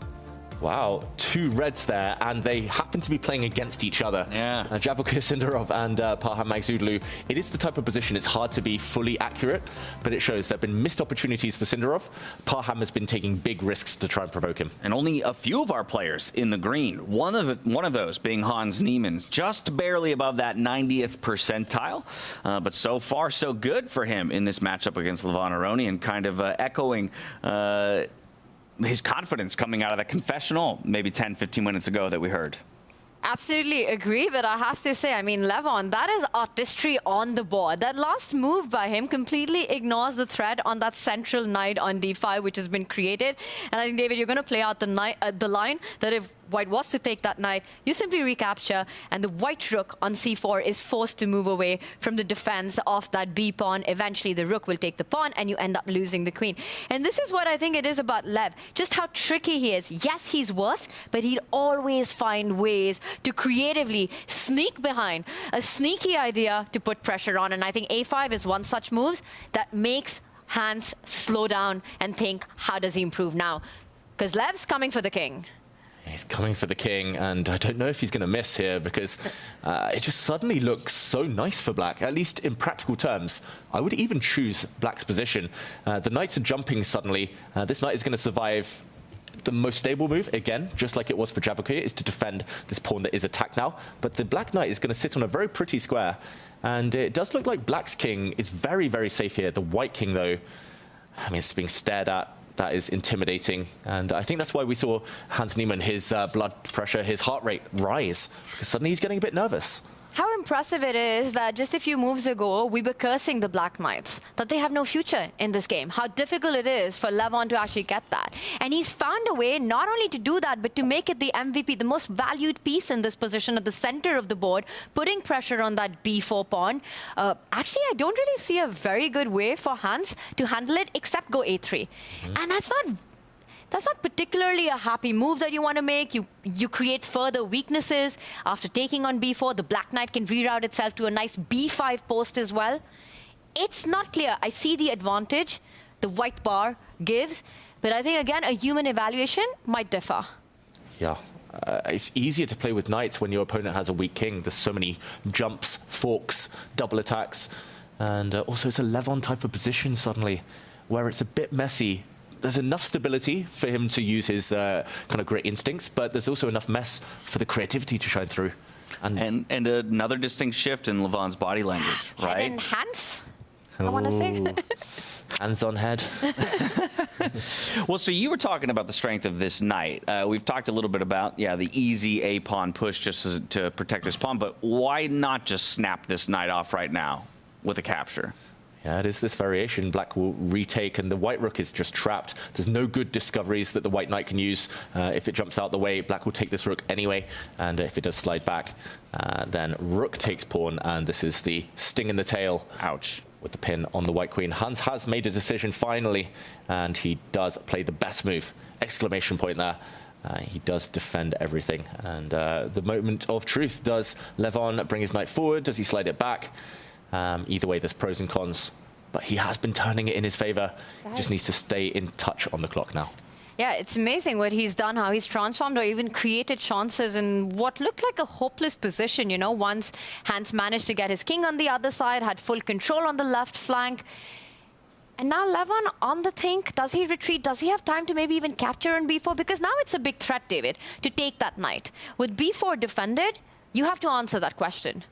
Yeah, if black does try to get greedy here and take the pawn, then the knight will drop off. It looks like a skewer along this line, but now the white rook can step and block and act as a shield. And white has won a piece in the process. So completely missed that. Yeah, difficult to see. I think this was what made Hans pause for so long. Visually, it just looks like this square is so well guarded, the white rook could never use it, but two defenders would move away. He moves his knight the wrong direction, Levon Aronian. I think your other idea there, Tanya, of going back towards the white king, to go back in order to go forwards, that was the right path for the knight. Yeah, absolutely what the computer would have preferred. And kind of goes along with what we were talking about earlier, with so much of the focus being on the left-hand side of the board. Your knight is taking a trip backwards, you know, to the right-hand side before it can get more involved later on in the game. And optically, this looks like the move you want to make, right? So I'm actually trying to understand why this is an inaccuracy. It looked really nice to get into that b5 square. You hit the bishop, you're closer to the white king, and you feel like you're going for the attack. But knight to f4 also feels so nice, David. You're sort of tying down white's rook to defend g2. How is Hans actually making progress in this position? It's not that easy to see. Material's still in the balance. And I'm going to say knight f4, knight g3 looks like a beautiful pair to me. Yeah, it looks like a beautiful pair of knights, but I think it's long-term that they become powerful. It's just about whether he gets there. They also block the black rook from using a very important file. I think this was a key idea. The knight now just gets in the way of its own pieces, and Hansi's getting out the way. If there's a capture now, I think the intention is to take with the rook. And if we suddenly realize that rooks are coming off the board, maybe queens will come off the board soon, then it's this pawn that might become the start of the show.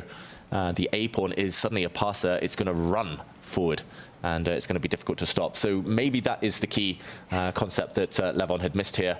But in the meantime, it's still all three results possible. I want to take us to another board that has, to a degree, flipped on its head. That's Arjun Erigaisi up against Vincent Keimer. Earlier, I said Magnus Carlsen was the only player piloting the black pieces who's found an advantage. Take a look at this as we arrive to the board. The exclam over the most recent knight move, and Arjun Erigaisi is all of a sudden in the driver's seat here. Wow, Vincent has taken his eye off the ball, I think just for 2 moves.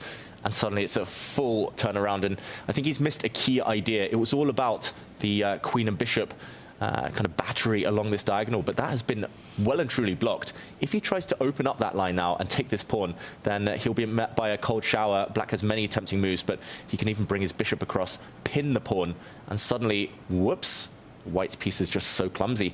Bishop takes pawn will come with a winning check on the white king. And in general, the white king is just so open. There's a knight fork in the air, hitting both white rooks, hitting the bishop.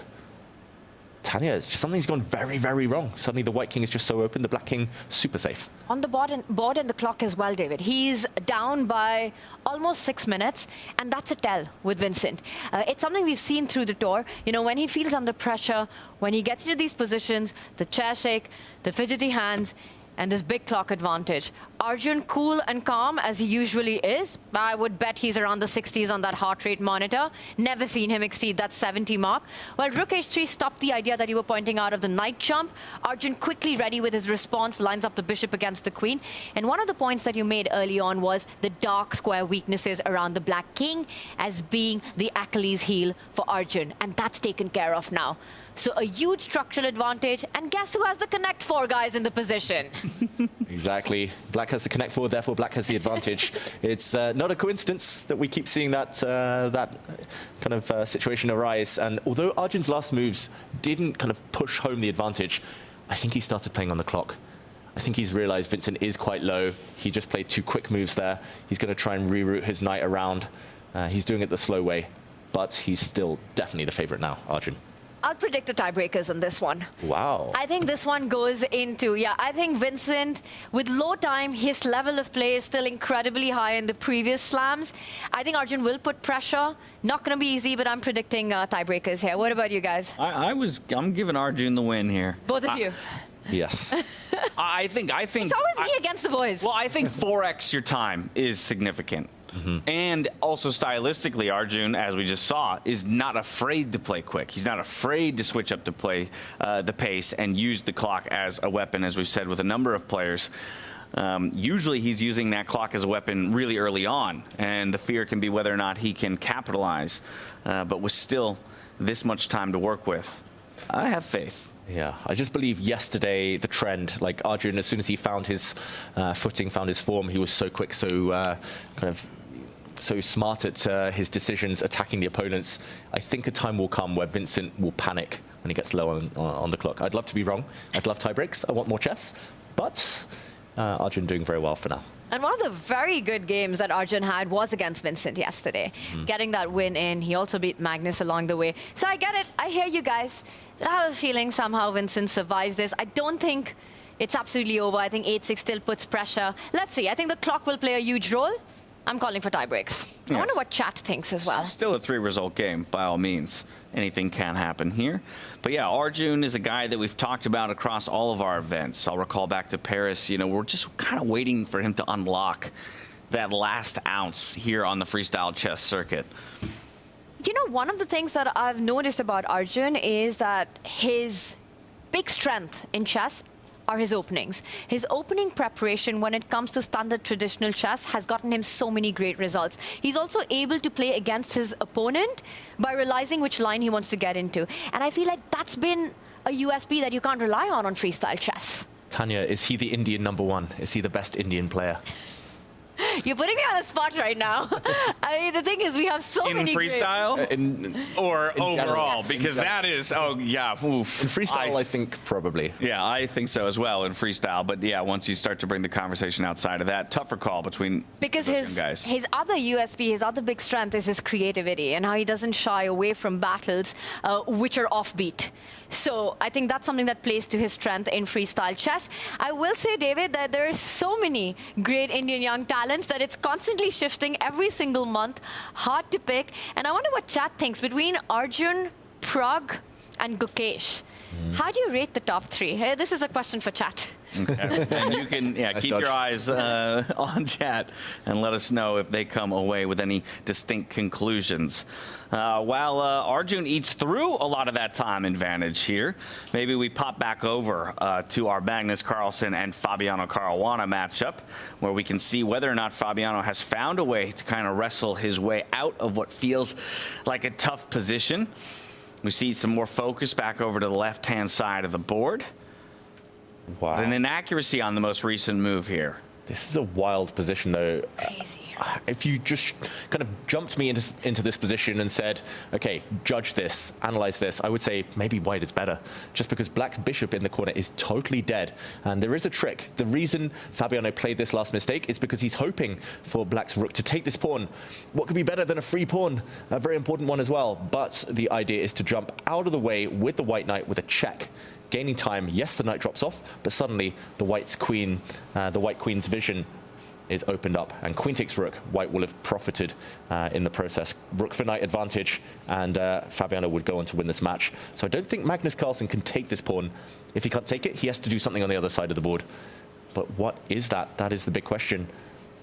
You're really looking at the pawn storm, right? That's what you really want to get up going. We've been talking about the H pawn, potential F pawn, F4 that you're pointing out right now. It does leave the G4 pawn on pre.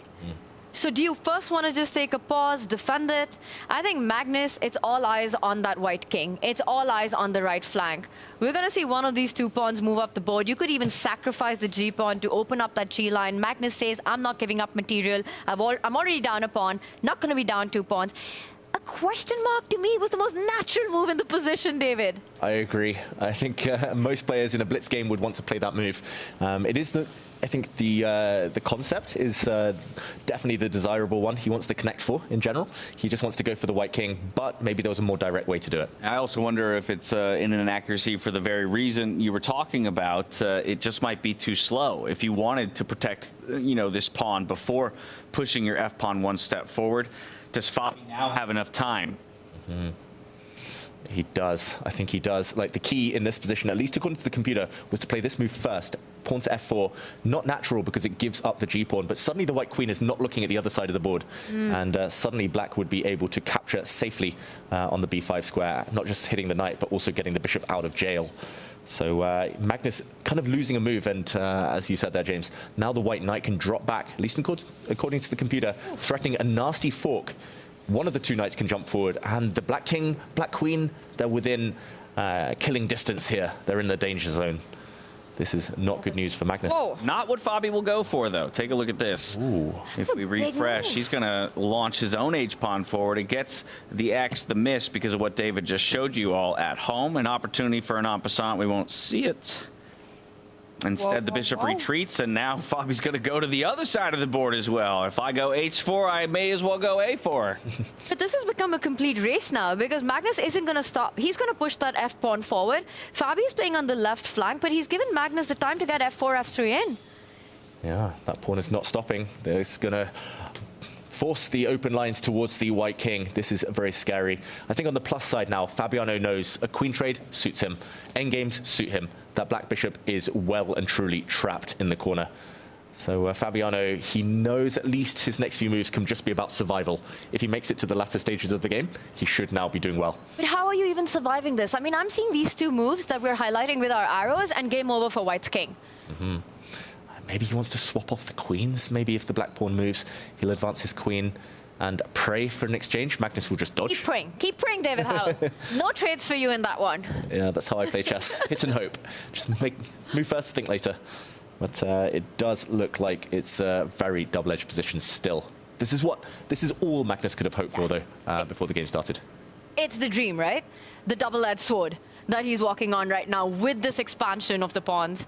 I'm surprised that Magnus is taking his time, and I wonder what other ways he's got on his radar to continue the attack on Fabi, who, by the way, is under a minute on the clock. And this is the hard part, right? To defend this position with little time is when blunders happen, the best crack. Oh, Magnus, he knows that the next few moves are going to be crucial, so he's just trying to look as far into the future as possible. He first moves his rook across, and that is mainly a defensive move, although hints at some advances in the center. Now, big threat. You cannot allow a knight fork. The black queen or black king should move out of the way of this check. That is a deadly one. Yeah, so this should be a fairly easy decision here for Magnus to make. And you can see he's already considering where to go. He's just going to slide the king back. Makes a lot of sense. You don't want to line it up against the bishop on A1 by bringing it to the G7 square, so puts it on a place where it can't be checked easily by white. And the F-pawn is coming next. Yeah, F for forward. Magnus is going to start pushing. Fabiano looks like he's built up a bit more time. And the big question is what to do with the white king. The white king is fine for now, but the rook next to it is pretty much trapped. If you castle, then you're stuck on that side of the board forever. You can't go the other way, though. Why not? Oh! Ooh, the bishop. It's sniping from afar. Those pesky bishops. Yeah. I mean, also the rook has moved. So castling on the other side isn't even possible. You could manually pick up the king and go one step at a time, but you might not get that kind of time to get the king to safety. Oh, on that side, yeah. Yes. Yeah. Castling, yeah. Short castle's still an option. The only legal Long way to castle, not an option. Not an option for the rest of the game. Yeah. Fabiano, if he does that, though, he knows his king is a sitting target. He knows it's a sitting duck there, but maybe he has to just have to clench his teeth and say, I need my rook in the game, closer towards the center. I think I would rather be black, Tanya. I think you've convinced me with your plan. It's just so straightforward. Push the F-pawn and go for the king. For Fabi, what's the plan? Unclear. I've been trying to find, I mean, the dream for Fabi is to trade pieces here, right? But how do you even make an offer? You know, how do you make an offer that Magnus can't refuse? And such an offer, does it even exist? Oh. Okay, he does go for castle, so he's committed his king to the shot side. Looked like he almost dropped the pieces there. A bit of anxiety, maybe, as he's under the 1 minute mark. F4 for the score? Yeah, Magnus is going to push, surely. He's been biding his time. But there we go, the pawns are coming. The king is feeling uneasy now for white. Is the Norwegian winter is coming right now with that move. Huge questions to answer for Fabi with under a minute on the clock. Guys, how does he hold this? He needs only a draw. Trust me, Norwegian winter's been there for a good month or two already, Tanya. It's been freezing in Oslo, but okay. Coming to South Africa. Okay, ooh, queen trade. That's one way to start, right? Get pieces off the board. So he offers the queen trade. It is accepted, but very quickly the response continues here from Magnus Carlsen. Pawns on the other side of the board start to move. Eval Bar loving the world #1's spot. Wow, Fabiano has blundered, and it's a hidden idea here. I've been saying for so long, a queen trade favors white because the bishop in the corner is trapped. But Tanya, there's a tactic to get it out, and to get it out immediately. Magnus is going to find it. He trades a set of pawns. We're going to let him show it, because this one, Magnus doesn't miss. Loose pieces drop off. 2 undefended knights. He will see it, David. He has to. The key move, is he going to play it? Which side of the board is he looking? He's looking in the center. Magnus, he hasn't spotted it. Fabiano, bishop takes pawn now, would decide the game. He shakes his head. Wow. Because Magnus obviously finds it. And it's a brilliancy. You capture the bishop, the rook slides over, you win material with interest, weaknesses all across the board for Fabiano Caruana. A turnaround. Magnus about to make a comeback in this match. You can just never count the guy out. You can never count the guy out. We said it before. He doesn't feel nerves. He doesn't have nerves to feel nervous. And he's put it on display here. When it was a win or nothing for Magnus Carlsen, he looks to be driving himself to victory. Wow, he's won a pawn in the process, and it's not just any old pawn. He's going to totally dominate the rest of the board. The black knight in the center is just a beauty.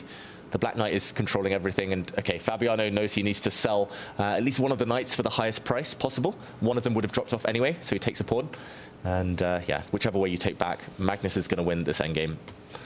He's an endgame genius at the best of times, and this one is so favorable anyway, with a white full of weaknesses here. And that's the thing, right? Even though material balance, it's level, I think, David, it's not too soon to call that. Just simply given the weaknesses in White's camp, the bishop on A1, a dead piece staring at his own pawn, Fabi's piece is completely all over the board. No harmony, no coordination there. Magnus, you know, greatest of all time for a reason here. Just how he made this happen. Must-win situation. Yeah. With the black pieces, finds a way to create an imbalance, sacrifices a pawn. His experience, he waited and waited and waited. Not many people can do that, withstand the tension. Most players in must-win situations, they go all out. They kind of just gamble early and they never get a chance. But Magnus, he waited until Fabi was under the 1-minute mark. Then he set a trap, which Fabiano walked straight into. And now it's just the conversion stage, which Magnus should be more than capable of doing. Looks like we'll see more chess between these two today. I'd say if you wanted to see more chess, you have Magnus Carlsen to thank, as he will deliver it here, pushing himself ever closer to victory and equalizing the scoreline 1-1 here against Fabiano Caruana, eyeing those tiebreakers, eyeing the faster time controls to keep his hopes of an upper bracket run alive. And momentum, right? It's such a huge thing in chess. And you make this comeback the first time in the match. Magnus takes a breather, takes a sip of his water. He knows all those moves, not only on the board, but getting up, leaving it. You know, putting that pressure on Fabi, the mindset of everything. It's worked to perfection. How many times you've seen him turn around these match situations. And it's not over yet, but I think every move he's getting closer. Yeah, White has one big problem here. I mean, there's lots of small problems, but the one big one is the bishop in the corner. If you look at White's bishop, that's why Magnus has shut the center now. It's staring at its own pawns, but it's also trapped. At some point, the black rooks are going to start sliding over, putting some pressure, and that bishop might just be doomed long term. And you know, I'm still getting my head around this. I mean, he's not doing this. He hasn't made this magic happen just against anybody. It's against the world #3. It's against one of the other greats of chess, you know, who's been in the elite for I don't even know how many years now, as world #2, as world #3 for over 10 years, against Fabiano Caruana, with the black pieces, in a difficult starting position. It's a wildly impressive showing here from Magnus. But again, just solidifying his status as the GOAT of chess. When the pressure's on, he'll find a way. There we go. He kicks back the white rook, first of all. And next, is he just going to back up his rook? Or is he going to protect his rook here? Lots of very tempting moves for Magnus right now. Maybe the most tempting is to just drop back and remind White that he's got a lonely pawn up here with no backup, no support. And that pawn's about to be lost, because you can't even get your own rook slided to defend the pawn. Watch out for forks on the E2 square. With rook C3 out of the question, I think your move just wins the pawn on the spot. Looks that way. Looks very, very strong right now. And Magnus, he's got other tempting moves, of course, spending a bit of his time advantage.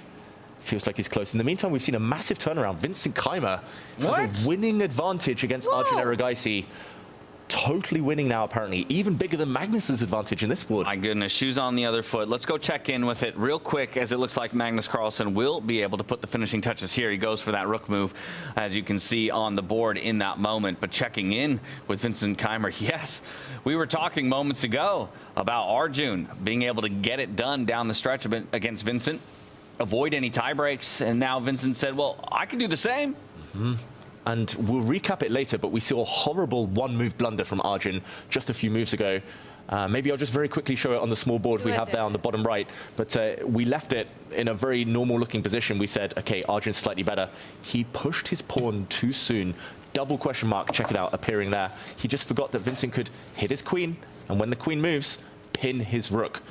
Suddenly, full turnaround here, and that is why Arjun finds himself a rook for piece down right now in the live position. But the king hunt is only just beginning. The king is now out in the center, no man's land. The white queen, white rook circling now. You're also down in exchange for 2 pawns, mathematically equal, but look at the power of those 2 rooks. The black knight absolutely out of play there, and like you said, the major's offside there, not coming to the king's defense. The white rook can infiltrate on the 7th rank. Rook g7 coming in next, queen f7 check with devastating threats. Wow, this is crazy. And I was saying that this is going into tie breaks. You know, Keimer survives it. I don't think it goes into tie breaks. I think Keimer takes it. All of us were wrong. You said tie breaks. We said Arjun takes it. In fact, it will be Vincent who flips the script here. Again, finds his singular opening off after an unfortunate blunder by his opponent, Arjun Erigaisi. Simple moves now here for Vincent to find to keep pressing his advantage forward. I meant to say it will be a decisive result. That's exactly what I meant, David. Sure you did. Huh? We believe you. Okay, so the rook is now on to the 7th rank, one of the favorite places for a rook to be. Threatening that pawn, looking to kick the knight out if possible. So the queen's going to come over to defend the knight at the very least. You don't want that f-pawn to drop off. It's also double duty, I guess, defending that f-pawn as well.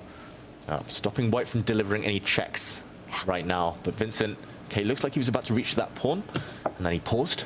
It would be a big pawn to pick up. He does it. He takes it. You could give a check on g8, but the rook will slide right back from where it came, defending against any threats on the board. Vincent Keimer, look at him. He shakes his head because he can't believe what he just survived and how he turned it around. That's not a shake of head of despair. That's like, this is my chance to grab this. Yeah, maybe a little relief in the shake of that head, given a gift from Arjun Erigaisi. And here we go. Arjun improves the position of his queen, and the bar is shooting through the roof. Apparently there's a forced win right now, and Vincent finds it, giving up his rook for the knight. And now, no matter which way you take back as black, it's game over. If you take with the queen, then, oh, that's happened. The pawn drops off with a check. If you'd taken with your king, the rook would have come forward. Vincent nodding his head. He spotted the win.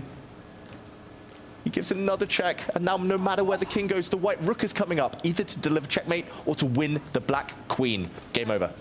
Game over, Arjun. Oh, good moves. Designs. Arjun recognizes it. There was forced mate on the board. Arjun extends the handshake, and Vincent Keimer, akin to some of his previous freestyle performances, turns it on in the bracket stage. He will push himself forward to a semi-final. Vincent Keimer, the champion of Weissenhaus, showing that that was no fluke. Under pressure, the best comes out in him. One chance, and that's all he needs. Our first semi-finalist. That's exactly right. So we got to go right back over to Fabiano Caruana and Magnus Carlsen. Magnus looking to force that tiebreaker and keep his semi-final hopes alive. Wow, he might be the first Vincent Keimer, but he's not going to be the last semi-finalist. Looks like all the games in this round might be decisive. Magnus now is 2 pawns up. And yes, the white bishop looks like it's about to break through, but Magnus is going to shut that door again by pushing his other pawn forward. And there's going to be a mass, an iceberg of pawns here in the center. Black's knight, though, is a bit offside, Tanya, so maybe some hope.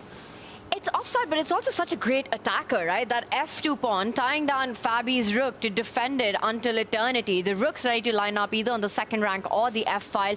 Right now, Fabi desperately trying to look for activity. Goes rook b5, attacking that d pawn. Is he forcing Magnus to push that c pawn, maybe giving some infiltration squares on that 7th rank? Vincent Keimer, he's looking up. He's seeing who's about to join him in the semi-finals, but he's got to be feeling a lot of relief on the inside, overcoming Arjun Erigaisi. He set one trap, Fabiano. Do not play c5 if you're Magnus Carlsen. c5 would be a huge blunder since white would just take that pawn and suddenly black would be walking into a double attack. This has not happened. This is just my moves. Magnus will obviously dodge this one, but what to do instead?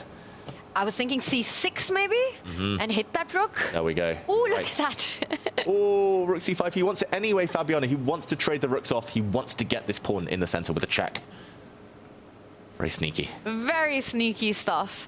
And Fabi desperately trying to activate his bishop. Rook c5, nice defensive stuff. And I see the bar completely winning for Magnus, but I think still this is not over. Fabi putting on a fight here. He's down. How many pawns is that? 2 pawns, David. He's down 2 pawns, and the key move for Magnus is now to bring his rook into the center. He does find it to defend his pawn, and Fabi defends the rooks, but this looks like game over almost. It feels like the white king is about to get checkmated after some rook exchanges. Is there a way to get to that white king, or does Magnus just maintain the status quo? Does he trade some rooks? Magnus is spoiled for choice here. Either rook would be fine for him to take in this position and would hold this near 5-point advantage. Yeah, he doesn't even need to be precise, and that's the point. And Magnus, with a minute on his clock, does trade. Immediately, if you put it on the first rank, d4 gets lost with check. So I think Magnus was reaching out for the king. He's about to step away from that check on d4 and then go with your idea of getting the rook and knight to deliver checkmate on Fabi's king. Yeah, the pawn is also rolling. Maybe Magnus can even push his pawn forward first. Does it? He does it. He wants a queen, not the king. Well, he's 2 squares away from touchdown. He's 2 squares away. He might just be seconds away from forcing that tiebreaker. Very, very close now.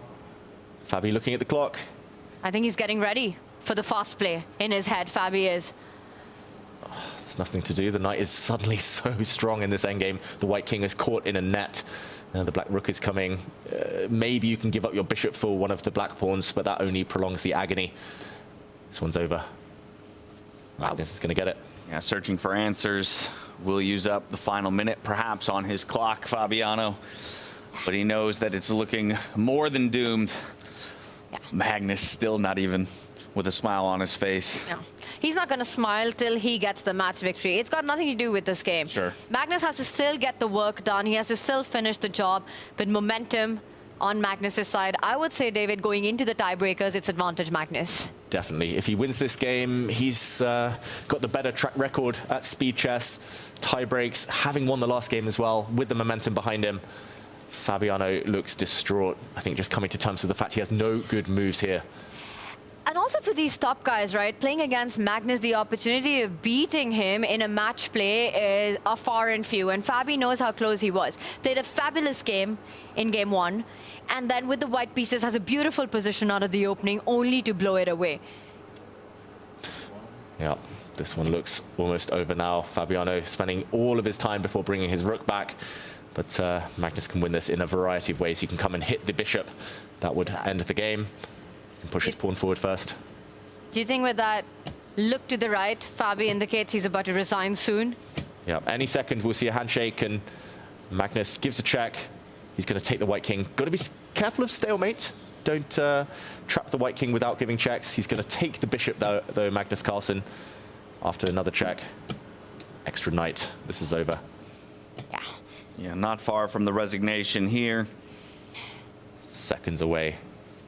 H5 is hanging. Magnus reaching for the king. Going to get it closer to that pawn. Just keep everything defended. White's king trapped at the corner as well. I would give a check, though. Yeah, exactly, because otherwise stalemate would have been a very real possibility, and only now with the white king having squares to use does he bring his own king forward. I realized that as well. And actually, Magnus was first reaching for the king. He pulled back, and then, you know, wait a second. There are tricks in this position. Now, white cannot give up his rook because the white king still has one safe square to use, so no stalemate tricks. And Fabiano, he just has to either wait with his rook or help the black king by checking it forward. I think this is the moment, David. Now that there are no stalemate ideas, I think this is where Fabi throws in the towel. He might wait another minute and a half, just kind of trying to buy himself some time, some recovery time before the tie breaks begin a bit later. But result now not in doubt. Definitely not in doubt, but still waiting for the confirmation. He pulls the rook back. The Black Final King's defensive coming. resource, but yeah, the king continues his march forward, and soon the white position will be overwhelmed. And at some point, once the rooks are off the board, it might look like the knight's trap, but you could also just step back with the knight, giving it up, going into king-pawn endings that are winning. Any way you look at it, and Magnus starts with a check. He moves the rook away now, the king marching up, and then finally a check on the second rank will decide the game. Yeah, he brought his rook nearer so it can act as a shield across this line. Any checks from the side can be blocked. The king advances. They're just going through the motions here. Fabiano knows. Magnus knows. What a game by Magnus. Yeah. From a position of being under so much pressure, staring at a knockout, at being on the lower bracket, black pieces, not happy with 001, but he plays like 007. This could bank him $100,000 this match if he does win it. Wow. Tie breaks, but there we go. Magnus strikes back. Fabi admits defeat. 1-1 is the scoreline between these two top dogs in the chess world. Magnus Carlsen keeps his hopes of a semi-final berth alive, but it will still be tiebreakers to play between these two. And if you're a fan of chess, well, these two have already guaranteed us some more chess. A couple other players who might be playing some more chess today will be Hans Niemann and Levon Aronian. Yeah, in what looked like a possible win here for Hans. Now down the stretch, has equalized. That's actually quite interesting because it feels like the goddess of chess, Kaisa, is saying there's a law of averages here. Levon was winning in game one, ended in a draw. Hans with a huge advantage in this one. Finally looks like we're headed towards a peaceful result and a tiebreaker there. Yeah, this position is dead level. The fireworks happened a bit earlier as we saw some weird queen dances, but ultimately, okay, the players have just agreed to a draw. Level material, nothing to play for. Levon, look at the smile. He knows he got out of jail. Yeah, very happy to escape with something there. These guys will reset and dive into tiebreakers as well to match the tiebreak of Fabiano and Magnus Carlsen. That means there's one more board in play. That's Javakir Sindarov, our top performer out of the group stage, up against Parham. He's had an advantage since the beginning of this game, and yet it has stretched. Still Parham holding on, but it's not looking good.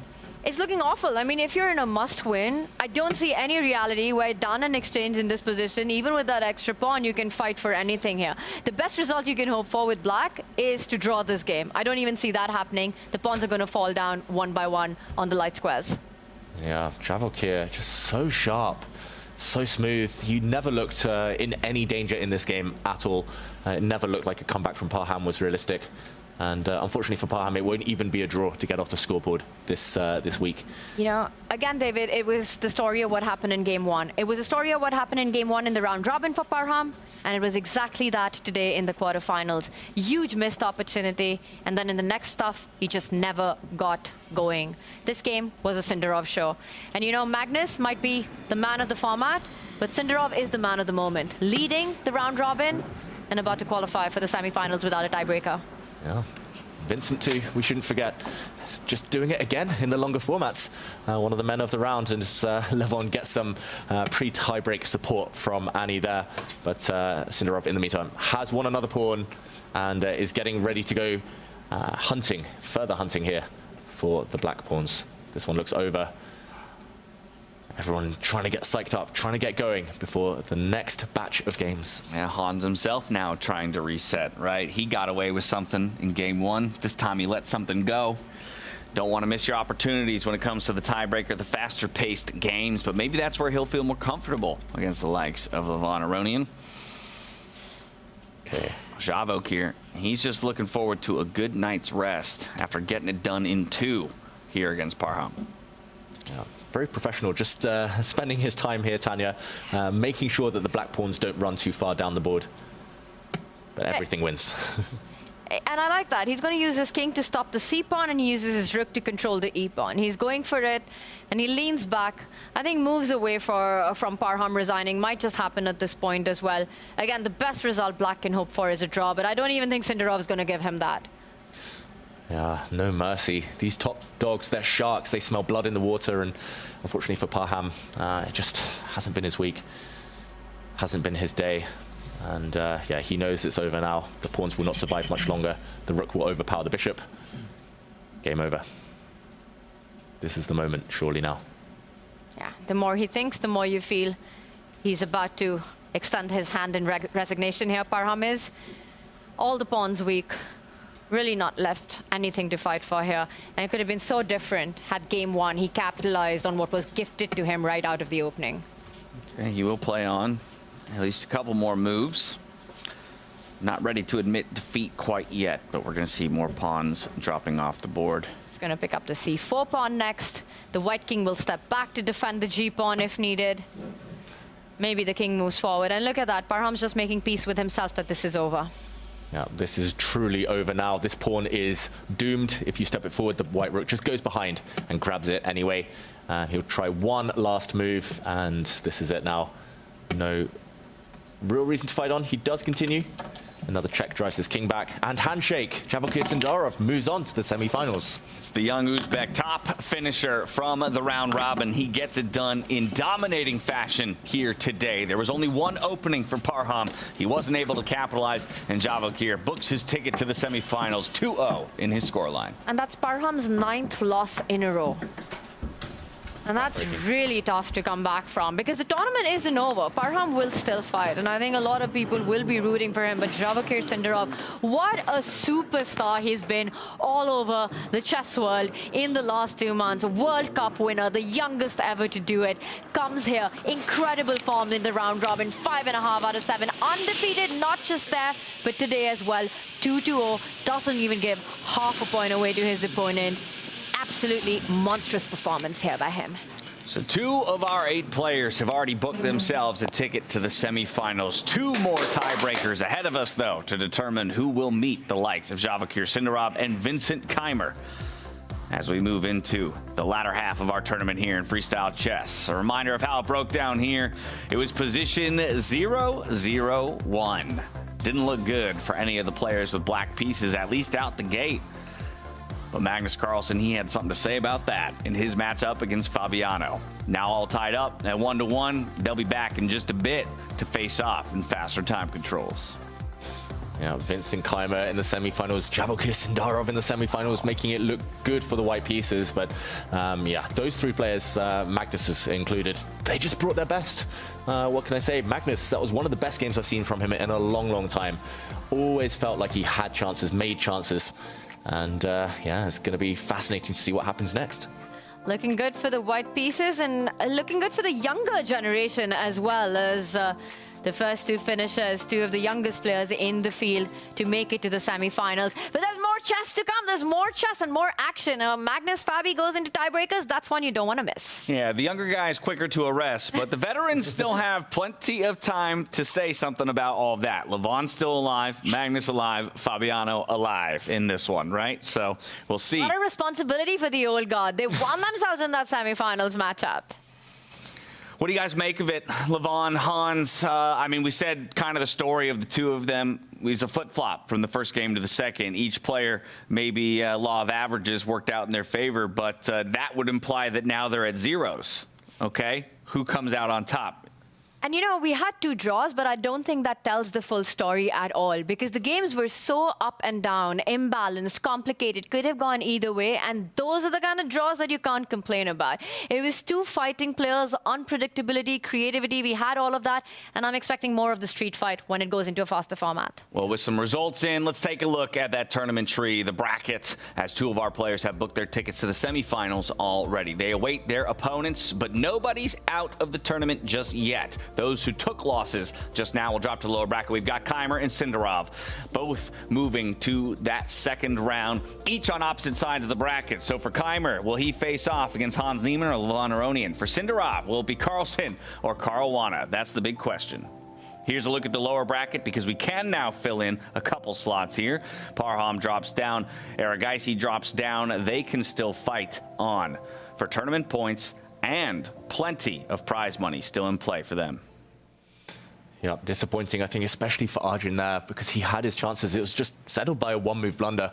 But yeah, plenty to play for. And Arjun, yeah, he'll come back next year. He'll come back stronger. It just feels like it's a bit of deja vu for him, Tanya. No, I agree with you. I mean, it feels like Arjun gets those positions, but somehow not making the cut and then falling into the lower bracket. But before we go over to Fiona and all the action live on our floor, guys, predictions, quick ones for our tiebreakers. Predictions. Levon versus Hans. Let's start with that. I'm going Levon, where history will repeat itself. I think he is the more strong and stable player. He's not going to let the moment get to him, and I think he will get it done. I think Hans, I just have a feeling Levon, first game, even with a winning position, he played a bit uncharacteristically defensive, negative, a bit scared. He looks much more tense today. He's had Annie there to support him, but he looks less relaxed than he did yesterday. So I think Hans maybe in the ascendancy. And what about you? Yeah, it's really tough. I mean, I want Hans in the semis for the drama. I love it when he's on the board. It's always exciting to watch him. But everyone loves Lev. I mean, he's a guy it's hard to root against. And again, up and down games, I think it was such a fight between these two. If I have to break the tie between you two, I'll go with Lev. James, I'm with you on this. Wow, all right. Let's get Lev into the semifinals. I got Tanya in my camp. Okay, but how about the other one? Fabiano versus Magnus. I don't think you'll ever see me predicting against Magnus, especially as we move from 30-15 back down into the rapid time controls. Yeah, I think Magnus, he's, after that last game, I think he's struck a huge psychological blow. It's hard to bet against this guy, but I will say one thing. I mean, Magnus has to be a favorite. Momentum on his side. What a game in game 2. I've been rooting for Fabi from the start of this tournament, just simply given that he hasn't won a single Grand Slam, but I'll go with David on this one. I think Magnus now gets it done. Fabi's best opportunity is behind him now. Well, that's what all of us think, but it's up for the players to show us what they've got and make the decisions for themselves. But in reference to a couple of our players who have already concluded their day and have booked their tickets to the semifinals, let's go quickly for a word with Vincent Keimer, as he is now in the top 4. I think we're establishing a saying in chess now, Vincent. Thou shalt not pick Vincent Keimer if you have a choice. Yeah, I mean, not every event has gone great, but I think I've won, at least this season, every single first match I played, even in Las Vegas, although there I was already in the lower bracket, but still. Today it was incredibly fighting match. I think in the last game I had a very nice position out of the opening, then messed it up somewhere between a lot and completely. So I hope I wasn't lost, but I certainly felt like I missed a lot of things. And then I think he just must have missed bishop h3, which basically gave away the game in one move. I hope I didn't make any big mistakes after that, but with this time control it's so difficult because we had quite difficult starting positions, which meant that we had very complex middle games, and therefore we got complex positions already being nearly 0 on time, and then of course playing on 15-second increment, it's incredibly tough. So, I mean, both games today were basically decided in that phase, and I'm just happy I managed to do it. Also, I did have the feeling that I was feeling better today. I played better chess. I didn't blunder like pieces or pawns just randomly, so I also have the feeling that I can slowly start to trust my calculation more again, which is quite important, especially in this little bit faster time control. So yeah, it has been a good day. And that brings me to my next question, actually, because I was going to ask you about the time control. You have done better the more time you have here at the Freestyle system. Do you have enough time in this time format here to actually make it work? Well, I hope so. I think judging from today, it's okay. I still think that if we had a little more time, for example, the second game today, I could have played much better and maybe converted cleanly, hopefully. It's always difficult, but still. And nevertheless, now that's the time format we have to play here, and everybody has to adjust to it, and so do I, and I'm just trying to do that. And you know what? I think the most important part is you're a semi-finalist. Congratulations. Yeah, that's great. Thanks. Well, let today be the day that an 11th commandment was decreed. Thou shalt not pick Vincent Keimer in the knockout stages. Exactly. He seems so measured, so calm, but it does feel like he kind of takes that challenge on, and it spurs him to kind of produce that extra 5% that's needed to win these matches as soon as someone picks him. Ali Razan Weissenhaus, Jan Nepomniachtchi in Paris, and now Arjun Aragaisi in South Africa. Same opponent, same result, they never learn. But this is so impressive by Vincent. I will say though, James, right, for Arjun, it was so hard to not pick Vincent. He was left with the choice of between Fabi and Keimer. So he just went with what he thought was the most logical thing to do. I think that's what you do. But, you know, sometimes you got to look at the tradition of how things are going and just decide the other. Arjun regretting it now. Yeah. Now, with all that said, we heard from Vincent himself. He was given the opening. He was gifted the opening because of a pretty dire blunder from Arjun Erigaisi. It was that bishop move. We're going to pull it up on our screens and walk back through it. He also mentioned he hopes that he didn't make too many inaccuracies beyond that and was able to pilot to victory. David, walk us through it. Yeah, it was very convincing from Vincent Keimer at the latter stages of this game. He had, maybe in the middle game, messed things up slightly, though, and it was Arjun Erigaisi with black here with a small advantage if he'd played any neutral move here. If he just, for example, brought his queen forward, just kept the position as it is, this would have cemented the pawn in the center here, making the white bishop in the corner a bit blunted here. No clear way forward for the white bishop since it is so blocked. But it was very much a self-destruct move, a self-destruct moment for Arjun Erigaisi as he tried to blow open the center. Not a good idea when the opponent has bishops, and especially not good when the opponent's light squared bishop is unchallenged. This double question mark move may be one of the mistakes of the day, of the tournament so far, because bishop over to h3 hits the black queen. No good way to block. If the black knight jumps in the way, then this is a unbreakable pin. The knight will die next move. And instead, once the queen had moved, another pin decides this game. This was a pin, and if we just fast forward to the closing moments, Vincent Keimer bringing his queen across and forward. He talked about the winning technique. This was so smooth. He shifted it, brought it forward, lifted his rook up the board, took a pawn, and when the moment came, another beautiful move, one of the moves of the day so far. Rook takes knight, a sacrifice.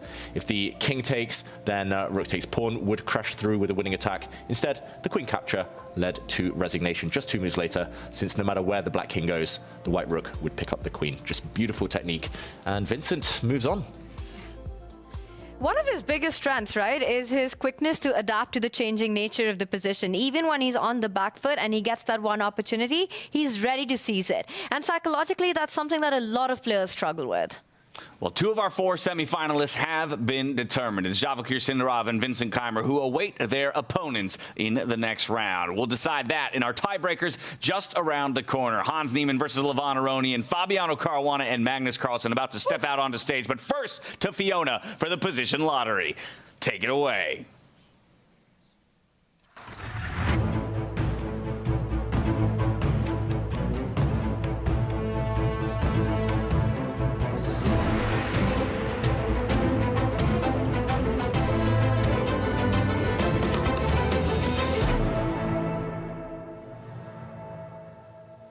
Welcome back, everyone. 2 matches have been decided. Congratulations to Vincent Keimer and Javakir Sindarov who are through to the semi-finals.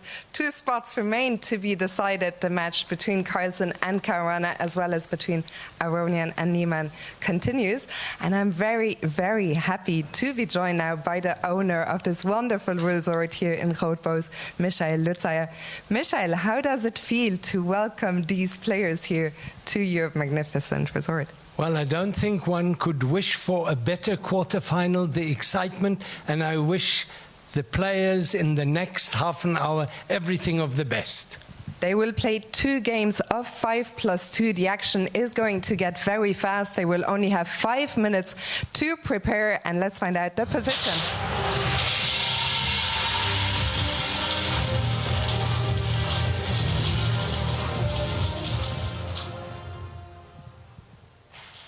And it's going to be position number 478, 478. And once again, 5 minutes preparation time only. Michael, thank you so much. Players, best of luck. Good luck.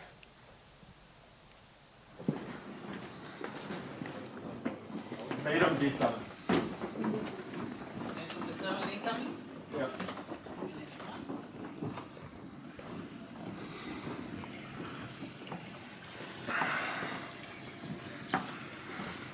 What are you doing?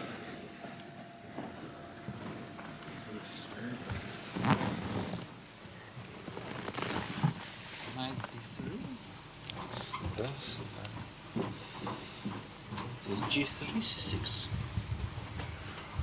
C6 is a bit passive. Okay. This? Yes. E5 maybe? I think it was, anyway. Nice as a B6. Yeah, but white takes the center, right? Ah, you do? But how?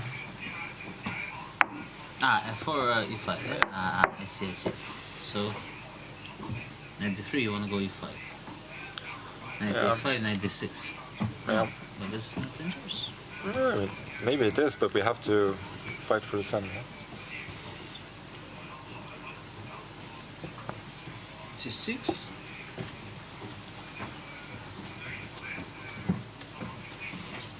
This? Yes. It's very dangerous now. Now I can go d5. You go d4 or what? d4, g6. F4? You want to take? Maybe. I don't care. You don't, huh? No. Take Okay, as much as then- you like. So if I go g5, you want to play... I mean, there's E4 as well, right? TE, E4. Very fast, eh? Yeah, I feel Then like bishop b4. No, no, no, no. Yeah, but bishop knight- B4, Oh, just, yeah. yeah, I mean, we're just crashing through. You're a dangerous man. So you want to go knight b3. And if I go g6, you go knight c3. Let's say I go for f5. No, g4. G4 is fine. And if I go, let's say knight c6. Knight C6, yeah. Try to repeat. Now you want to play d4. Yeah. And f5.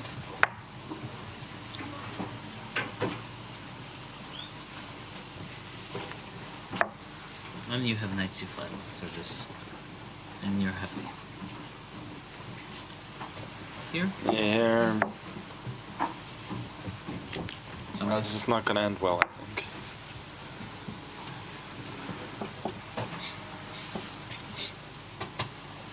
Yeah, but the queen out there. But I play e5, no? Or e5 immediately.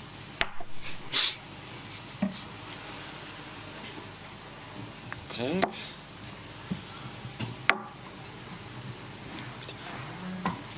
Very dangerous stuff. Maybe I should go e3. b3, e5. Yeah, okay, this is maybe the... Anyway, it looks very... Scary. Very scary. It's probably like top 10 worst thing. Well, off we go into the tie breaks here. 4 players still doing battle over the board here today. It's Levon Aronian and Magnus Carlsen who got to analyze together before they step into the arena with their opponents, Fabiano Caruana and Hans Niemann, who would have done the same on the other side. Much faster time controls, though, here. We're playing on position 4, 7, 8. With that much more condensed amount of time to analyze, what do we feel, if anything, these players keyed into that will be important? Well, there's a very, very important feature in this position. It is an undefended pawn for both sides, and they can be attacked as early as move 1. The queens in the corner can be unleashed towards those unprotected pawns on the b-file. Knights can jump as well. Tanya, it feels like it's a dangerous position. Magnus at the end said, let's just keep it simple, because it felt a bit too dangerous. It really does, right? Especially with the grouping of the pieces. You've got the long-range pieces on one side and the 2 knights tucked away on the other side as well. Like you said, you could put pressure on move 1. The other thing I noticed, hashtag Magonian is back. The one time Magnus decided not to prepare, not to riff, not to chill with Levon was the last game when he needed a win, but now he's right back into it. Looking at the positions in a good mood, Magnus is back. Cue the music, cue the clocks. It's time for 2 of the best players in the world to go at it once again. Only one spot in the semifinals for these 2 guys. Hard to believe that one of them will be sent to the lower bracket after the conclusion of 2 tiebreaker games here. Fabiano starting with the white pieces up against Magnus with the black. They will flip for one more opportunity to go at it after this. Yeah. But I think the question is all about Fabiano's mental state after taking that loss to Magnus and things getting equalized. Handshakes, clocks, away we go. There we see a G-pawn push. First threat from Fabiano. That was blocked. The white queen was sniping down the diagonal. And how will Magnus react? This definitely feels like one of the most dangerous starting positions out there due to the nature of the pieces and how they start. But Tanya, if Magnus can get a grip on the center, it might become quite symmetrical. That's the big question. Will he be in time to push that pawn in front of the rook? Will he be in time to get his queen out as well? I mean, let's just point out, this is the fastest format that we've seen in freestyle so far in the tiebreakers, with 5 minutes and a 2-second bonus time as well. A fresh position on the board. David, I think that just makes up, that's the perfect recipe for early blunders, early errors, and big bar swings. Exactly. I think Fabi needs this game. He needs to catch Magnus in a blunder or slip, or something about Magnus's king he needs to go for. Whether it's some early knight jump, just as I say it, he plays the move I was expecting, to bring his knight forward and go for the undefended pawn. That would actually be a smothered checkmate immediately. He needs to catch Magnus before he can settle into this game. The longer it goes on, the more Magnus becomes a favorite. Speaking of settling in, though, I think that's one of the things I'm going to be looking for across all 4 of our players is how much of a tempo switch up these time controls are, right? From 30-15 now to 5-2. Who is going to be the quickest to adjust in terms of their relative speed and decision making? I'm actually amazed that Magnus has allowed that knight jump that you were pointing out. I was expecting him to start with that e-pawn, opening up the bishop, controlling the c5 square, but none of that. Magnus literally doesn't care. He's looking at defending that b7 pawn, either with his knight jumping forward or the rook. But that's tricky. You're allowing a very aggressive move. Are you worried? I would be. Magnus doesn't look worried on the camera, leaning back. This is the type of situation where Magnus is happy to give the opponent a difficult choice. He's saying, that's a tempting move, but you think about it. You spend 30 seconds on your clock, and now he defends it with his own knight. Defends with the knight. Opportunity to castle here as well. Ooh, that might be the key. Okay. Both sides are going to castle in the near future. Everything might be defended, and maybe the white knight is actually vulnerable on this square. The one way to break this symmetry that we see on the right side for Fabi will be to get a timely e4 in. I think a lot of the middle game plans will revolve around, will it be Magnus to strike first, or Fabi on the open e line? Who's going to break out in the center? That is a huge question. It will break the symmetry. It will also give whoever plays that move an isolated pawn, so big responsibility if you do choose to strike out. Suddenly it's Magnus thinking, does he castle? Does he wait? Does he give that choice to Fabiano first? As yeah, the clock's starting to tick very quickly down. Super tense, this position. I think one thing we can all agree on is that for both players, king safety will be found on the left flank. There will be a long castle either now or later with the G line open. I can't imagine any other reality. Yeah, that is bound to happen. It's just a question of time. When will Magnus make that committal decision? Fascinating that the 2 games went their own way very, very quickly. As early as move 1, pretty much, we see totally different position board state on this board compared to Hans Niemann against Levon Aronian. But this is a long thing for Magnus. Huge. I mean, that's over a minute now of a deficit. And Magnus starting to feel uneasy. Whoa. Did he just play it immediately? He broke out. He's fighting for the center. He wants his queen out in the middle of the board. He always wants his queen out in freestyle chess. When in doubt, whip it out. And this will put some pressure on White's position very quickly. Okay. Whoa, whoa, whoa. It's a challenge to Fabiano. I don't think Fabi was expecting it to happen so quick. I think he was looking at long castle, how am I going to respond to it? But he's quick on the clock there. Trades Magnus's queen, beloved queen, does come out to the center of the board, a spot he likes so much for the biggest piece, for the most valued piece on the board. And now what do? Do you go long castle? C5 knight still defended, David. Yeah, still defended. You can castle the king here. That looks like the most natural move, I would say. If in doubt, you could maybe just retreat that knight, try and keep it a bit safer. But Magnus's plan in the next few moves, as well as castling himself, putting his king across, shifting his rook over, is to move the knight. Suddenly there would be weaknesses to attack for him, and also the black dark squared bishop would be unleashed. Well, we're going to move quick here in South Africa before the players themselves start moving quicker as the time ticks off the clocks. Let's check in with Levon and Hans. We haven't seen their board state just yet, but you mentioned it's a different look. So as we flip over there, again, these guys traded draws as opposed to decisive games to end up 1-1 and in this tiebreaker scenario. This is fascinating because Levon Aronian is a pawn up as black. Hans pretty much played a king's gambit, just a freestyle chess version. He gave up a pawn, just a very quick action replay in the first few moves. Here, he brought his knight out just to block the black queen on the diagonal, and after e5, he played this gambit, giving it up for free. And after the pawn captures, black has lost some influence over the center. He tries to win back the pawn. Levon defended it, and now playing g3 makes it a full gambit. And the black bishop had to lose a bit of time retreating. Now in return, he gets a beautiful center. He gets some checking potential. And Tanya, it feels like great compensation for the sacrifice. Yeah, I'm loving it. I mean, with all of Levon's pieces still stuck on first rank, it just feels like white has got great space. Knight jumping in, queen jumping in. The clock situation tells that story as well. He's up material, but not feeling comfortable at all. A 1.5 minute, less than a minute and a half there. Takes his knight out, and immediately, Hans ready with the response. Gets his king to safety, rook at the center. Pawns are about to move forward. Wow, this is super scary for Levon. Everything is already perfectly organized for Hans Niemann. Maybe there's just this light square bishop coming out at some point would kind of complete the development for Levon. Still a trapped bishop, still yet to castle. So this might be the moment for Hans to start to strike. And I wonder if it's also the story where, you know, Hans, so many times you've seen him go below on the clock, go low on the clock, but then he starts playing quickly, he's able to turn things around. Meanwhile, for Levon's creativity, he does require those extra minutes to get those ideas in. So a minute and a half on the clock. Is Lev really going to struggle in this? Because he'd love to play this position with the white pieces. It's the kind of initiative he wants to play for. Oh, yeah, he loves a good pawn center, Levon Aronian. He loves sacrificing as well. He would love to switch the board around. But unfortunately, this is the position he has to defend. And I like what you mentioned there, Tanya. That's why it was such a big shock in Las Vegas when he defeated Magnus and Hikaru in blitz games, because Levon normally prefers a bit more time.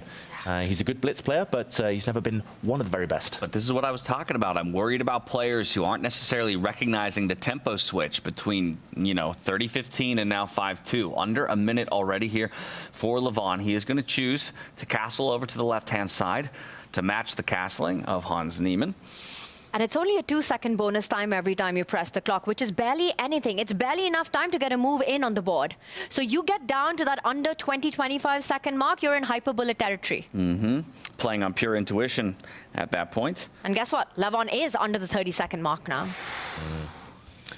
That is really scary. He's going to have to just trust his instincts. And this is where Hans Niemann needs to force Levon to calculate. He needs to give him kind of a narrow path to navigate, and that's where players low on time tend to trip up. Not going to be easy. And still no trades. All the pieces on the board. Such a beautiful center there. Hans, he's about to make his decision, and that's what he does. He goes for the pawn push, hits the knight. It might not be the best move in the position, but again, it puts the pressure on Lev now under 20 seconds. Levon. Make a move, Levon. And it's not just the fact he's low on time. There's a minimal increment here.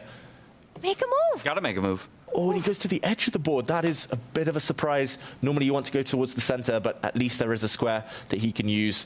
Hans here wants to blow things open, wants to keep pushing with his pawn. I think that is going to cut the board in half. That's what he's relying upon right now. And notice how that bishop on g8 still dead. The queen and the bishop, they're staring at the knight, which is beautifully defended by Hans's other knight on the board. The rook on d8, no play at all. Compare all of that to Hans's counterpart. And you know who's doing well in this position, who's calling the shots here. At this point, Hans just needs to keep the pressure up. Recognize the clock situation of your opponent. You've got triple the amount of time. Don't let that equalize too much. I think the clocks just adjusted themselves. There was a little bit of a tech glitch there. And Levon's got about 20 seconds, so we can all breathe a little. Yeah, it looked scarier than it was, but it's still scary in this situation for the Armenian Lion. Yeah, the Lion, will it be roaring come the end of this game? Hans has really slowed down, though. I'm surprised he didn't play this move instantly, pushing forward d6. Instead, he improves his queen. And the key moment now for Levon, how to stabilize. White has a couple of big threats in the air. The knight coming forward maybe in the near future. The white queen swinging. And, okay, f5, Levon breaks out. Suddenly chaos on the board. Yeah, he's going to make things messy. He's going to make Hans think. Yeah. Hans reaching for a piece, thinking better of it for a moment, then does go for the capture and the trade of pawns here. He'll pick up another one with the bishop. King slides over for Levon. That's the thing. When you're down a pawn, you can often give it back up just for piece activity. So Levon, knowing that the quality of piece is more important than the quantity of pawns, especially for a player like him, doesn't blink twice, gives it away. The bishops are open now. Yeah, but time is still very much a factor. Looking at that, makes a move with 5 seconds on the clock. But he's rerouting the knight to a really nice square. That knight coming on to d6 next. He's left a really bad piece on the edge of the board. The black knight, I love Hans Niemann's last move, putting a pawn on b3, saying to that black knight on the edge, you're not coming back anytime soon. This is hanging in the balance. It's going to be a pure time scramble in a second. what Levon's relying on is the move b6, because that last move also vacates that square for the pawn to step over, and then you've got this escape route for the knight that you're pointing out, David. So knight c8, a nice defensive retreat, but I think the clock is the massive problem. But an opening, perhaps, for Levon. Does he see it? No, the clock demands that he makes a move, so he gets the miss instead. It was a pure bluff from Hans Niemann. The pawn could have just been taken by the Black Knight, but he didn't want to call the bluff there, Levon. He just had to play by instinct, and he played a survival move. Still doing well, though, removing that knight. Watch out. Levon's bishop can strike at an a1 square, suddenly threatening the kiss of that checkmate, and it's a threat that's always in the air. Hans Niemann cannot blink. He has to be careful on the dark squares. Ooh, is now the moment. Levon can bring his bishop in. Nope, he drops his knight back first. He's doing a good job at just curling up into a ball here, Levon. He's made himself hard to beat, and he's just going for white central pawn, which falls off the board. Hans has blundered a pawn. Blundered a pawn, and Levon is starting to pick up the pace. I criticized his tempo and his time control earlier, but no! Checkmate! Ooh, he's... Oh my goodness! Huge threat on the board. He stops it, trades the bishop, the only way to fight against queen b2. And now the bishop drops off. It's back to level material after some fireworks. That was crazy. That was chaotic. And now, whose king is weaker? Levon pounces, grabs a pawn, but oh, who's blundering next? Who's blundering last? That's the big question. Always the question in chess. Bullet territory for both boards right now, and both players with the black pieces are in winning positions, but can they get it over the line? Levon Aronian trying to get it done against Hans in the first game of the tiebreaker, just as Magnus Carlsen has gotten it done against Fabiano Caruana. Oh, there's a big check in the air. The white king is surely doomed here, Tanya. Oh my goodness. I don't know who's checkmating who. Queen b2, a huge idea. Rook e1 checkmate threatened. Has to give up the rook. The knight comes back, attacks the queen. c6 pawn, super tender. Anybody can win. And now the pieces get traded off. This has to be a Levon game now. And that's it. Hans Niemann resigns. Levon takes the lead. Wow. What a flurry of action. And Levon Aronian strikes back after 2 draws from them in the longer time controls. We had questioned whether or not he was going to be able to match up against the speed of a Hans Niemann, and he does just that. He'll take a decisive victory and the lead in the overall matchup, just as Magnus Carlsen did the same over on his board. Both of them with the black pieces, both of them now sit 2-1. And what a turnaround that has been for Magnus Carlsen, you know, on the back foot, must win in that first tiebreaker as the position got called out. And he did it. He gets the lead. And what a game this was by Magnus as well, never letting go of that momentum. Hans Niemann tried his best, but wasn't able to do the same against Levon. Wow, 2 black wins. Who would have thought it?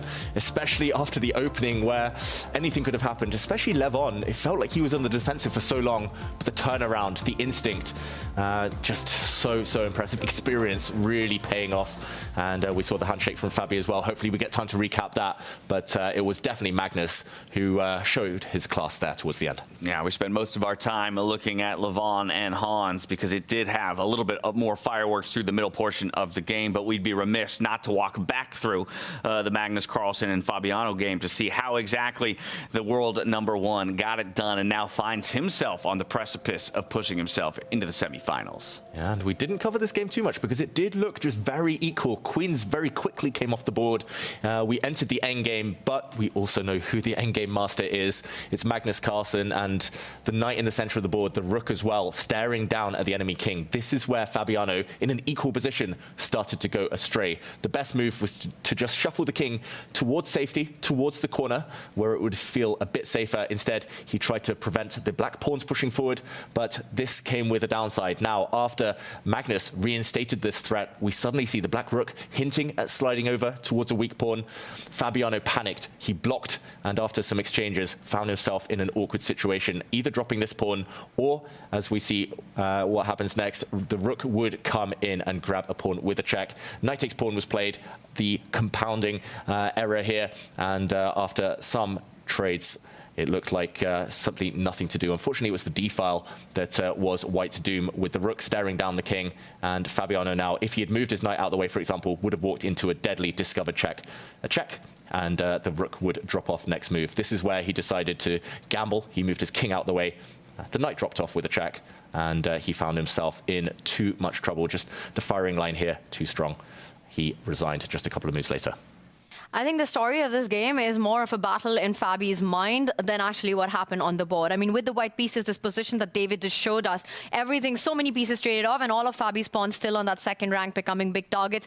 It's the story of what happened earlier on in this game. You know, having that 1 point lead, needing only a draw to dispatch Magnus Carlsen, and from a position of strength, not being able to pull that off, coming into this 5+2, just a huge adjustment, which I think Fabi failed to make, and now it's him who's got to win on demand to take it to the next tiebreaker. Yeah, hard to believe that there wasn't at least a seed of doubt planted in Fabi's brain after letting things get to a tiebreak scenario, but everybody is still in it. We're going to reset now for another matchup here in the tiebreak. 5-2 fast time controls. We're going to flip sides of the board. So, hey, both players with the black pieces got the win there. Can they do it again and force Armageddons? That's the question. It's happened before. Magnus in a must-win situation, won with black.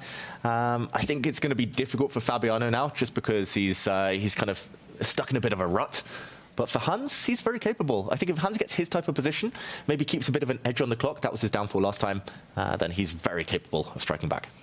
Not only is everybody in it, they're all in it to win it. Especially, I think, for Hans Niemann, like you said. I mean, that game could have gone either way as well. There was so many boss swings that happened. It all happened too quickly. And I don't know if we have enough time to go through those last moments, but I was mind-boggled by the action there. Yeah, you're talking Hans and Levon. Let's give David a moment to pull it up and get himself situated on a computer. But absolutely, we can walk back through some of it. We'll get it up on your screens here. All right, break it down for us. Okay, let's jump in. This was a tactical melee, a real mess, and it all started in quite a stable-looking position where Levon had already seized the advantage. It was just a flurry of threats. First, he threatened this checkmate, the black queen trying to come down.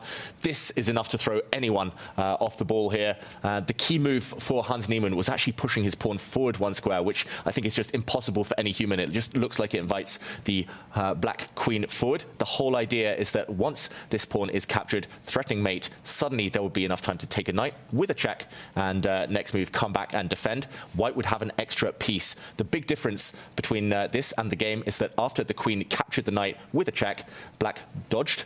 Now, after the checkmate threat was parried, the bishop at the end of the line was vulnerable. So Levon actually winning back the piece, and the final mistake in this game was just a bit later. The rook coming across, the knight dropping back. Suddenly Levon is 2 pawns to the good. And in this position, he realized, Levon, he could just dodge. He could just keep everything safe. The black king has so much pawn shelter. The white king is a bit more bare, and the king in the corner proved super safe. Here he just ended up winning some material with a check and went on to win the game. Yeah, that sequence of moves. But honestly, for me, what's more impressive, Tanya, is the fact that he did it with so much less time on the clock. There was a point where we were looking at Hans, minute and 30 plus to his name. Levon already below that 30-second mark. So with 2 seconds increment, I mean, that's so impressive to craft a victory together with that kind of clock pressure. It's exactly what I was thinking right now, James. You know, it's tactics. That's what requires so much time on the board, to calculate and navigate all these lines, pieces that are hanging. And I don't know how many moves Levon made with just a second on his clock. We saw the clock bounce back to 4 seconds, 5 seconds, 6 seconds, multiple times. Hans over a minute, had all the time in the world. Levon navigated it to perfection in such a difficult moment, such a difficult position. But this match is far from over. What this game taught us is that these two players, it's a street fight when it comes to them. It's an absolute dogfight. Anything can happen on the other board. I think for Fabi now to come back and force the next tiebreaker, I think that's going to be a really tough one. Levon riding a bit of a high right now on your screens, all smiles after coming away with that victory. Let's remind ourselves what they're playing for, though, here in South Africa, with a look at our tournament tree and the upper bracket, because 2 players have already made it to the semifinals, and the 4 players that are still doing battle here today are the ones vying for the opportunity to challenge the likes of Javokir Sindarov, our #1 performer out of the group stage, and Vincent Keimer, the guy who always seems to make magic happen when it comes to the knockouts. Of course, the players that they've already dispatched, they've dropped down to the lower bracket, but their tournament runs aren't over.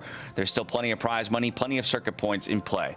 But I think so often we're going to come back to that storyline of Fabiano Caruana and Magnus Carlsen. Fabiano, the only guy in the field who's still capable of catching Magnus in the overall standings, but now he's doing it from a deficit. He has to craft a decisive victory here just to force an Armageddon and then maybe keep his semifinal hopes alive. You know, it's hard enough to do that for any chess player in a best of 2, to have a 1-point deficit and win on demand. The only thing harder than that is to do it against Magnus Carlsen. I mean, how do you beat this guy? This guy bounces back from lost positions. He's able to combine his psychological mindset. He lives rent-free in Fabiano Caruana's head. I mean, Fabi didn't recover from that second round loss. I would put the odds very less. The chances of Fabi in this comeback, David, I would put less than 20%. Yeah, I agree. I think that's generous, 20%. I just think Fabi, we've seen him on the camera. His head's a bit down now. He knows, like, he just needed a draw with White 2 games ago, but he wasn't even capable of that. Winning with Black now on demand. In Blitz, where Magnus is the king, almost impossible. Well, with those kinds of odds, maybe we're keying up a fairy tale story. Who knows? Only moments away from the position lottery again. 2 players will book their tickets to the semifinals and keep their hopes of a South Africa Grand Slam title alive. Over to Fiona in the playing hall for the position draw.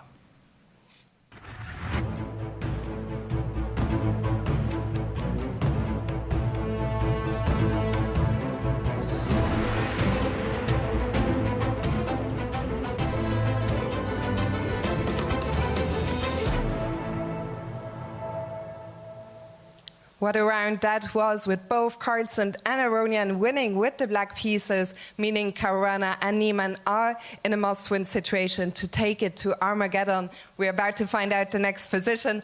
I'm very happy to be joined by Sean Ingels, the general manager of this wonderful resort here in the Grootboos. And Sean, you're lucky to be getting to spend a lot of time here. How do you think it might inspire the players? Fiona, I mean, what a place to be. What a privilege to have them here. But you know what? We can feel the tension building in the room at the moment. And I think just to step outside and take a deep breath of that champagne air that surrounds us, it's going to make it happen. Calm the nerves. Calm the nerves. Let's find out the next position now. Off we go.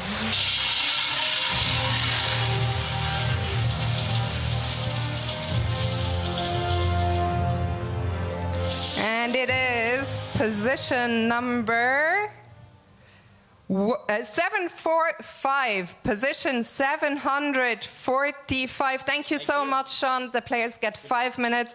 Good luck to them at home. Have fun.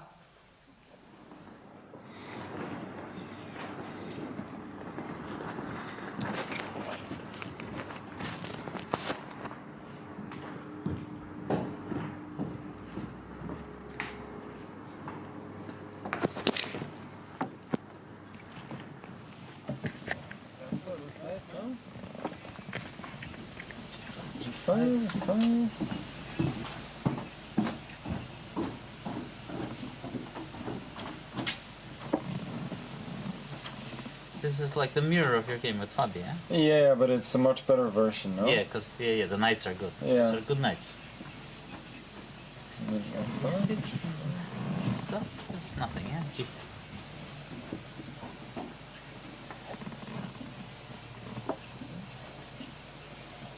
Knight G3.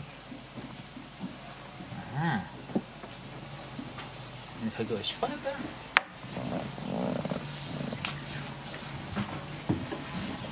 Okay, this is already... This is already not safe. Yeah. This is already not... Don't do it at home. Ah, but this is good, yeah? This guy is... I don't know, so how is a position like this? Take 65? Yeah. And then H5 business, yeah? Yeah. I'm not sure we have yeah. the best squares. It's decent for blocking. Yeah.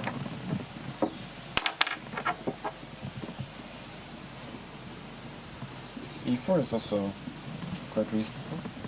G5 or something else? G5, D4. Oh, it's already very nice. This has to be done. This has to be done. Some F3, yeah?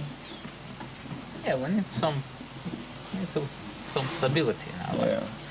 Really, the chicken stuff is required. 97, 93. And we'll slowly come up with C3, yeah? C3. I mean, 97 D4. Okay, takes a 5. But...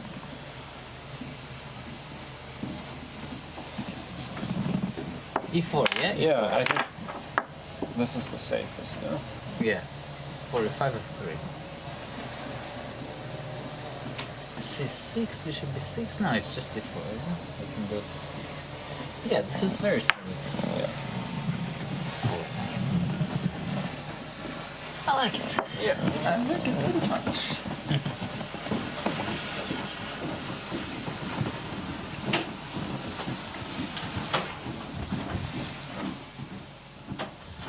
Well, as the players make their way back into the playing hall, the thing that jumped out to me there was a quick discussion between Levon and Magnus about stability. More looking for equality than anything. Putting the onus on their opponents who need the victories to kind of push forward and perhaps make a mistake in overreaching.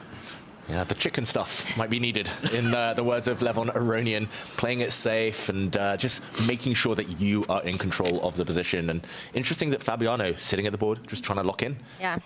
I just love that we've got the two besties back together. You know, the bromance is on, I don't know what they say, something like players who win together, stay together. Not sure how that goes, but love that analysis, those insights about how in this position, once again, you've got the rook at the corner of the board. Both of them, we can look at the A pawn, the H pawn moving forward. By the way, no analysis there between Hans and Fabi.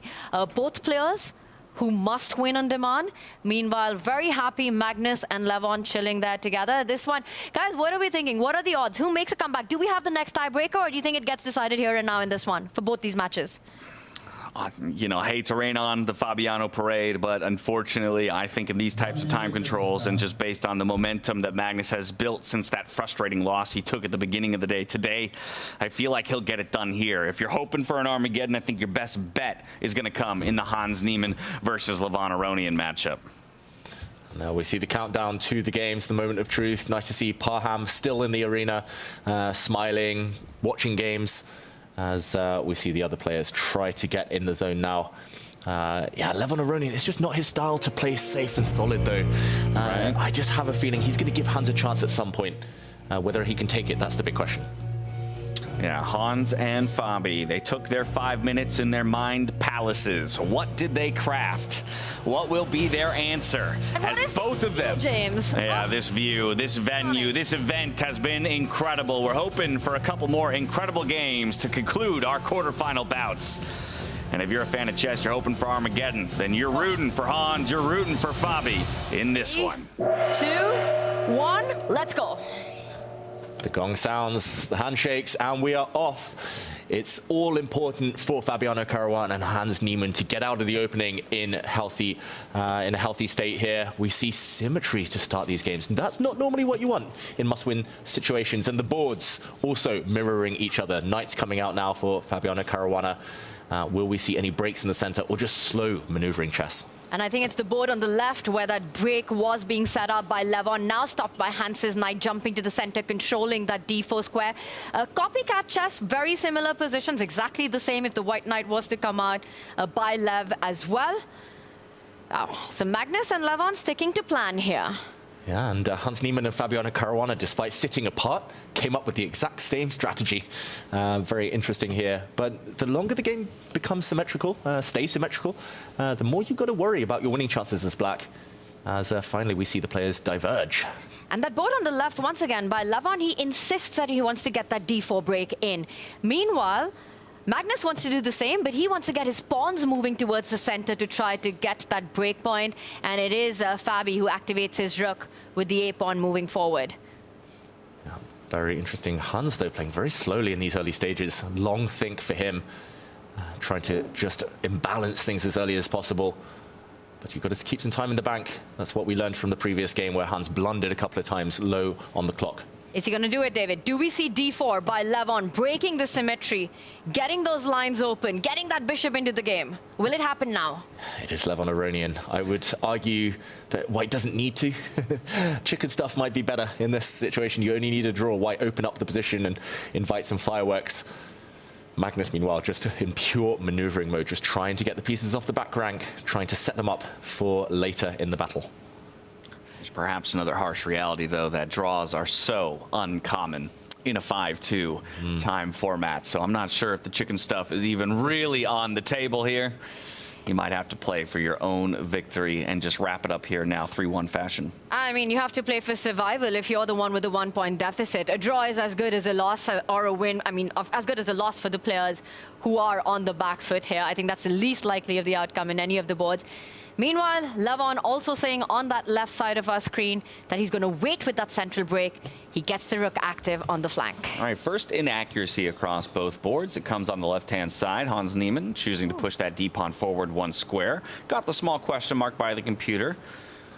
Wow, that is provocative, but also probably just inviting the opponent to improve their position. And that black rook on the top left corner on the left board on your screens at home, that rook is never coming into the game. That is pretty much a, I'm going to say, big advantage now for Levon Aronian long term, as he does finally break in the center, and Hans is saying, please come forward, advance all your pawns, but it's a second question mark for him. A disastrous start to the game for Hans Niemann.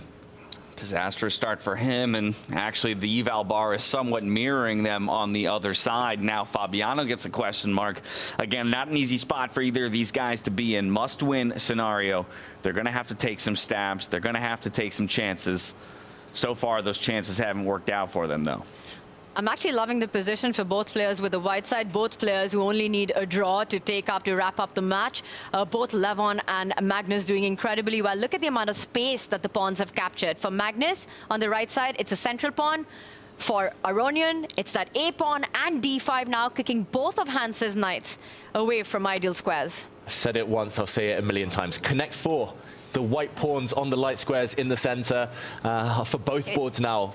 4 pawns connected in a row, therefore decisive advantage. You say it once, you have to say it 4 more times when it comes to connect 4. 4, connect 4, connect 4. And yeah, it's just a space advantage. It clamps down on the opponent's pieces, and no good pawn breaks. The opponent's just suffocating long term. Especially with all the pieces on the board, if you are lacking space, you have no room to maneuver. Your pieces are just stuck and unable to get active.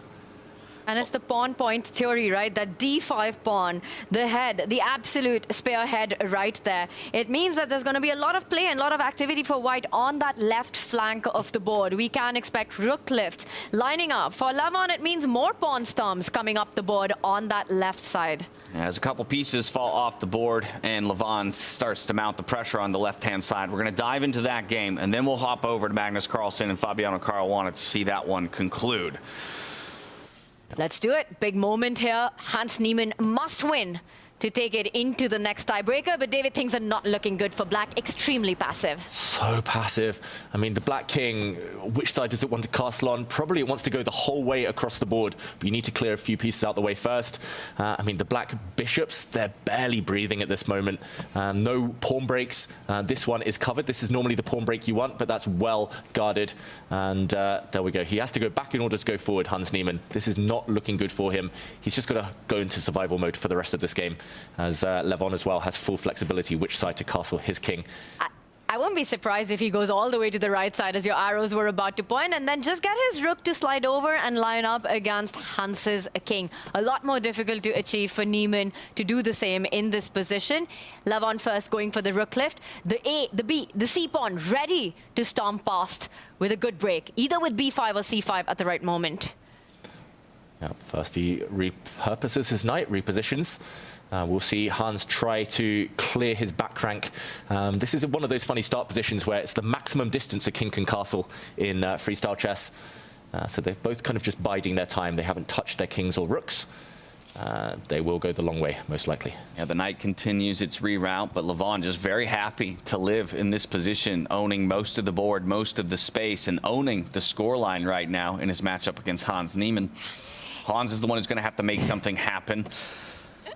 I love how David just wants to highlight the connect for every opportunity. It's also a game of who blinks first. Whoever does castle, the longest castle in the position, I think there's a potential G4, G5 pawn break that you have to watch out for. So you really don't want to be the first to blink, but it is Hans Niemann who takes the decision. Will we see G4 for the score by Levon? 100%. It's a Levon move. He waited, he waited, he waited. No matter where the black king castled, it was going to get attacked. And this is a lesson for everyone at home. Ladies and gentlemen, do not allow your opponent this much space on the board. They will come for you and steamroller you with these pawn storms. Well, as Niemann slides his king to the edge of the board, we're going to flip over to Fabiano, see how he's faring against the world #1 in Magnus Carlsen. And just as Hans had, concluded his long castle, Fabiano will do the same. So he's thinking that's his recipe for success. The computers don't agree. We'll jump over to that board. It looks like a big advantage there for Magnus Carlsen as well, as we bring up that one. And here, quick material count shows that Magnus is a pawn up with the white pieces. Fabiano has had to flog a pawn, just give a pawn up here to get any activity. He's going for the white king, but the white king could do a bit of a shimmy here. Once the white queen gets out of the way, it can still go the whole way across the board to safety. This is Magnus, just in full control right now. We've been talking about this matchup primarily from Fabi's perspective, right? The only guy who can catch Magnus, who can unseat him. That's important to recognize, and that means that if Magnus Carlsen wins this matchup here and now, he will be your year-long Freestyle Chess Grand Slam Tour champion. No one will be able to catch him in the overall tour standings. I would agree. I mean, Fabi's chances, that ship sailed off the South African coast in the last game. I think trying to win this one with the black pieces, down upon Magnus's king coming to safety, I don't see a reality where that happens. I don't see a universe where Fabi makes a comeback from this position. In simple terms, this blitz game alone could be worth $100,000 plus. Like if Magnus wins this here and now. That's exactly right. Overall tournament winner. I told you, it has to be the wild hair for Magnus. That's the one that gets the job done. Just don't slick it back. Wild hair, wild play in the early stages, but this one much more controlled. And Fabi was shaking his head. The problem is the Black Knight is just in the way here. He wanted to open up a line towards the White King, but then the Knight would simply be captured. And now is the moment Magnus can just run the whole way across the board if he wants. He could also just grab a pawn very safely right now and undermine the Black Knight. All roads look very, very safe here. It's hard to imagine Black getting any activity. Look how blocked he is, especially this bishop. The Black Queen not active either. Space yet again deciding this game. All roads right now for Magnus Carlsen lead to victory. Yeah, this one. Fabi's going to have to carve his own path, it looks like, if he wants a chance out of the woods here. He's trying to do it. He's sacrificed another pawn, so that's 2 extra pawns for Magnus. The b5 pawn beautifully defended by the queen, completely in control. Till that b file is blocked, Magnus is in no rush to even get his king to safety. While that happens, I think Fabi's plan is to get his bishop back, try to win that b5 pawn, but I think White's bishop landing on a4 will keep things under control. This is Magnus Carlsen show all the way. Should we take a quick look? If Hans has managed to make a comeback against Levon, the other player in a must-win situation, and I know Hans has got a lot of support in our chat. Yeah, feeling like this one's result is determined.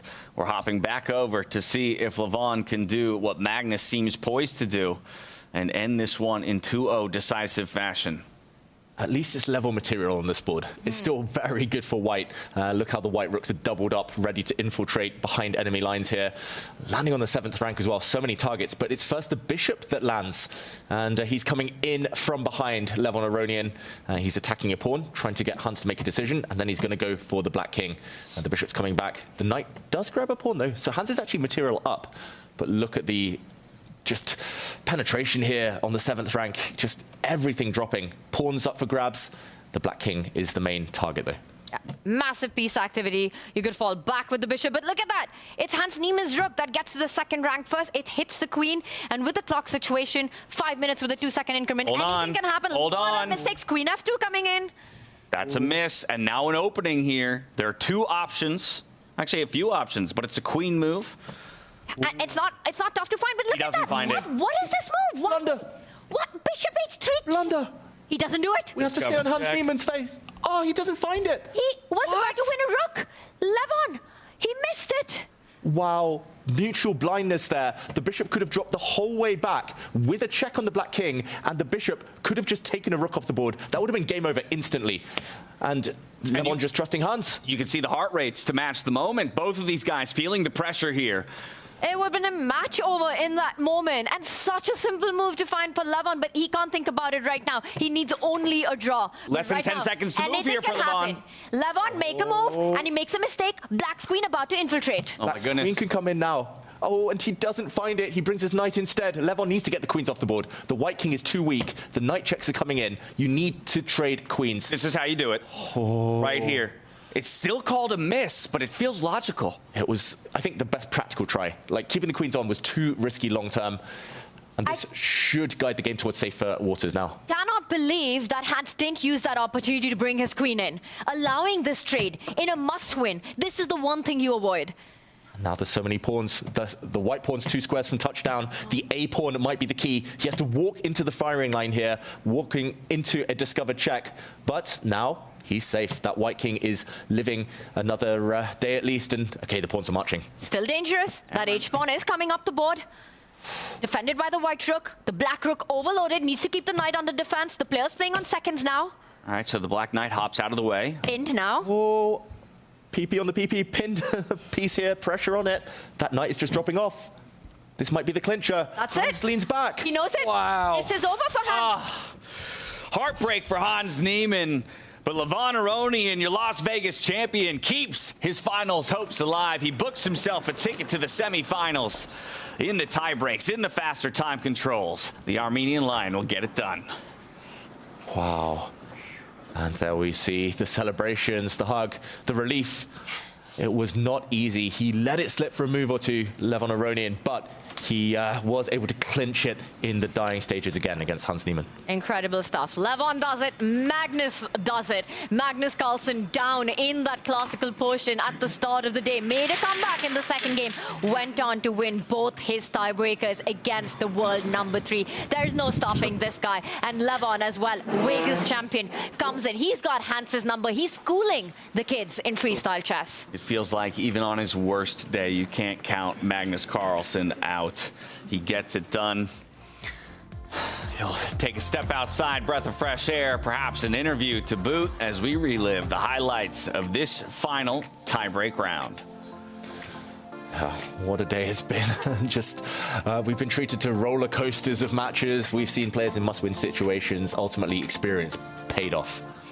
And I think the one player who's really kicking himself right now, it's got to be Fabiano Caruana, coming so close to knocking down Magnus Carlsen, the world number 1. Really an opportunity of a lifetime, needing only a draw in that second game and messing that up to go on to lose the tiebreakers. And for Hans Niemann as well, the disappointment for the second time, it's Levon Aronian who kicks him out. And that goes back to our conversation about proving your point. There were a lot of questions risen about Levon's pick in opponents, saying, shouldn't it have been Vincent Keimer? Well, guess what? Vincent Keimer is the one who goes through in his matchup, and Levon does prove his point for another go-around, another rematch against Hans Niemann.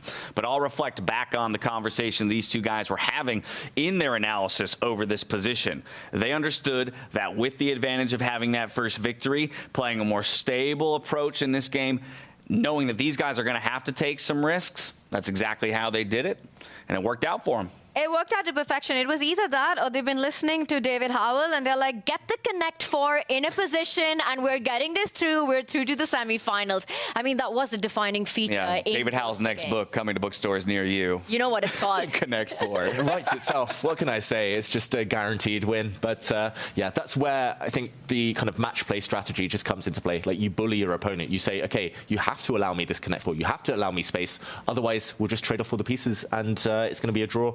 We move on. So yeah, the players getting the space advantage and converting. We talk about heartbreak for Hans Niemann there, perhaps greater heartbreak for Fabiano Caruana. I mean, the number of times this guy we've talked about, always the bridesmaid, never the bride. And in this situation, you run into the brick wall of Magnus Carlsen in the quarterfinals. It's not your choice, but it's what you were left with. It was the cards you were dealt. And you almost break it down. You almost get your way past through it. And then yet, still always so close and yet so far. For Fabiano Caruana, the story of disappointment continues, but Magnus Carlsen, always the tough nut to crack as it is. He is the king of this format.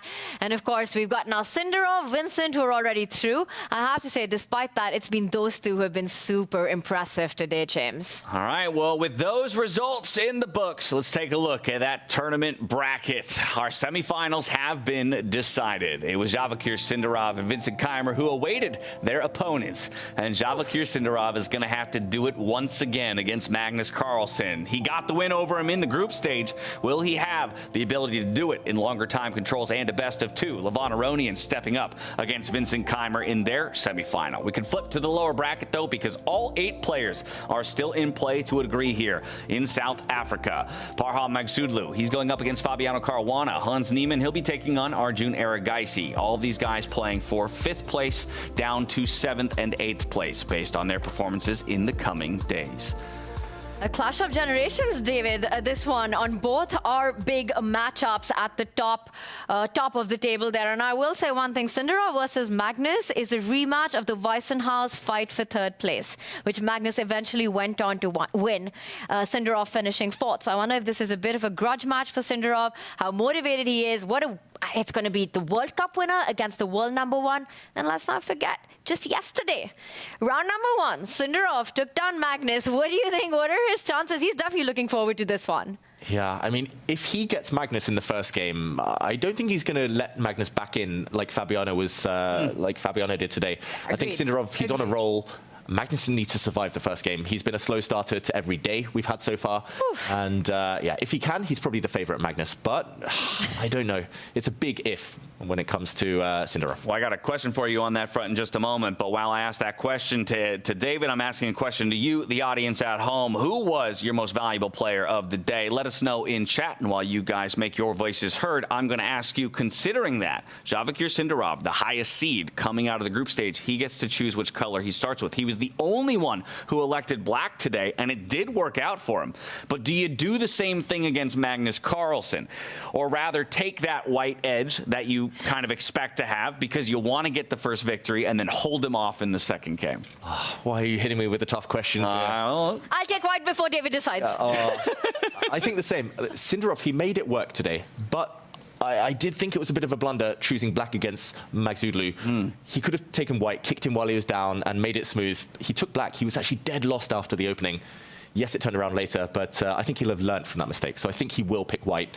I think picking black, not trying to take Magnus down in the first game before he's warmed up, that is, yeah, that would just be a misjudgment. We'll find that out later tonight. All right, Tanya, your thoughts? No, I absolutely agree. And I was just going to say, I think for our chat today is a really tough pick for the MVP. I was thinking about it as you asked that question. I don't know who they're going to go with because lots of good options there. Everyone had their shining moment. Yeah, that actually is a tough choice. But this is good. I'd say normally it's a pretty easy pick, so I'm glad the chat might have a more difficult time with it this time around. You could go for Magnus Carlsen just because he turned it around and he is going to keep his run for the top spot alive. You got so much case and argument to make for the rest of the trio in the field as well, you know. Levon with his performance in the tiebreakers. Sindarov, Vincent not needing tiebreakers at all. Incredible play at the beginning. I think chat's got a tough task ahead of them. Well, the results are in. It was a close one, but it would be Vincent Keimer who edges out Magnus Carlsen in the vote. So Magnus #2 in the MVP voting. But Vincent, it's been the story of his entire freestyle career. Poor performances in the group stage. Something turns on. A switch is flipped when we get to these knockouts. And once again, he's found himself in a top 4 position and a semifinal. But perhaps looking to start and end his year in the same way. He was our first Grand Slam victor. Can he be our last? A huge question. David, I want to ask you, 90, and we've got the scorecard there with his strengths, attack, defense, calculation, strategy, intuition, time. Seeing his performance so far, any number adjustments in your mind there? It always seems to be higher when the time is higher. I think much lower when the clock is lower. So I think Vincent, in these games, in the 30-minute games, he needs to get it done there. That's where his strength is. If it goes to tie breaks, I think he's the underdog in no matter what matchups we have. Yeah. All right, now we had a few brilliancies today, so I feel like just as it was difficult for chat to choose an MVP, it might have been more difficult for David to pick a move of the day for us today. What do you have in store for us at the conclusion of our quarterfinals? I've been making notes. I've been keeping track, and it was a tough call, but I've gone for maybe the key move of the day for Magnus Carlsen. It was the first win he got today against Fabiano Caruana. He needed this. A draw would not have been enough. He would have been knocked down to the lower bracket. It was in this position with things balanced on a knife edge that Magnus had set up a tactic. He did it by luring the white knights to vulnerable squares. Neither of these pieces protected. That is the key trait in this position, and therefore the best move, the brilliant move. Bishop takes pawn, a sacrifice to crack open a line for the rook. The rook did land after the bishop was captured. It landed, double attack on the white knights. Black regains the material with interest, and he went on to win very smoothly in the endgame. Yeah, really nice. I think this is definitely one of the big highlights. This is what made our semifinals bracket the way it is, and so easy to miss. And I also want to point out this tactic, Magnus actually set it up, the move before, you know, pushing that F-pawn, inviting Fabi to trade queens. So he had that vision, and Fabi fell right into it. So brilliant stuff there by Magnus. And let's remind everyone, I'm still thinking about our two youngsters. Javokir Sindarov undefeated, guys, in the tournament so far. Yeah, that's pretty wild. That is insane. Not taking a single loss. 4 victories, 3 draws on day number 1. 2 decisive victories here today. I mean, is this the best Javokir Sindarov we've ever seen? By a mile. I mean, even the World Cup, he ended up playing around 25 games if we count the classical or the tiebreaks. He only lost 1 out of those 20-something games, and now he's gone. What is it? 9 games unbeaten 9 so far. He's a hard nut to crack. So you're saying in his last 35 games, he's 34-1, or well, with draws. Sorry, yeah. I think starting from November 1, the last 45 days have been the best days of Javokir's chess career. Breakthrough. Well, he's got 2 more days to keep it up. That'll be the big question, right? You want $200,000? You want 50 circuit points? It's going to have to come down to tomorrow's semifinals and the finals. Exactly. You're playing Magnus Carlsen. No better person, though, to have to go through to prove that 2025 is your year, I think. Yeah, and this is just the kind of launch pad for him. He's got the candidates next year. Imagine what a boost that will be for the confidence if he takes down Magnus, if he goes on to win this event. Suddenly, is he one of the favorites to qualify for a match against Gukesh? They're the same age, pretty much. Yeah. That would be a clash of the youngsters, and yeah, it just feels like this is the beginning of his career. You know, it's a career-defining moment for any chess player to beat Magnus, and he did it in the round robin in a faster format, but it's a completely different animal to try to do it in match play as well. So huge day for Sindarov coming up. I will say that Javokir, in his absolute A-game, the form of his career, really, and I wonder if Magnus is able to find himself now. Is he finally settled in? He's still feeling shaky, because if that's the case, Sindarov will pounce on that opportunity. I don't think Magnus is feeling shaky anymore. He's done it. He's over it. No. Magnus is back. It was the switch up. It was sitting alone for just one analysis portion that I think changed it all for him. And then getting that victory, extending to the tiebreaker. This is the Magnus Carlsen that everybody fears. You're moving into the back half of the tournament. If you didn't shove him to the lower bracket by the time you get to the back half of the tournament, yeah, it just feels like he's got an extra gear. That's always been the defining feature of Magnus's play. He can play all sorts of positions, but when you push him to the edge, when you really challenge him, he can go up into that 5th, 6th gear, and it feels like he activated it today with that kind of locking in, getting into the zone, that one moment. And also, he knows how good Sindarov is. I think Magnus will embrace the challenge, and that will inspire him. Well, we'll have Levon joining us in the studio in just a moment's time. Before he does sit down on the couch alongside us, let's hear from Magnus himself as he has a solid day to push himself to a semifinal. Take a look. Magnus, that turned out to be quite a hat trick at the end here after losing the first one. Awesome. Yeah, for sure. Losing the first, of course, was a big blow, especially the way that I did. First, kind of surviving a difficult position, and then just giving it away and having like an absolute brain hemorrhage in a few moves, thinking that I could take his queen when I'm in check, and like I'd missed his previous couple of moves as well. Like it was like a complete and utter meltdown.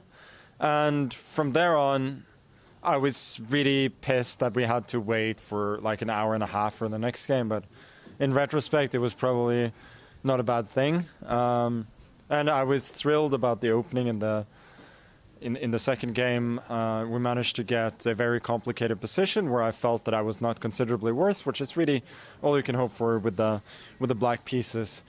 From then on, I thought I played some really good sequences, probably some bad ones as well. But overall, I think it was deserved victory in a very hard-fought game.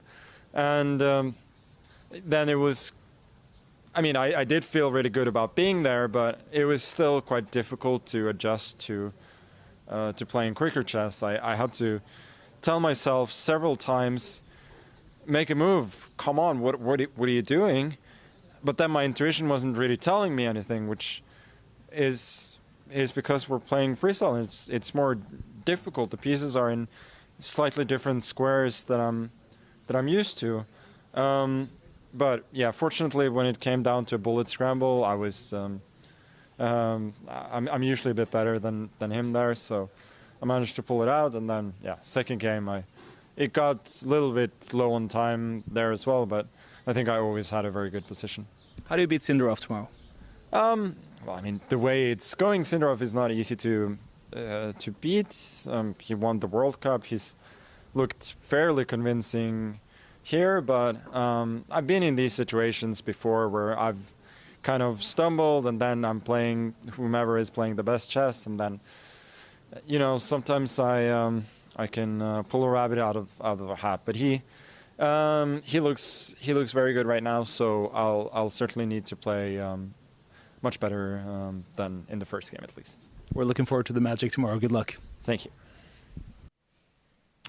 Exactly the kind of candor we've come to expect, know, and love from Magnus Carlsen as he achieves a much-deserved victory, saying he feels good about it, like he earned it, even though the day did not start well for him. But another deserved victor is sitting on the couches with us right now. It's one Levon Aronian. We had you with us yesterday at the end of the day, and we immediately went to ask you about who your pick would be for your quarterfinal opponent. You said, no, that's up to Annie, my wife. So explain to us where was the logic in all of this, because it was one of the more talked about things coming into the day. Hans Niemann or Vincent Keimer were both options. Hans was ultimately the pick. Yeah, it's a hard pick to make, so I didn't want to, make the call myself. So I decided to give the pressure to somebody else. Well, so she had the pressure of the choice. You had the pressure of the day in facing up against Hans. First of all, congratulations on your victory, 3-1 fashion. It did end up going to the tiebreakers, but bring us all the way back to the 30-15 games, the slower time controls, where both ended up in a draw. How do you feel how those developed against Hans? I was really well in the first game. They winning. Second game I was losing. It was more or less balanced. And Blitz, I think freestyle chess is such a difficult game, and to play it Blitz is very brutal. I think it almost feels like a bullet, because the blunders are going to come. Yeah, in that interview with Magnus that we just had, he said he himself, throughout the 5-2, was having to almost kick himself to make moves and expecting his intuition to be there, but your intuition is so often tied to a standard position. How do you kind of effectuate the tempo change as a player? Again, with such drastic time controls, is there a process you go through mentally just to step into a more rapid or even blitz-oriented game? It's actually a mystery for me as well, how the players manage to because it's not something that you can actually teach.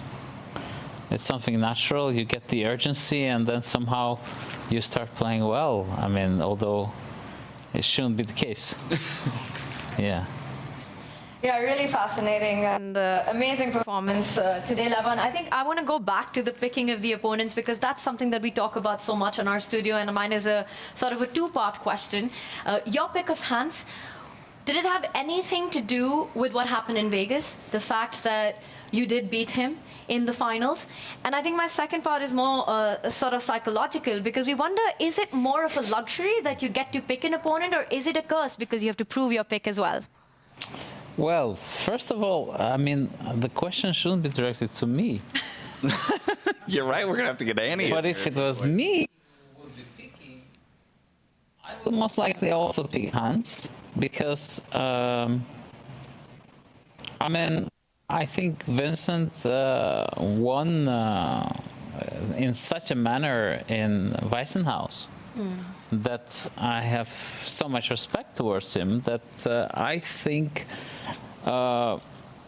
it's natural for me to pick Hans. And do you think that there is an added pressure when you have to make that pick for an opponent? No, not really. Anyway, somebody has to pick, and I don't think there's any pressure in picking. And Levon, you mentioned the respect you have for Vincent after Weissenhaus. You, of course, play him tomorrow. So what's your approach going to be for that match? I think, you know, I passed through the stage, difficult stage, being already like fighting for top 4 is already very good. So I'm just going to relax and play freestyle chess. Guaranteed top 4 spot on the other side of the bracket is Javokir Sindarov, Magnus Carlsen. Just want to get your perspective on the performance that Javokir has had, not just in this tournament, but here at the end of 2025. One of the young guys who's really impressing many and across all kinds of formats and all kinds of times. I think he's a very talented player who is kind of respectful to his colleagues. So therefore, he wants to learn, he wants to improve, he wants to prove himself worthy. So these are all good things, I think, for a young guy of his age. No, the semifinals clash, I think it's going to be awesome to watch for everyone. Another thing that's been awesome to watch for us has been the pre-game analysis. You and Magnus seem to really hit it off there. There's a lot of banter going on, a lot of ideas that get exchanged there. But Lev, there was this one moment and only one game so far where Magnus decided not to step in with you and to analyze. It was the time when he lost to Fabi and then had to win on demand. Did that surprise you a little bit that he wasn't present? And tell us about the dynamics, about the pre-game, and what is it that makes you guys enjoy each other's company so much? No, actually, it didn't surprise me at all because he had very different goals. I mean, he has to play for a win at any cost. So for him to analyze with us, who are not in the must-win situation, just, you know, it's not that useful. So I kind of understand the logic behind that.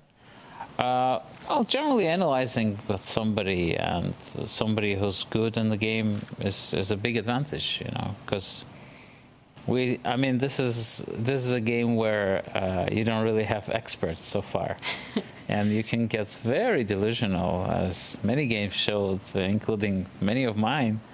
I remember one time in St. Louis, we had maybe half an hour to analyze before the game, the Chess 960 tournament, like the early ones, and we spent all half an hour analyzing the position very deeply with Fabi, only to come back to the room, I mean, after the games, and realize that the move we played actually led to minus 0.40, while the other move that we thought is actually bad for white was plus 0.60. So half an hour analysis just was a total rubbish. Yeah, so I think the game is very complex, and any help you can get is very useful. And you think that's exactly what you love about freestyle chess is? Absolutely. This is the greatest game invented ever.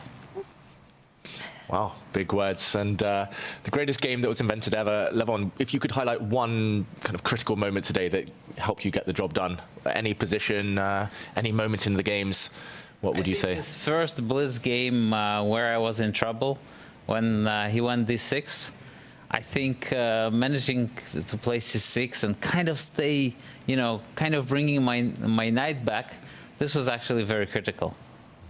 Yeah. Because, you know, it's easy. Like, I was on 3 seconds. I was thinking, okay, what happens if I take on d6? Then he, I mean, instead of c6, then some tactics will happen. And I was kind of worried here. Because takes knight b5, you know. This is not so easy to understand that black is actually doing fine here. You know? Yeah, scary position. Scary stuff. And once I managed to play c6, b6, I thought, yeah, I'm in the, you know, in the position where I'll have chances. But of course, I got really lucky when I blundered a piece, the check, that he took the knight with the check. Of course, this was really ridiculous. It's funny because this is a mistake, but the only way to refute it apparently is to play the move c3, which, yeah, I don't think is easy at all. Hans only had 5 seconds himself. Yeah, c3 is hard to find. Yeah. Those time scrambles, they make for messy but very exciting games. Congratulations, Levon, on your victory today. Thank you so much for joining us. We look forward to what you can put on display, as you have already made a top 4 finish a guarantee for yourself. But you're just 2 series away from back-to-back Grand Slam championships, perhaps. So I'll let you go. Rest up tonight, and we look forward to your semifinals tomorrow. As Levon leaves us, I turn to you at home to thank you for watching with us and enjoying all of these amazing freestyle games. We're going to shut things down here in South Africa as we prepare for our semifinal bouts to take place tomorrow. Same time, same place. So you better be there. I'll be looking out for you. Until then, stay healthy, stay safe, be good to each other, and good night. No dream can be too big, 'cause this is the start of something new. 'Cause now I know this is my time. Time to just be me. Time to go my key. 'Cause this is my time. Time for me to choose what I wanna do with my time. With my time. Life is a blessing, such a gift, and I am so lucky to be here. Live to the fullest, don't resist. No time to waste, so have no fear. So many possibilities. No dream can be too big, 'cause this is the start of something new. 'Cause now I know this is my time. Time to just be me. Time to go my key. 'Cause this is my time. Time for me to choose what I wanna do with my time.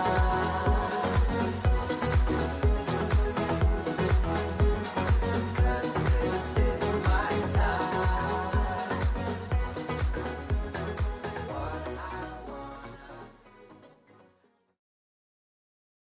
Are you curious to play freestyle chess but don't know how to?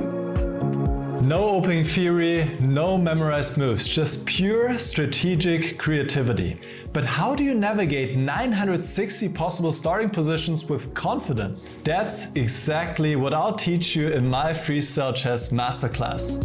You'll learn how to develop your pieces effectively, recognize key positional patterns, and avoid early disasters. I'll break down some of the best freestyle chess games ever played, featuring Magnus, Alireza Firouzja, and Fabiano Caruana. Freestyle chess is still in its early days. This is your chance to get ahead of the competition. Sign up now and let's take your freestyle game to the next level. Join my Freestyle Chess Masterclass today and save 20% only during the Grand Slam.